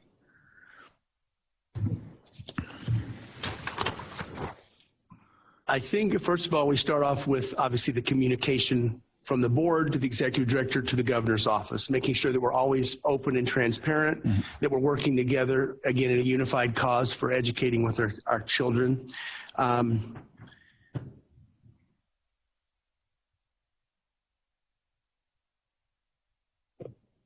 Would you repeat the last part of the question? I'm sorry. Oh, sure, no problem. It's a mouthful here. Yes. So, how would you ensure that any direction from the governor, legislature, or the board, how would you ensure that's successfully implemented while at the same time ensuring that SPCSA-sponsored charter schools and other stakeholders are served adequately? Thank you for repeating that. Again, I think my leadership style tends to be open and transparent. Again, not I've received direction from the board since I've been that, they didn't want one individual, necessarily running the agency, wanted to bring other people in, making sure that there's that open and transparent. We've met with the governor's office 3 times since the new governor's taken office, and I've never met with them alone. It's been on a phone call with Mr. Moderson from our director of authorizing or our attorney. So again, making sure that we're reaching out to these stakeholders. Some relationships we already have, and I have a very good relationship with the schools and have open conversations with them. I think they trust me to talk to me about their thoughts about future expansion and what they're looking to do. But again, making sure that we're servicing what they need and making sure that the agendas that the board and the governor's office have, that I'm bringing those forward to the legislature in a manner that, again, would serve our schools in the best possible way. Right. Very good. Any follow-up questions on that answer? Okay, hearing none, we'll move to the next question. As you know, Mr. Scroggins, while the number of students with special needs attending SPCSA-sponsored public charter schools has increased dramatically over the last few years, as is our service of the number of English language learners in our schools has increased. We still have an issue, and that is that the statewide nearly 61% of students in traditional public schools qualify for free and reduced lunch, while SPCSA-sponsored public schools, there are only about 1/3 of our students who qualify for free and reduced lunch. So as executive director for the authority, what are your thoughts on this issue, and how do you see the authority addressing this discrepancy?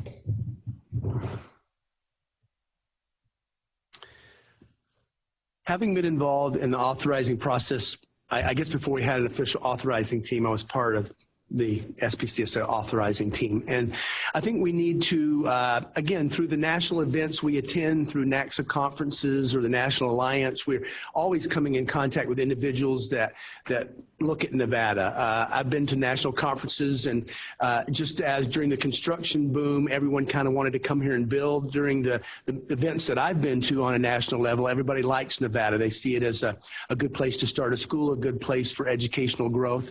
And so I think by working with national groups, possibly in other states that have worked with these special populations, and encourage them to come here and apply for authorization. Perhaps, and again, I don't know that we have anything that we can do at this point, but perhaps through the legislative process or through some regulations, we could offer some incentives to authorizers or to schools to come in to be authorized that, again, are being successful with populations in other states, and also encourage these schools to open up in areas that are where their services are most needed in the area.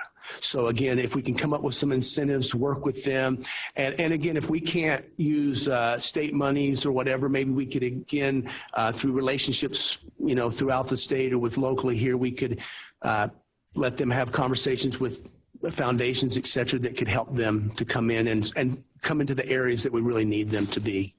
Mm-hmm. Let's dig into this question a little deeper. With regard to access, I think there are three major challenges, especially when it pertains to families and children who qualify for free and reduced lunch.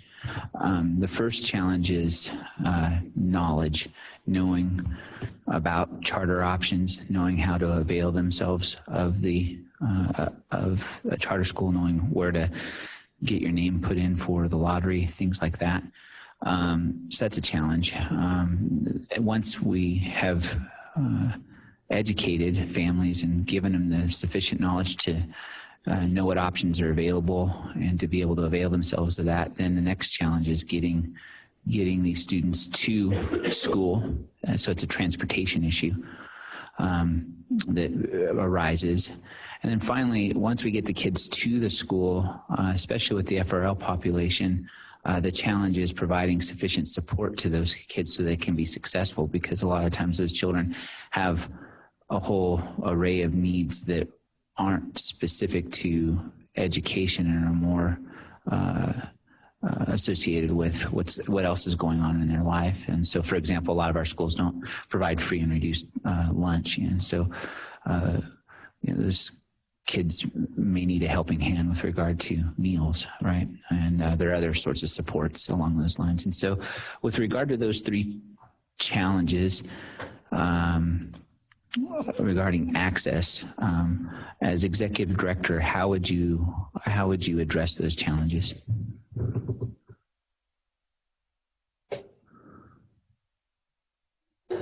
Last week during school reading week, I stopped off at one of our schools in Reno to read to a first grade class, and they were having an assembly at the very beginning.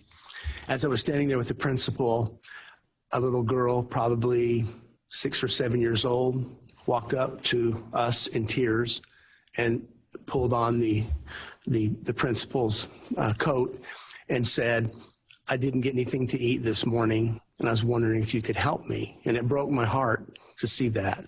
And of course, the principal was very attentive, and she took care of the young lady. But we do have a number of populations statewide that need wraparound services. We do have a number of groups that need, like you said, have additional challenges. When my little boy went to a charter school, again, when I first got with the agency, I decided that it would be a good thing for me to see, from my own experience about working in a charter. And I went to a friend of mine who's a principal at a Clark County school district school. And I said, "Do you think it'll be okay if my son goes to a charter school? I mean, he's a pretty high-performing student, and I want to get your opinion." And he said, "Well, Brian, your son wants to learn. Your son has parents that are there to make sure that he learns. And your son will be going to a school that offers an opportunity for him to learn." So he says he has the three basic things he needs to have some success.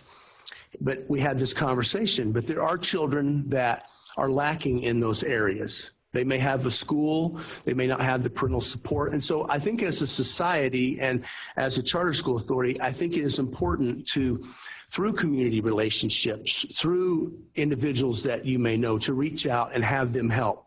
Here's an example. Our Las Vegas staff here several months ago went to visit Beacon Academy. And obviously we know that they're on the alternative framework and they're a high need school that we have.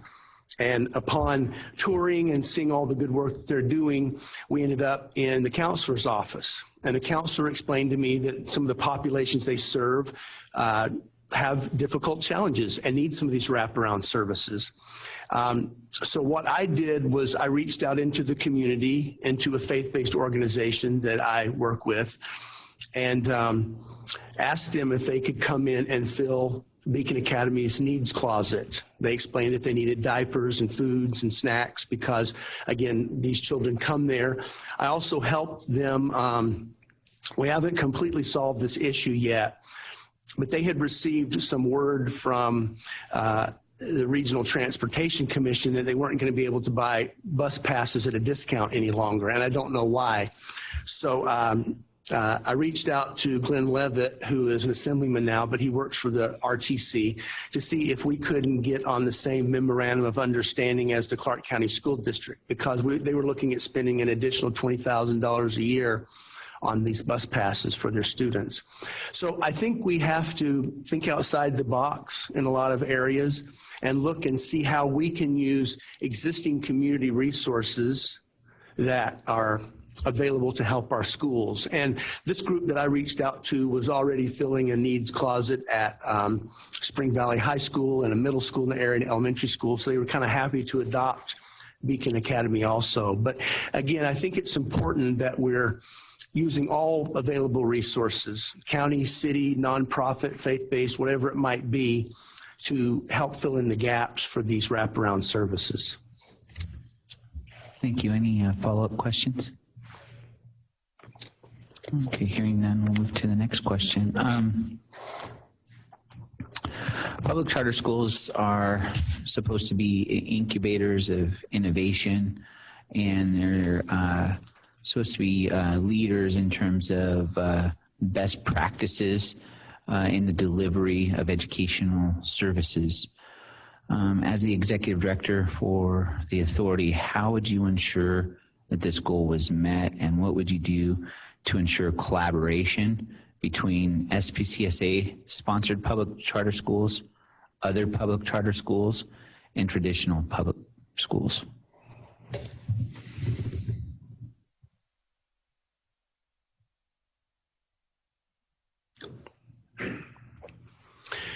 I referred a few minutes ago to about attending a national conference, and it's kind of interesting. You know, you go to a national conference one year, and there'll be discussion about how you should open lots and lots of charter schools. You should open some that are maybe 30 students, some that are 60 students, some that are 100 students, but that there should be that. And the next year you go to a national conference, and they'll say, like, you shouldn't be authorizing any charter schools. You know, I mean, the language sometimes changes the conversation a bit. But I believe that we should encourage more charter schools that are diverse. And in this case, what I mean by diverse is diverse by language, diverse by culture. You're right. We're supposed to be looking at best practices. In fact, my job description for deputy director says that, you know, I'll work in conjunction with the executive director to become the leader in best practices on a nationwide basis. And I think a lot of good things have happened in Nevada. But I think if we have opportunities to start language schools, like perhaps, you know, we have Koreatown and different areas here in the Las Vegas Valley. And I think there have been some applicants in the past that haven't followed through, but maybe there are more specifics that we can encourage, and again, to help them. Obviously, there's some numbers that they have to come up with to make a school financially viable, those sorts of things, but to encourage that. I mean, charter schools traditionally have been that incubator, as you mentioned, to where you're coming up with new ideas and innovative ways, and then hopefully those ways, once they become successful, you know, are kind of a proving ground in some schools. They come in, and again, they can see if this works, if this is successful. I do believe that collaboration with other district schools, private schools, is really the route to our success. Here's a case in point. You know, we've discussed that on the corner of Boulder Highway and Lake Mead, there are a substantial number of seats for children in both private, traditional public, and public charter schools. And so one of the ideas that I have had is that perhaps we could get together with the Clark County School District, the private schools in the area, and do kind of a community evening at a library or a community center and offer the parents the opportunity to come in and see all of the options that they have. I attended a school, or excuse me, it was a CCSD event about magnet schools and about various options that they had. And we didn't have a booth there, but I attended it because I wanted to see the options that were there. And so I went around and talked to the people that had the booths and talked to the teachers and those that were looking at different things. So again, I think working in cooperation with all of the educational systems, including the system of higher education, how we can do more dual credit programs and how we can expand, expand our bandwidth to make sure that we're offering all of the options that families need and that children want. Mm-hmm. Any follow-up questions? Okay, hearing none. It's imperative, as you know, Mr. Scroggins, that the SPCSA work hand in hand in conjunction with our education partners and stakeholders. In your view, who are the key partners and stakeholders, and how would you ensure that we continue to strengthen our relationship with those identified stakeholders or partners? Well, obviously, the Nevada Department of Education is someone that we take direction from, that we have oversight from, and I believe we do have open communication with them. Obviously, both the Charter Authority and the Department of Education are a little bit in flux right now, both looking for new permanent leadership. But I think even in the interim, I've worked well with the deputy and acting director and others within the Department of Education. Just yesterday in Carson City, I was attending the Nevada Association of School Superintendents meeting. And so there were the 17, they call us the 18th school district, but there were 17 of the other school districts there from across the state with an array of challenges. Some school districts in their county will have 320 kids in the entire district. Some will have, like Clark County, will have 320,000 students. So, but seeing, again, NDE came in and gave a presentation. I gave a presentation with cooperation of NDE about AB 78. So again, I saw yesterday a group, we had some discussions on funding. You know, there's still some questions about the Nevada plan and how that will go forward, but I saw 17, 18 school superintendents, so to speak, come together to unite and to see what plan they thought would be good and to start having those discussions. And in fact, we were in a meeting with Senator Dennis. I guess that would have been Wednesday afternoon after the Education Committee meeting. He mentioned it had been a long time since all the school superintendents statewide, you know, kind of work cooperatively. Everybody, I think initially, like in a lot of industries, go after their own individual challenges. But I think united, we can do more. And I think, again, if I can reiterate this, my days with the Employee Management Relations Board, I think are important because, again, I traveled the state. Once a year, I would hop in a state car and I would go and stop at every city and county office in the state. I would go to all the school districts. I would go to hospitals and water districts and water reclamation districts, no matter how big or small. And so, again, I have that relationship. I used to go, when I would go visit Oasis, I would drop by Churchill County School District and talk to their superintendent, although, you know, again, we weren't part of the school district, but again, just to continue to build those relationships, because I think it's important to build those relationships early so that when challenges or questions arise, you've already, you know, created lines of communication and trust. Mm-hmm. Very good.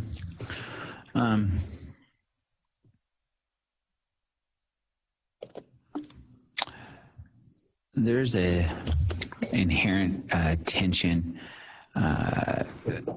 between the autonomy that our charter schools enjoy and accountability for results.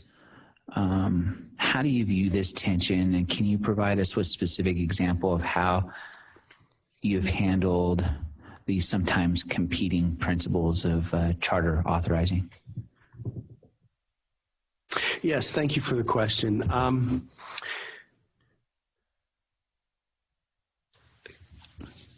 I think we have been dealing here in the authority with kind of ghosts of SPCSA past to some degree, whether it be at the legislature, whether it be with schools. Just a few months ago, Nevada Virtual Academy came in and gave a presentation at this table. And one of the parents who had come in and talked about how her daughter had leukemia and that the virtual school was a good option for her. And I actually went out into the hallway after she addressed the board, and shed a few tears with her because I have a niece that died at the age of 3 of leukemia. And I told her how hard I knew it was on her and how I knew she was working hard to make the best options that she could for her child. At that time, I reached out to Nevada Virtual and I said, I'd like to come by and tour your school. And obviously, you know, Nevada Virtual's had some challenges. They're going to have an elementary school that shuts down at the end of this year.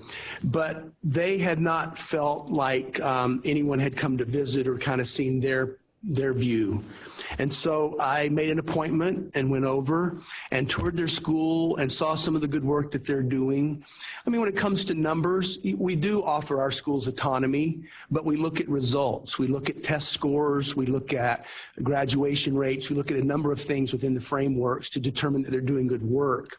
But I believe we can hold our schools accountable, but we can do it in a professional manner. Another quick example, if I might. On my way, again, last week from the Reno airport, I went by, I was invited to go to the McKinley Arts and Cultural Center in downtown Reno for a school event. It was Nevada Connections Academy, and they were having a kind of a Dr. Seuss themed reading event. And just yesterday, I got an email from Chris McBride, who's their superintendent, and he said this: Brian, I appreciate that you took the time to attend our Dr. Seuss reading event in Reno last week. My teachers were thrilled about your engagement with them at the event. I just wanted to be sure that you knew that it made everyone feel appreciated.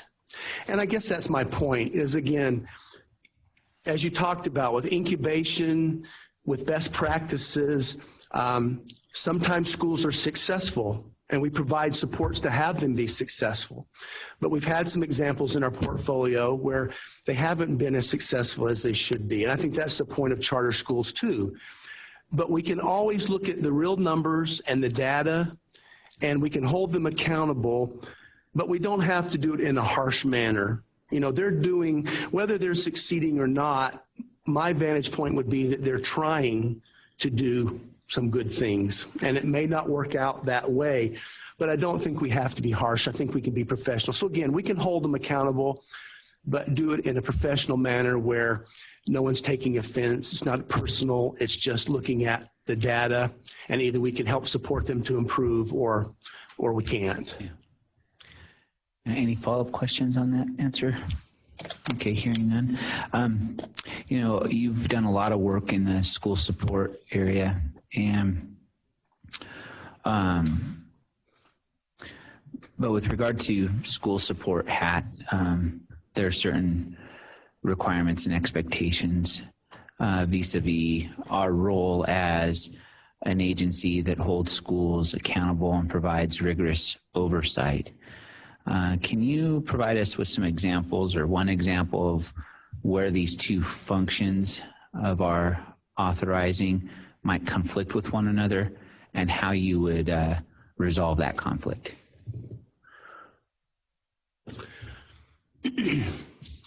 Prior to November, when I became acting director, I think we had kind of a natural firewall built. Director Moterson and I had this conversation many times that the authorizing team would be there to look at a deep dive on the data, accountability, and that the school support team was simply there to again, to offer training and support. We go out and do McKinney-Vento homeless training. We train about a lot of issues and work with our schools. So I think until then, there was that natural firewall. But again, in a position as the executive director, you would be the executive director of the entire agency, as I've been for the last 4 months. Obviously, again, I don't think that the two are mutually exclusive. I think that that there has been some discussion, perhaps, that through the site evaluation process, if there are issues that came up where schools need additional support, that perhaps that could be taken care of through the school support end. But again, I don't think the two are mutually exclusive. Again, as long as it's handled professionally, because we're not there to needle and picket the schools. We're there to assist them, and whether it be through accountability that they need to improve test scores, or whether it be through some challenges they've had with registering homeless children or helping kids with special needs. So I think it's just a matter of, again, working together in that professional manner. I mean, figures don't lie, and again, we look at the schools are given the autonomy, and then we look at the accountability.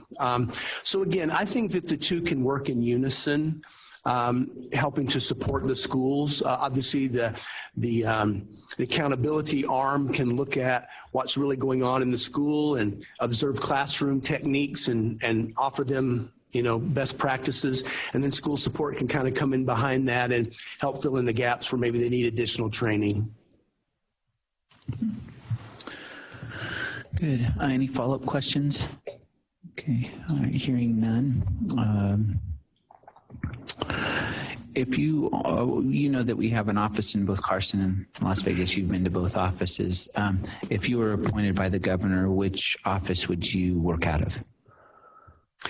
I would like to work out of the Las Vegas office, but again, to let you know, I have been, since the first of the year, I think I have been up to the Carson City office 5 times. So I went up for the budget presentation. I went up last week for the meeting with the school superintendents. I went up for introduction of our bill. And I went up to Reno for the week. We were able to get some grant money to bring our schools up to the Nevada Preparedness Summit. So obviously, Southwest, it's a short flight. And I think, again, the reason I started going up is because, again, our office up there was in limbo a little bit, just as our one down here without, permanent leadership. So I wanted to make sure that everyone felt that support. So. You've been the SPCSA, with the SPCSA as the deputy director overseeing school support for 2 years. And as you mentioned, you've been acting director since of the agency since November. So I've 2 questions in that regard. One, what were 2 main goals that you had when you became deputy director that you've successfully accomplished?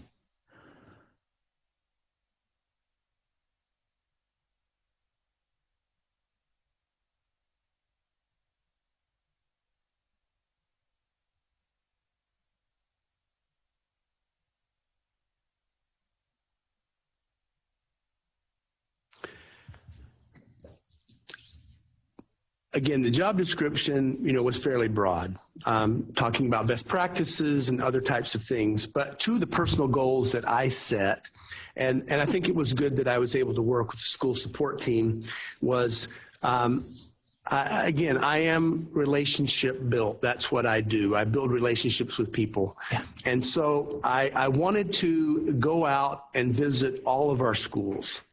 And I don't believe I have personally been to all of our schools, our campuses, but our school support team has. And I would have to say that I've been to the bulk of them. There may be a few that I have not been to, but I wanted to get out in the school. I wanted to see, just as I mentioned, reading to that class, seeing that little girl who had not had breakfast. You know, we can look at statistics through accountability, and those are important issues. But when I go visit Renee Fairless over at Matter and read to her class, which I did last year, and see the challenges that the kids are having, but seeing the good things that are going on. So I think the goal that I set was to get to as many schools as I could, and I think I've accomplished that. The other goal that I had was to be the best representative of the charter school authority that I could be. That when I went into public, I guess for lack of a better term, I've always been a company person, and the company that you work for, you represent to the best of your ability. And so when I've been asked to go and speak at ribbon cuttings or groundbreakings, or again, I went to an event a couple of months ago that was sponsored by the NAACP and the Clark County Black Caucus, and it was dealing with the judicial system and some problems with cash bail and things like that. And the reason I went, and again, it didn't have anything specifically to do with charter schools, but it allowed me to get into an event and have some conversations with individuals, but it allowed me to see how when a single mom with 2 children gets arrested for a jaywalking ticket or a speeding ticket if she has a car, and she has to go into the judicial system, and then her children have to go into the court system, and how it affects the children that we serve.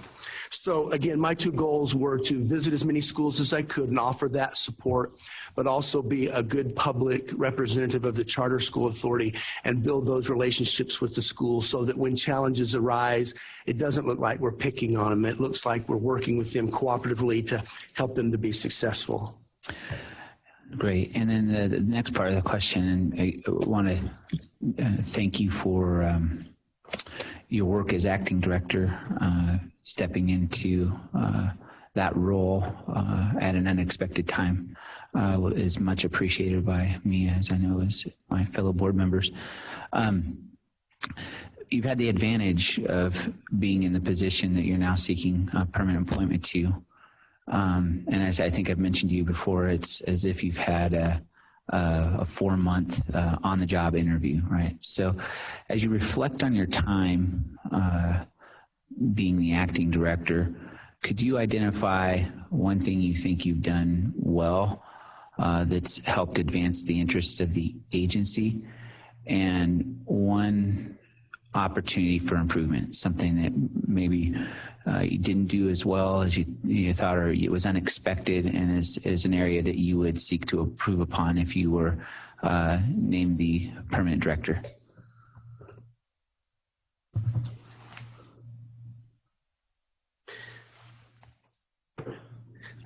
It's interesting that you should say that, because I guess for good or bad, I have been had a 4-month kind of trial run, which maybe some of the other candidates haven't had. So I hope it's been good. I guess the jury's still out. But one thing that I believe I have done well is to get employees from the Carson City office on the phone, talk to them, make sure that they knew that there was some stability within the office. I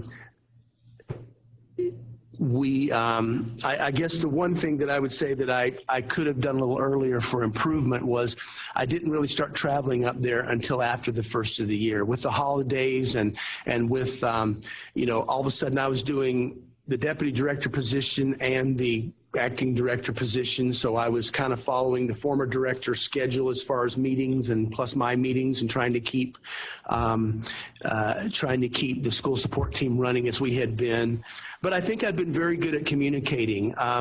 One of my frustrations early on with the authority was sometimes I felt that I wasn't receiving the communication that I needed. And so with the school support team, we have met, obviously we've missed a few weeks because of travel or whatever, but we generally meet every Monday for about an hour on the phone or on the video conferencing and talk about the issues as it deals with special education or McKinney-Vento or any of the school support needs.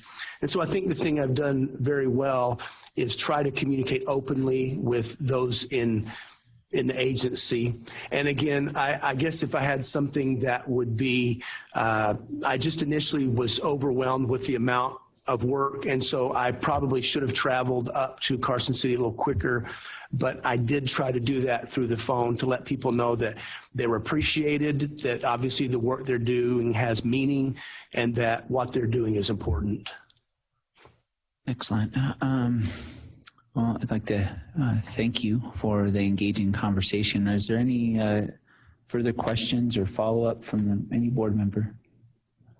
All right, well, with that, you have an opportunity to provide a 3-minute closing statement. Thank you very much. I appreciate your time. I appreciate the opportunity of being able to come in and meet with you. Again, I would just like to reiterate the point, and I probably don't need to do this, but I'm very active in the state, very active in the community. I've mentioned some of the areas, some of the meetings that I've gone to, but I think in closing, I would just like to talk a little bit about my references and why I chose these individuals to be references for me. They're community references. North Las Vegas Mayor John Lee. North Las Vegas has quite a share of our school portfolio. And Mayor Lee said, "I have confidence in Brian's abilities and know he would bring integrity and commitment to any position he holds. I highly recommend him for this position." Clark County Fire Department Chief John Steinbeck, who was the incident commander for the 1 October incident, said, "Brian leads by example." I worked under his leadership for about 2 weeks after the 1 October incident. "Brian leads by example. He does not ask anyone to do something that he will not do. He has excellent leadership skills. I think Brian has tremendous character. I have the utmost respect for him." Henderson Mayor Deborah March, and also Henderson is probably the city with the most of our schools as far as our portfolio. Mayor March said, "Brian demonstrates leadership skills, including strategic and innovative thinking, a high level of personal integrity and honesty, a collaborative approach, and a talent for relationship building. I sincerely believe Brian will make an excellent executive director. He will be instrumental in leading this critical educational asset class forward to effectively support Nevada's ascendance to a leading position in the U.S. for educational performance." Washoe County Court Judge David Hardy said, "Brian's private contacts are a great untapped resource." And we've talked about how I've reached out to try to help schools with some of the other supports. And then my last reference is Clark County Commissioner Jim Gibson, who spent many years as the Henderson mayor. He has grandchildren that attended Coral Academy, one of our schools. And he said, "Brian is an effective communicator who works hard to team build. He is forthright and fair and anxious to help others. Brian's ability to work well ranks among the best I have encountered. I observe a leader who is calm, reflective, and deliberate as he leads others. I recommend Brian without reservation." So again, that's why I chose community leaders as my references, because again, I do believe in reaching out into the community and making sure that we are accomplishing the things that we should be, working cooperatively with them, whatever's best for the children that we serve. And I appreciate your time. Thank you for your time and for being willing to do this work. Thank you very appreciate all much. your contributions. All right, well, that wraps up our interview process. Do you want to take a 5-minute break and then come back to deliberate, or do you want to deliberate and leave? 5 minutes. Okay, let's do 5 minutes. Okay.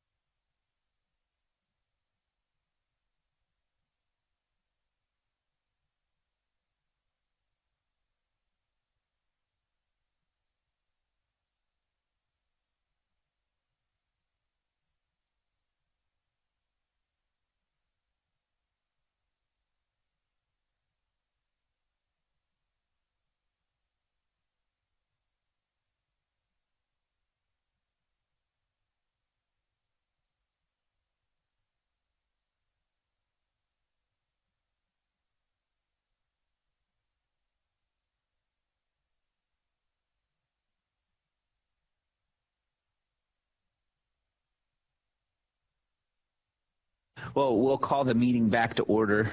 I'd just like to say that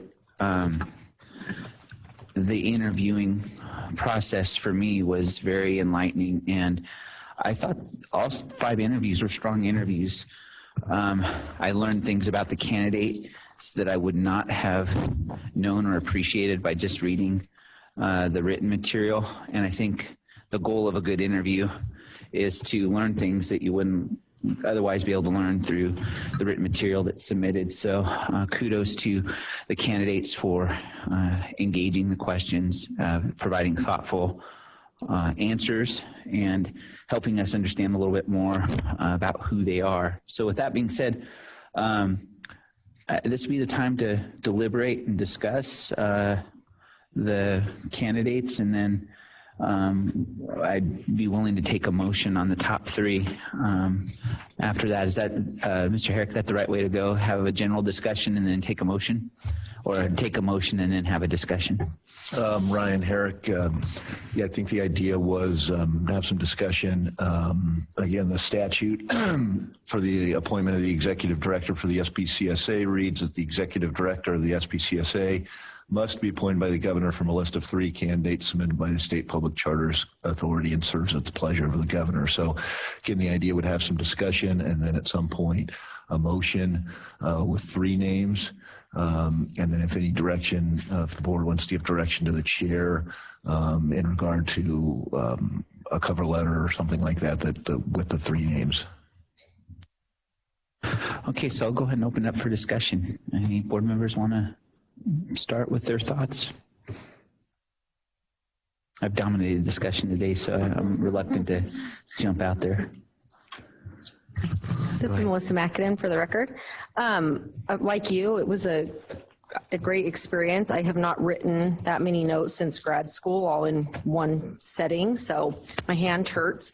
But I think, from my perspective, I think what I would like to do is kind of say who I think are 2 people that really addressed all the questions. To me, were really just maybe the clear front runners as far as the interview goes. And then if there's no disagreement, maybe we can talk about that 3rd position.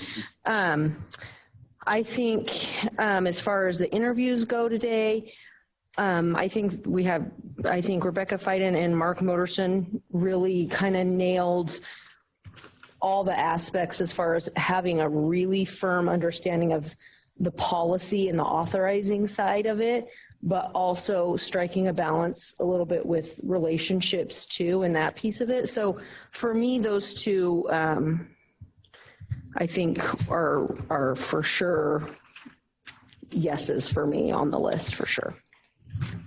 Is there, with regard to those 2 candidates, is there any, dissenting point of view on those 2 candidates being the clear front runners, like clear number? Would those 2 be in your top 3? Would that be Member Moulton, for the record? I just want to thank you, Jason. Okay, it's on. Let's see. Now can you hear me? I just really appreciate how you handled it.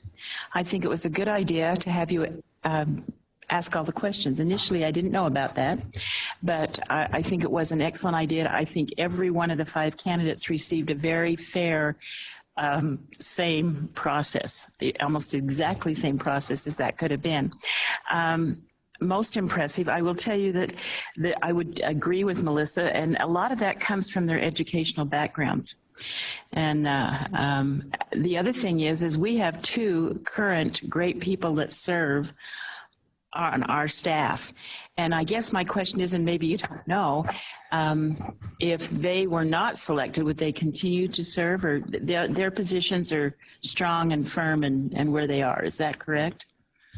As far as I'm concerned, whether they're selected as executive director or not, I would hope they would stay with the agency, because they're valuable contributors, both Mr. Scroggins and Mr. Moderson, in their respective roles, perform at a very high level. You heard the passion from Mr. Scroggins about his the work that he does in support of the schools and his community involvement, and that's been important work. And then you heard from Mr. Moderson all the work that he's doing with the authorizing team. And I can tell you, when I came onto the board, the processes and procedures for handling authorizing and the backlog that we had was overwhelming. And since he's been with us, that certainly has been cleaned up, and we are now advancing, and I think we're developing an excellence under his leadership as far as authorizing goes. And so my expectation and hope would be that they would stay, but I don't think I would put them on the spot to make that commitment. No, I just wanted, I guess, as much as anything, to express that opinion of mine. And there were two individuals that I didn't, well, really three. I knew Mark and Brian, but I did not know the other three very well. And so it's been a great opportunity. But some of the keys that I look for are the concepts of vision, the concepts of communication, the concept of how to relate to the board.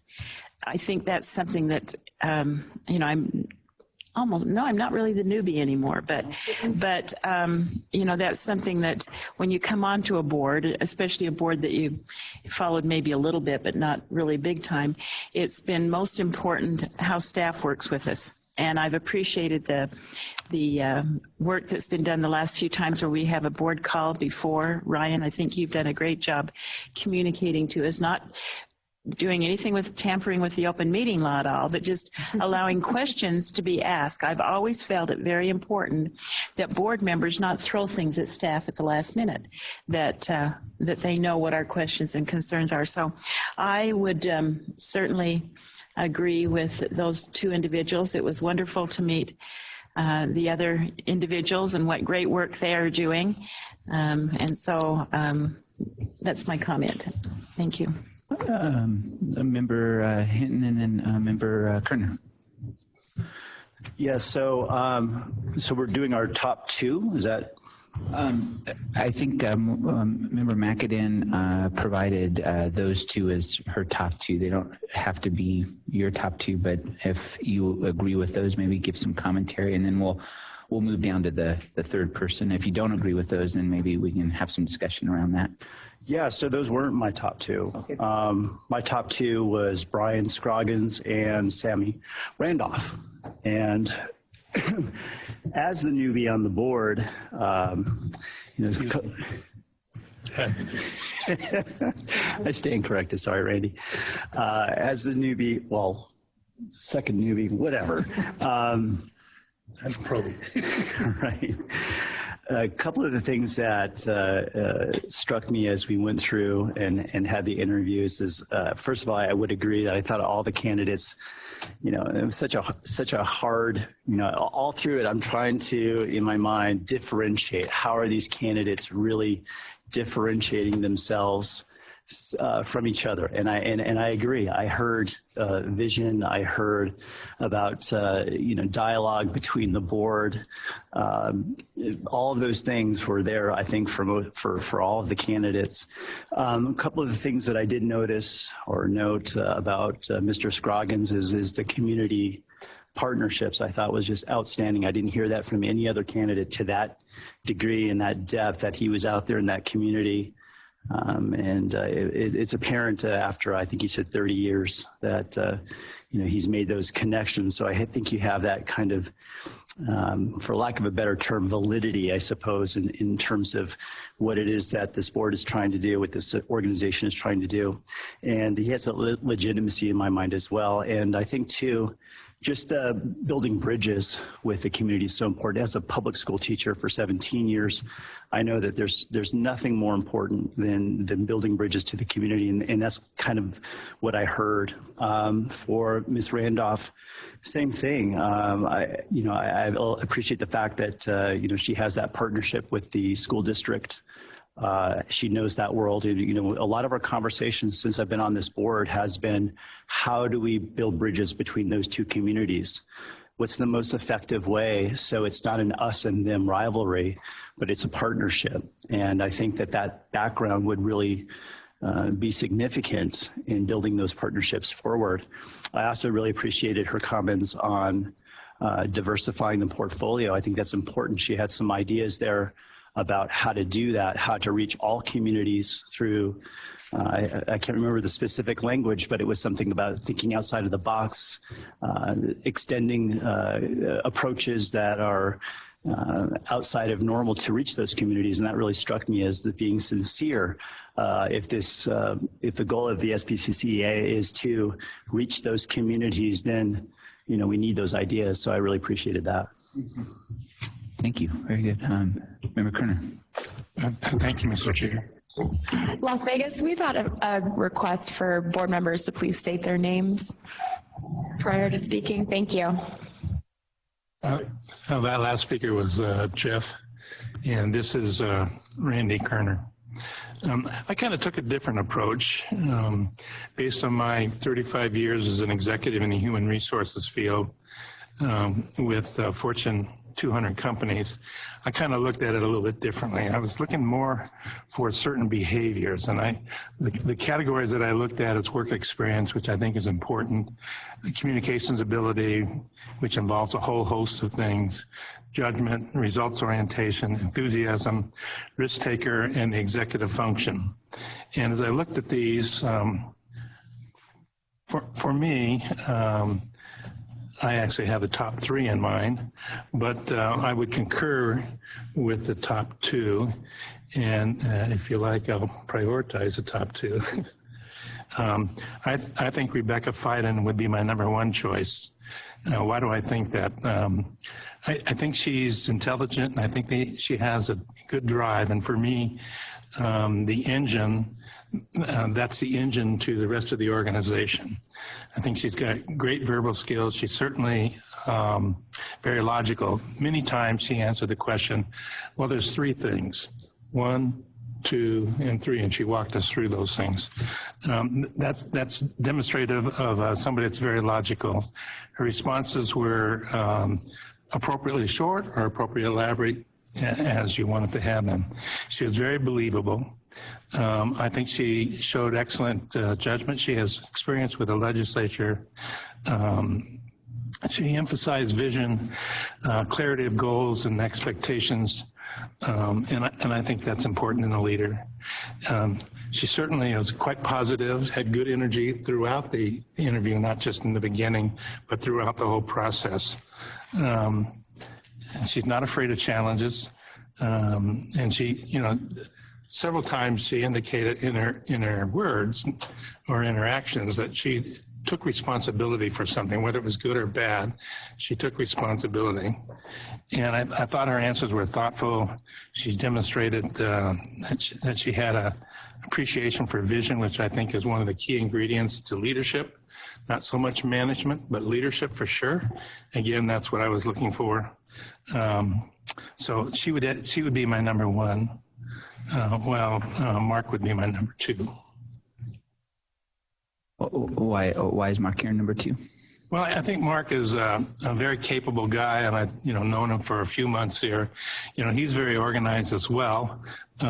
He's very logical. He's got a good leadership style. He certainly appreciates autonomy versus accountability.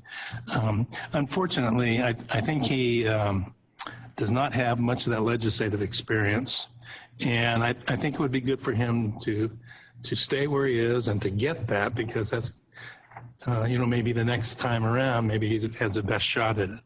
I think he also had good energy throughout the throughout the thing. I thought he asked many times for guidance. You gave him a question, he'd ask you to repeat it, or could you clarify, and so forth and so on. I'd rather have somebody that's just goes after it, right or wrong, goes after it. I was particularly pleased about his discussion on LEA. Not very many of them talked about LEA. And obviously he sees that it's an issue, and so do we. So, very close, but I would give Rebecca the edge. Yeah, thank you for that. And then why don't we start with you on who would your third person be? Well, my third person is, hold on, drum roll. My third person is Eve.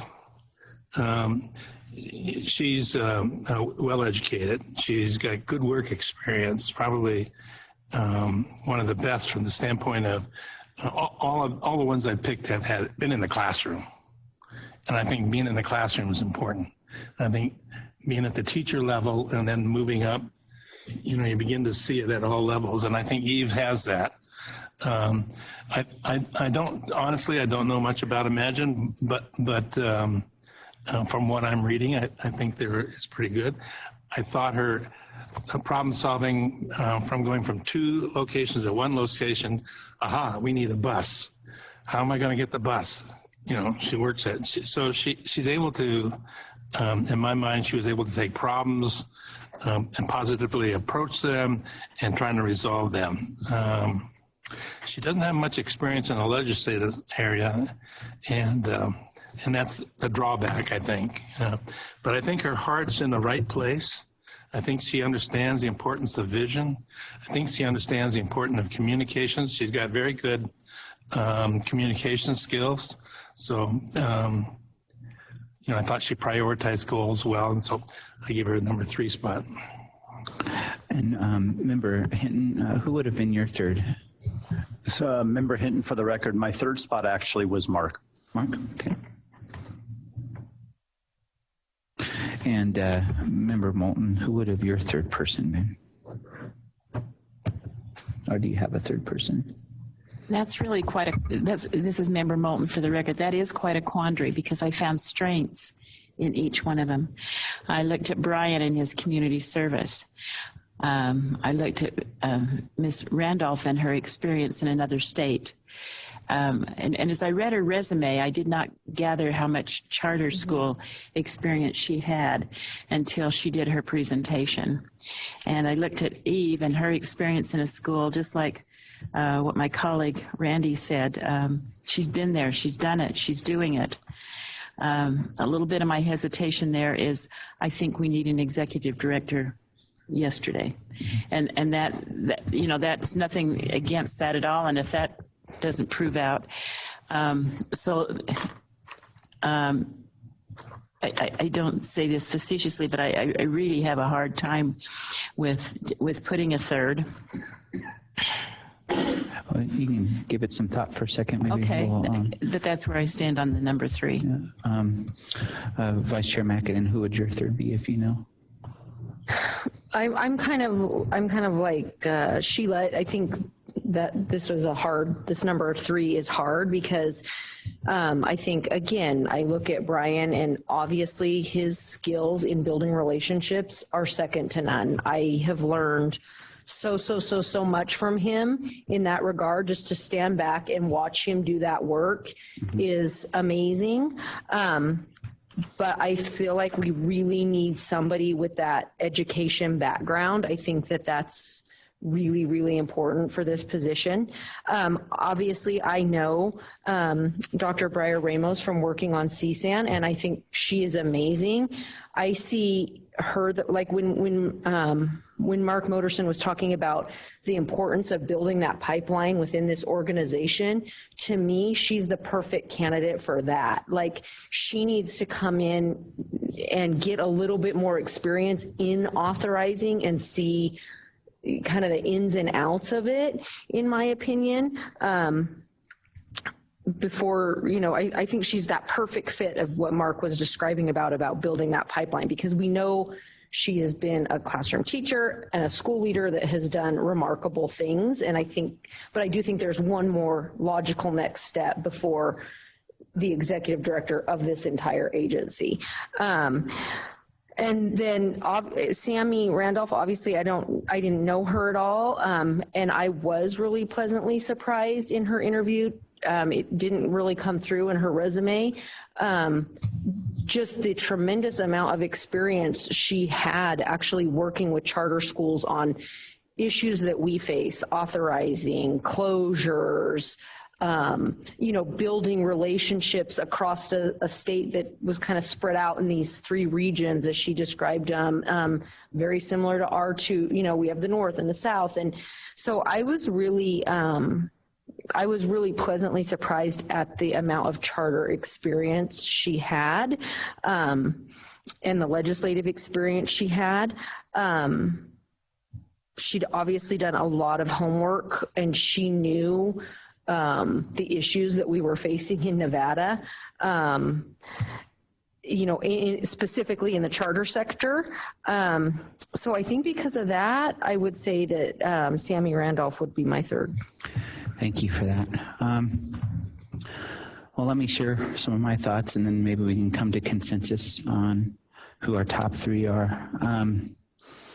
For me, the first question, it didn't occur to me to ask it this way, but when I did, of each candidate, it really is, for me, the most important question, and that is, with any of the candidates who are before us, having served 3 years in that position, where would our agency be at the end of that 3 years? I've spent a lot of time thinking about that since this position came open, because for me, and I've documented this in op-eds and I've spoke about this at meetings, we've got to improve in some key areas, and not the least of which is our ability to serve effectively underserved populations. That is, reaching and serving well kiddos in the free and reduced lunch category, making sure that our portfolio is diverse and is reflective of the community that we serve. And so I was looking for answers to that first question that gave me some indication that if I gave the reins to one of the people that were here, that in 3 years, we wouldn't be, in 3 years, the criticism that we don't serve all students well would no longer be a valid criticism, because we'd have demonstrated that there's not one demographic category that we don't serve well. So that was one thing I was thinking about. The other thing I was thinking about is the fact that our agency is at a critical time right now where a lot of the work we are doing is going to fundamentally transform in some regards, because we're taking on more of the LEA function than we have in the past, and that is a heavy lift. That is a huge responsibility to take us from where we've where we've been to where we need to be with regard to fully stepping into the LEA role. And so that it weighs heavily on my mind when thinking about which leader or which 3 people would be the strongest people. And then I also think about the different audiences or the different stakeholders that this leader has to lead with. This is not an easy job. I mean, you've got a number of different stakeholders with a number of different agendas, with a number of different expectations, and they can't make everybody happy. It's impossible to make everybody happy. You're going to make somebody upset at some point, and it's working through that tension and that conflict that is so incredibly important to the work that we're doing and getting us to whatever this next level is, all in the context of a portfolio that's growing rapidly. And I think by the end of that 3-year period, we will end up being the 2nd largest school district in the state. If we continue growing in the way we're growing now, we'll end up being the 2nd largest school district in the state. So when I think about those priorities for me and, wondering which of the candidates would get us to that point, it's clear to me Rebecca Fiden is equipped and qualified to do all of that work. She's been doing it with regard to serving underserved populations. She's been doing that very effectively in her role at the ASD. I think that her knowledge of education and of how an authorizer should operate is second to none. I've had the opportunity to work with her on this collaboration between the department and the SPCSA with respect to AB 78 and consolidating our efforts. And I've been blown away by her sharp intellect, by her ability to interact and communicate complex issues to a wide variety of audiences that have different needs. I've seen her stand under criticism. Being the acting director for ASD is no easy job. And then she's also had to stand under my criticism, and my sharp questions, and be able to find ways to address those in private. So I've had that opportunity to work with her. I know she's as committed as I am to diversifying our portfolio and making sure we're serving underserved. I mean, she's very passionate about that, and not just passionate, but she has a specific plan and an idea about how to get us there. And so I appreciated that about her, about having known that about her and working with her and having her reinforce that in her interview in such a stellar way. So she's my clear number one.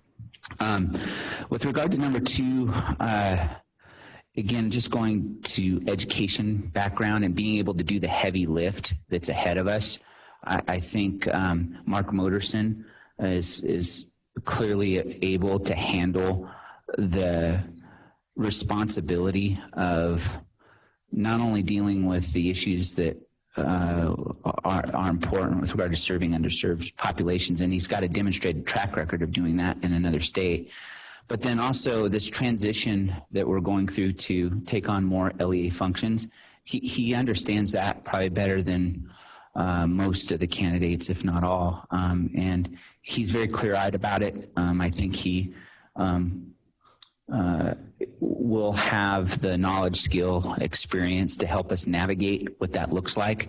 So at the end of the session, whether we get 4 positions or we don't get 4 positions, I would know that Mark Moderson in that position would figure out a way to get us to deliver on the responsibilities that we would have as the LEA. And I know he would put us in a position to deliver on the promise to serve all students well, because he's done that in his role as director of authorizing. I mean, he's been very effective in that area, and everything that he's given to do, he does with a degree of excellence.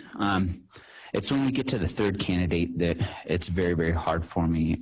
As I said with Director Scroggins, there's no better human being in our sphere than Brian Scroggins. The work that he does in the community is unparalleled. He's somebody that I admire and I look up to on a number of levels. His ability to build relationships is important. But for me, I've always been taught that relationships makes the value of a relationship is it ensures that somebody answers the phone and it gets you in the door. But the relationship doesn't get the work done. And that's where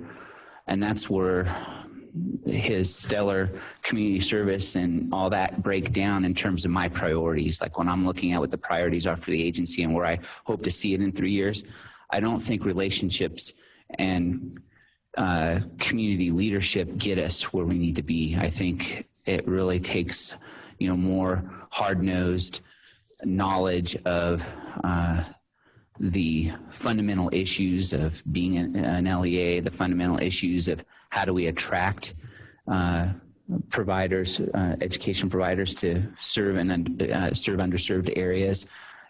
How do we develop a concrete strategic plan to get from where we are to where we need to be. I'm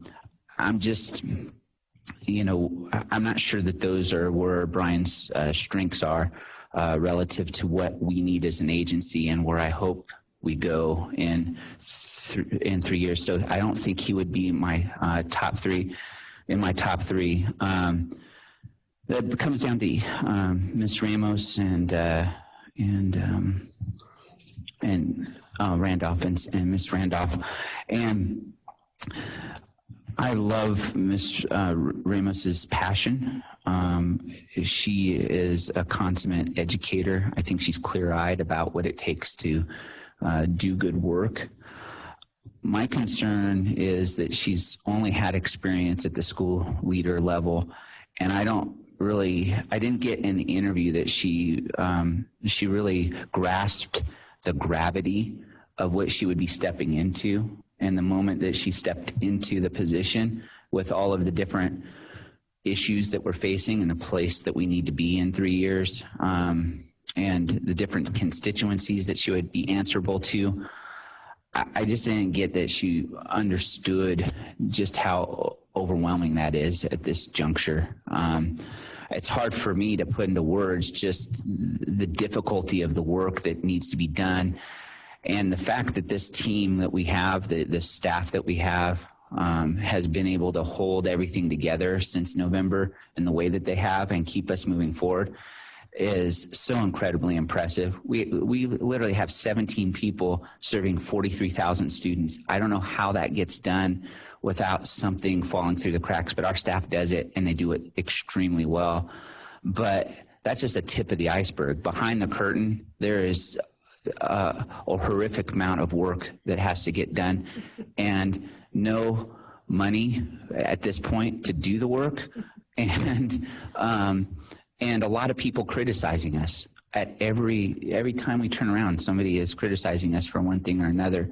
And again, I can't emphasize just how daunting that is. And I would not want to put Ms. Ramos in a position to fail. And that's kind of, if I put her name forward, despite of all the candidates, I thought her passion came through the most, and I think she would knock herself out to do the best job she possibly could. But I just feel like if I put her in that position, I'd be setting her up to fail if she was selected. Which leads me to Sandy Randolph, and I've got to say, her interview was so impressive in that she understood how she not only just understood the question, but then the nuance in the question and some of the issues that it brought to bear. And I appreciated her in-depth knowledge of how charter authority works, how an authorizer works.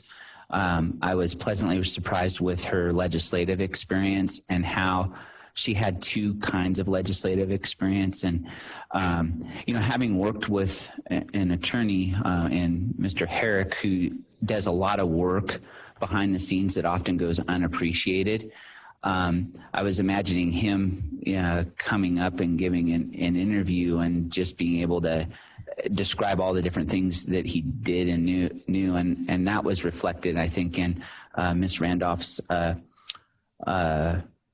discussion with us, because her resume doesn't do justice to just the breadth of knowledge and experience that I think that she has that would ultimately serve the goals that I'm interested in. Again, those goals have to do with diversifying our portfolio, making sure that we're serving underserved populations well, so that our portfolio is reflective of the population of students we serve. Stepping into the LEA role and all that entails.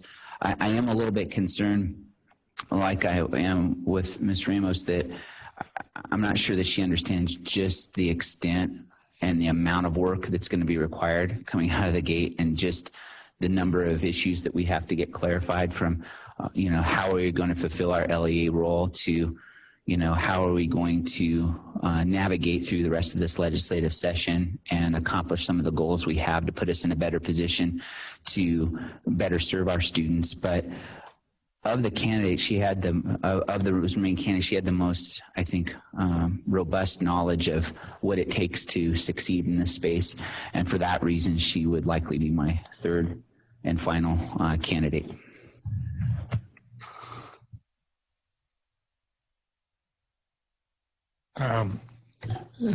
Member Kerner, I'd just like to add on Brian.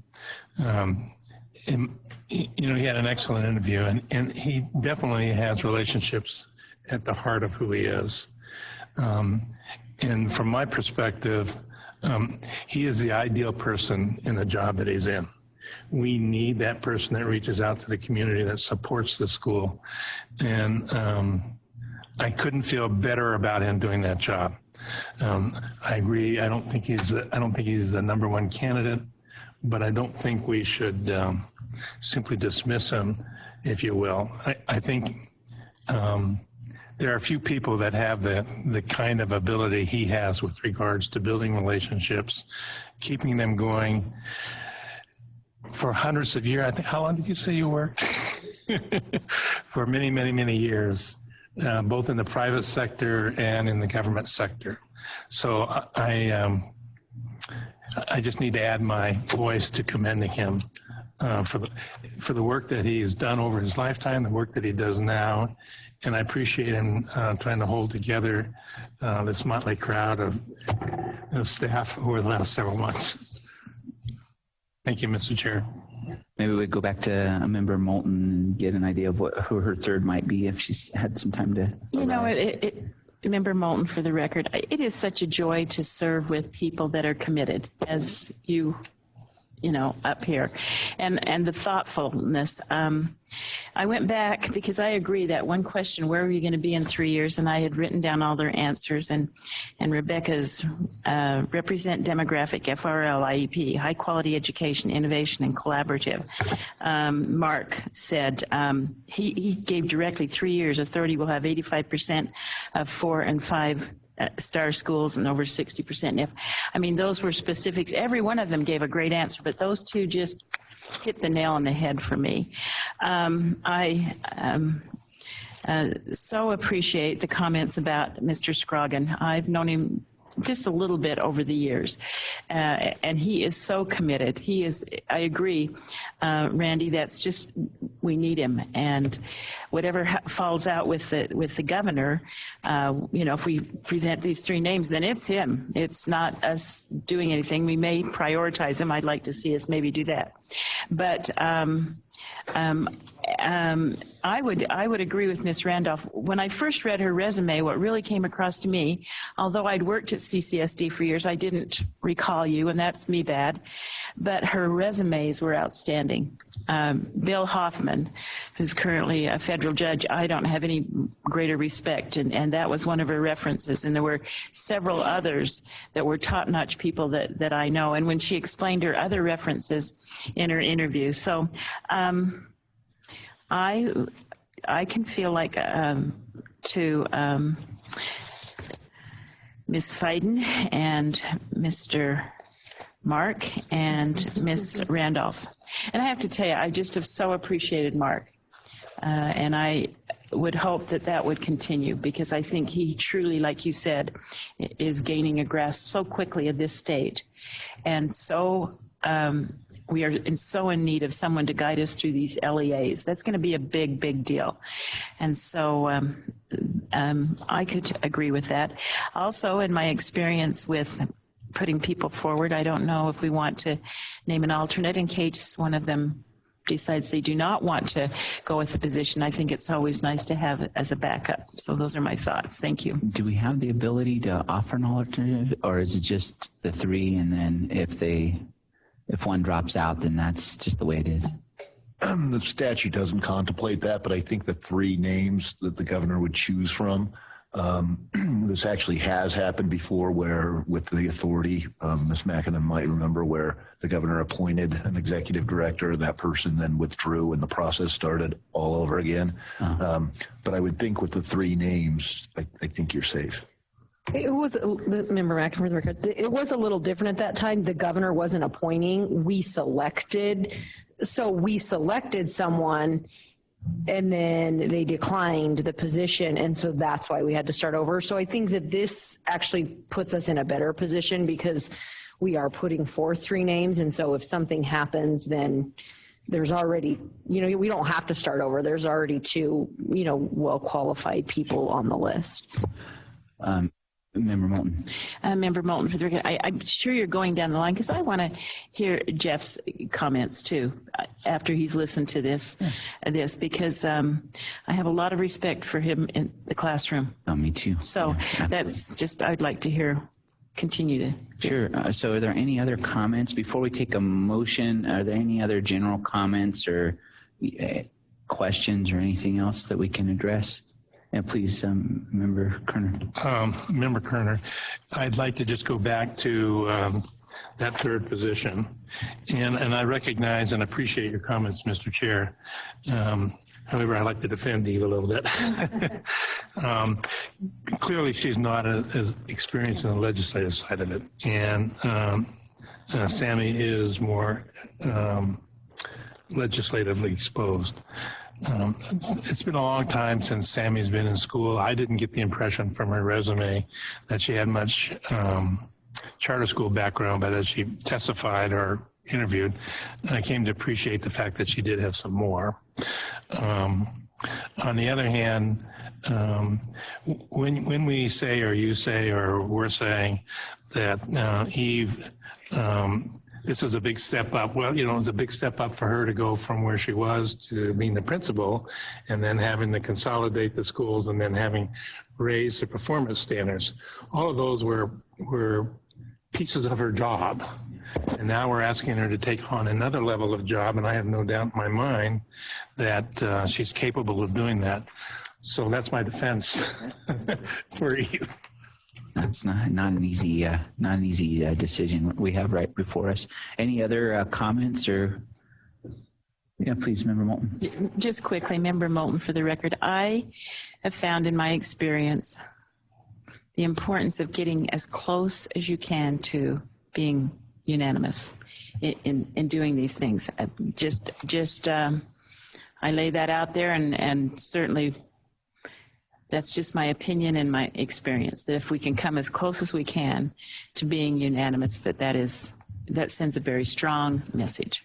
On the positive side of Ms. Ramos, another note I had was she's clearly a leader, so I could be persuaded to put a leader in a position even if they don't have all of the tools in the toolbox. But again, my big concern is I don't think she knows what she doesn't know at this point, and it's a heavy lift. I cannot understate that. I've been living that alongside of Mr. Scroggins, alongside of Mr. Herrick for the last several months, and it's just a big job. It really is a big job, and to say the future of charter schools in the state is hanging in the balance of this decision, I don't think is hyperbole. I think it's real. And I just want to make sure that I'm not putting somebody in a position that they're not quite ready for. But that's, again, her interview was fantastic. And the thing that came across clearly to me is that she is a leader. She's a get-it-done type of person. If she were one of the top three, it wouldn't disappoint me at all, because I know if she was selected by the governor, that she would work very hard to get up to speed very quickly. So, I wouldn't object to that if that was what the motion was. But I think we ought to have a moment of truth here and go ahead and take a motion for the top three candidates. Does anyone want to be the one to make that motion? Vice Chair McAdin. This is Melissa McAdin. I move to make the motion that our top three candidates be Rebecca Fiden, Mark Moterson, and Sammy Randolph. Okay, so the motion is to nominate for the governor's consideration Rebecca Fiden, Mark Moterson, and Sammy Randolph. Do we have a second? Member Moulton would second that. Okay, so we have a motion and a second. Do we have any discussion? Yes, Member Kerner. Thank you, Mr. Chair. Member Kerner here for the record. Once we select all three of these, will you, because it's not part of the motion, will you enter another discussion in terms of how we communicate to the governor, first choice, second choice, third choice, that sort of thing? What did you think? Mr. Herrick? The appropriate time to have that discussion is probably now. Okay. As part of this motion. So if I understand the motion correctly, there was the people were named in order of preference, right? So Rebecca Fiden being number 1, Mark Moderson being number 2, and Emma Sammy Randolph being number 3. And so in communicating those 3 to the governor, we would do a cover letter, right? Well, it would simply be a letter listing out the 3 names and then and ranking them, and then you could discuss what other information, if any, you wanted to include in that letter. Similar to what we did with Director Gavin when I sent the recommendation over and explained why we thought he was the top candidate of the 3 that we had recommended to him. Sure. Yeah. All right. So does that answer your question? Member Kerner, yes, it does, and I think those are very important things to do. Yeah. So if I'm understanding the motion, just for clarity's sake, we're saying that Rebecca Fiden would be the number 1 choice, Mark Mark is the second choice, and Sammy is our 3rd choice.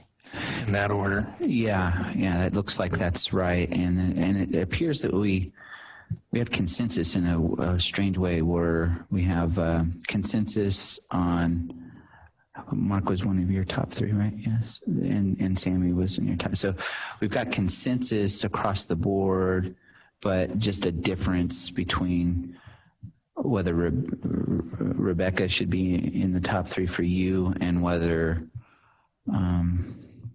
Brian Scroggins should be in the top 3 for the rest of us. So I think we've got pretty close to consensus before I call it. We can't have absolute consensus, but the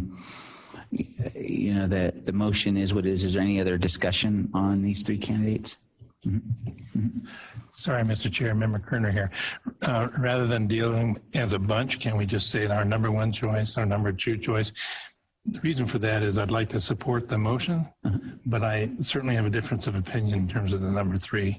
Oh, so go ahead. 3 separate motions? Is that right? Well, to the giver of the motion in the second, if I would appreciate it, you're not required to, if you amend your motion to just say that our first choice would be, that's 1 motion, let's vote on it. Second choice would be 1 motion, let's vote on it. Okay. And then the 3rd person was 1 motion, let's vote on it. Are you okay with that? Can we do it that way? Oh, I'm fine doing that. I'll take back my motion. So we'll withdraw the motion. Withdraw my motion, thank you. So we're going to do it 1 at a time. That's fine. I just, on my scorecard, are you going to have consensus with the number 3? Oh, well, we're going to see. We're going to see. Okay. Right now, it's obvious we don't. So let's take it 1 at a time. That's fair. What do you think about that? Yeah. All right.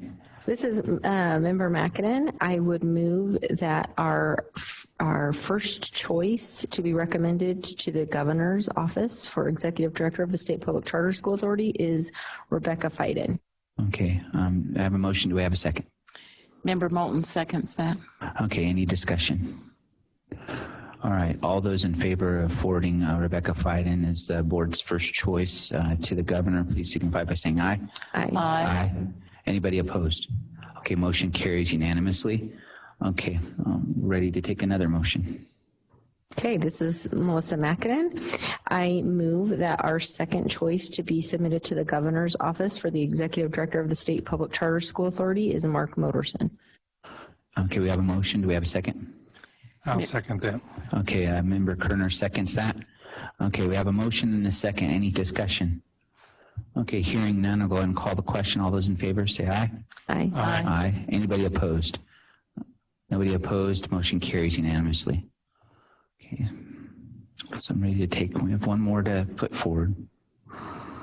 Okay, this is Melissa Mackinnon. I move that the 3rd and final name to put forward to the governor's office for the executive director of the State Public Charter School Authority of Nevada is Sammy Randolph.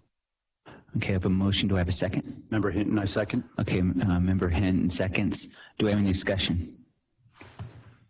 Okay, hearing none, I'll go ahead and call the question. All those in favor signify by saying aye. Aye. Aye. Anybody opposed? Aye. Okay, one opposed. Motion carries 4-1. Congratulations to the 3 candidates that are being put forward. The next decision point will be directed by the governor. What you can expect is a cover letter will go out from me as the chair, right? And it will let the governor know who our 3 people are and who are and what rank we put them in. And then it'll be up to the governor and his office to choose the next leader for our agency. All right. And with that, I think I've got to open up the second public comment period. So we close that agenda item, move on to the second public comment period. Do we have any public comment in Carson City? No, we do not. Okay, and do we have any public comment here? All right. Before I close out, I've really got to commend the staff and Human Resources Department on a job well done. You really did great work in helping us get a large pool of candidates that we were able to whittle down to a small pool of highly qualified candidates. And you did a stellar job of preparing us for today by articulating a process that we could implement and providing us with suggested questions that we could use as kind of the foundation for how we conducted the interviews today. So Mr. Herrick and those at State HR that worked with you, a really good job. Thank you so much. Yeah. All right. And with that, we'll go ahead and adjourn the meeting. Thank you all. Thanks all you candidates for putting your names in.